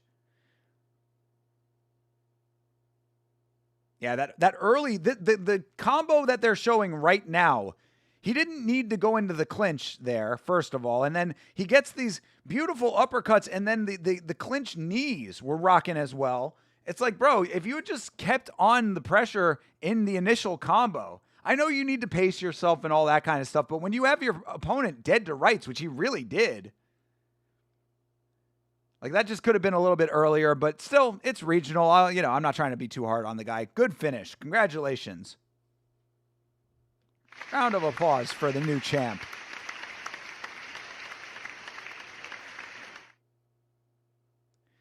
So what are we watching now? Got to keep the stream going till 3 a.m.? Not a chance, brother. We are done after this. Got to get ready for UFC tomorrow, bro. Come on. Only a few short hours away, and I will be right back on with you guys again for Aljamain Sterling versus Youssef Zalal. Right down the street from where this fight is taking place, right here, or where it just took place at. They are at the Palms, and the Apex is just around the corner. Now, this actually turned out to be a perfect amount of time. I like a 4-hour card, 4 hours is such a nice, solid. Glory rewatch. Ooh, if we can find it. If we could find it. I mean, if y'all are going to pay for the fucking pay-per-view, because, the problem is that it's pay-per-view, so you're going to have to pay for it if we want to do a rewatch, but I would love to do a Glory rewatch. I would love that. If y'all are down for Glory rewatch, I would be down. Yeah, we can do that on Sunday instead of RWS. All right. Justin Vazquez is your new Tuff-N-Uff champion. Whoa! Hold the phone, people. Tim Means arrested on child abuse charges. Child abuse charges, what are we talking about here exactly, CTE? More information needed. Maybe don't say it in the chat right here for TOS reasons, but oh my God. Are we talking potential video incoming? Are we talking potential video incoming? God damn it. Can I not go a fucking week without something like this happening? I didn't even make a video about Mark Hunt. Oh my God. Tim Means, not the dirty bird. Not the dirty bird living up to his nickname. Oh, man. It's worth it? Dude, I would love to, bro. If you're down, I'm down. We'll have to see. It would be dope if they would just fucking discount it after it's already aired, you know? Have the pay-per-view be like $10 cheaper or something. Mark Hunt is making Twitter videos about his case, by the way. I did see that. Yes, I do know that. If he keeps on with it, I might have to make a video about it, possibly. You know, the details are a little bit sketchy, but I might have to do it. Have you made a video about Mark Hunt? Are you trolling right now? No, I have not made a video yet. He assaulted his 17-year-old daughter after a verbal altercation. Okay, so we're not talking SA kind of situation just yet. Not just yet, just ever. We're not talking an SA situation. I suppose I will take my undeodorized self to Discord. All right, Sanjay. There were visible enough hand marks that the court suggested strangulation. Wow. Yikes. I mean, that's an interest. I don't know, man. I mean, 17 years old. Where is the line between discipline and abuse, I guess? I don't know. Yeah, I've not made a video yet. It's true. It's very true. It could still happen for sure.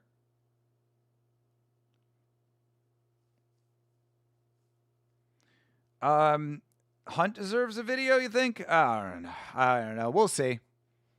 We'll see about all of these things. There's too much ill shit going on in MMA for me to keep up, you know?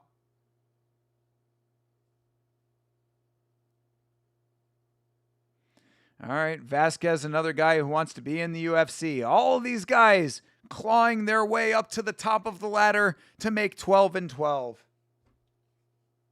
You sent the article to Discord? Appreciate you, bro.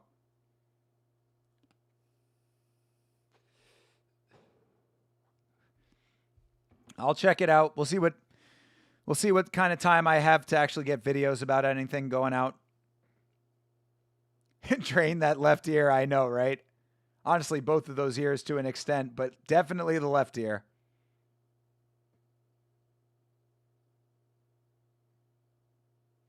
All right, Justin Slick J. Vazquez is your champion. If it gets a video you want to shout out, all right, I will try to remember.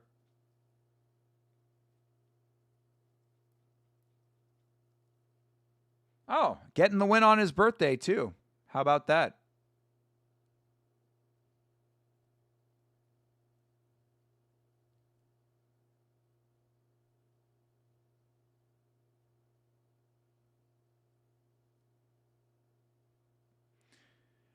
Cheers, everyone. Always a pleasure. Thank you for hanging out, Sanjay. Yeah, we're going to wrap this one up in a little bit here once the feed stops.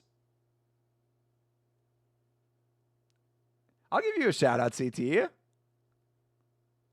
I'll try. Yeah, I just thought usually it's because I don't remember.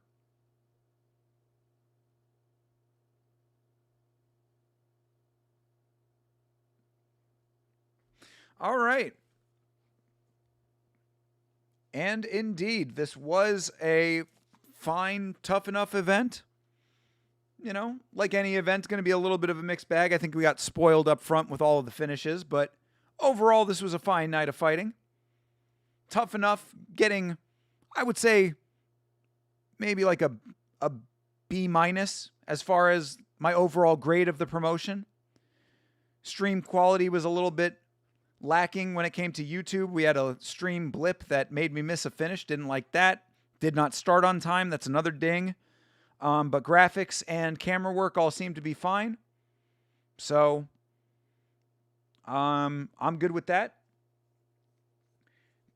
All right, gonna head out. Have a great night, everyone. I'll see you tomorrow for UFC. Peace and love. Appreciate you, CTE. Yes, indeed. Great stream, man. Don't leave. Then I gotta find something to do. Man.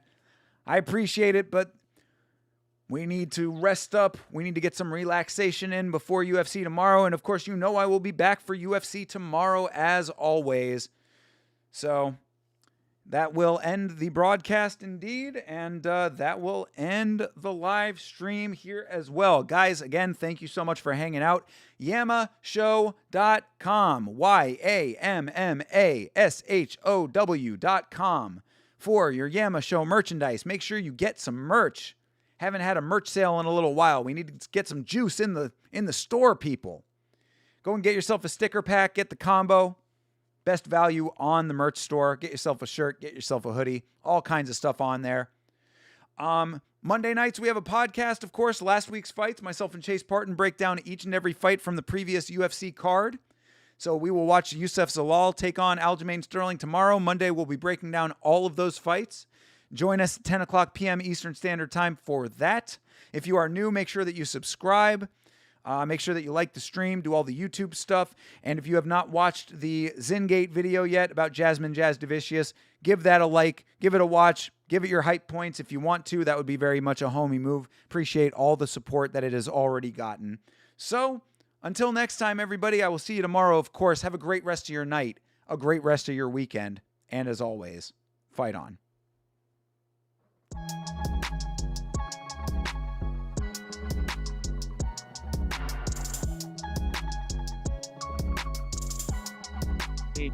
It's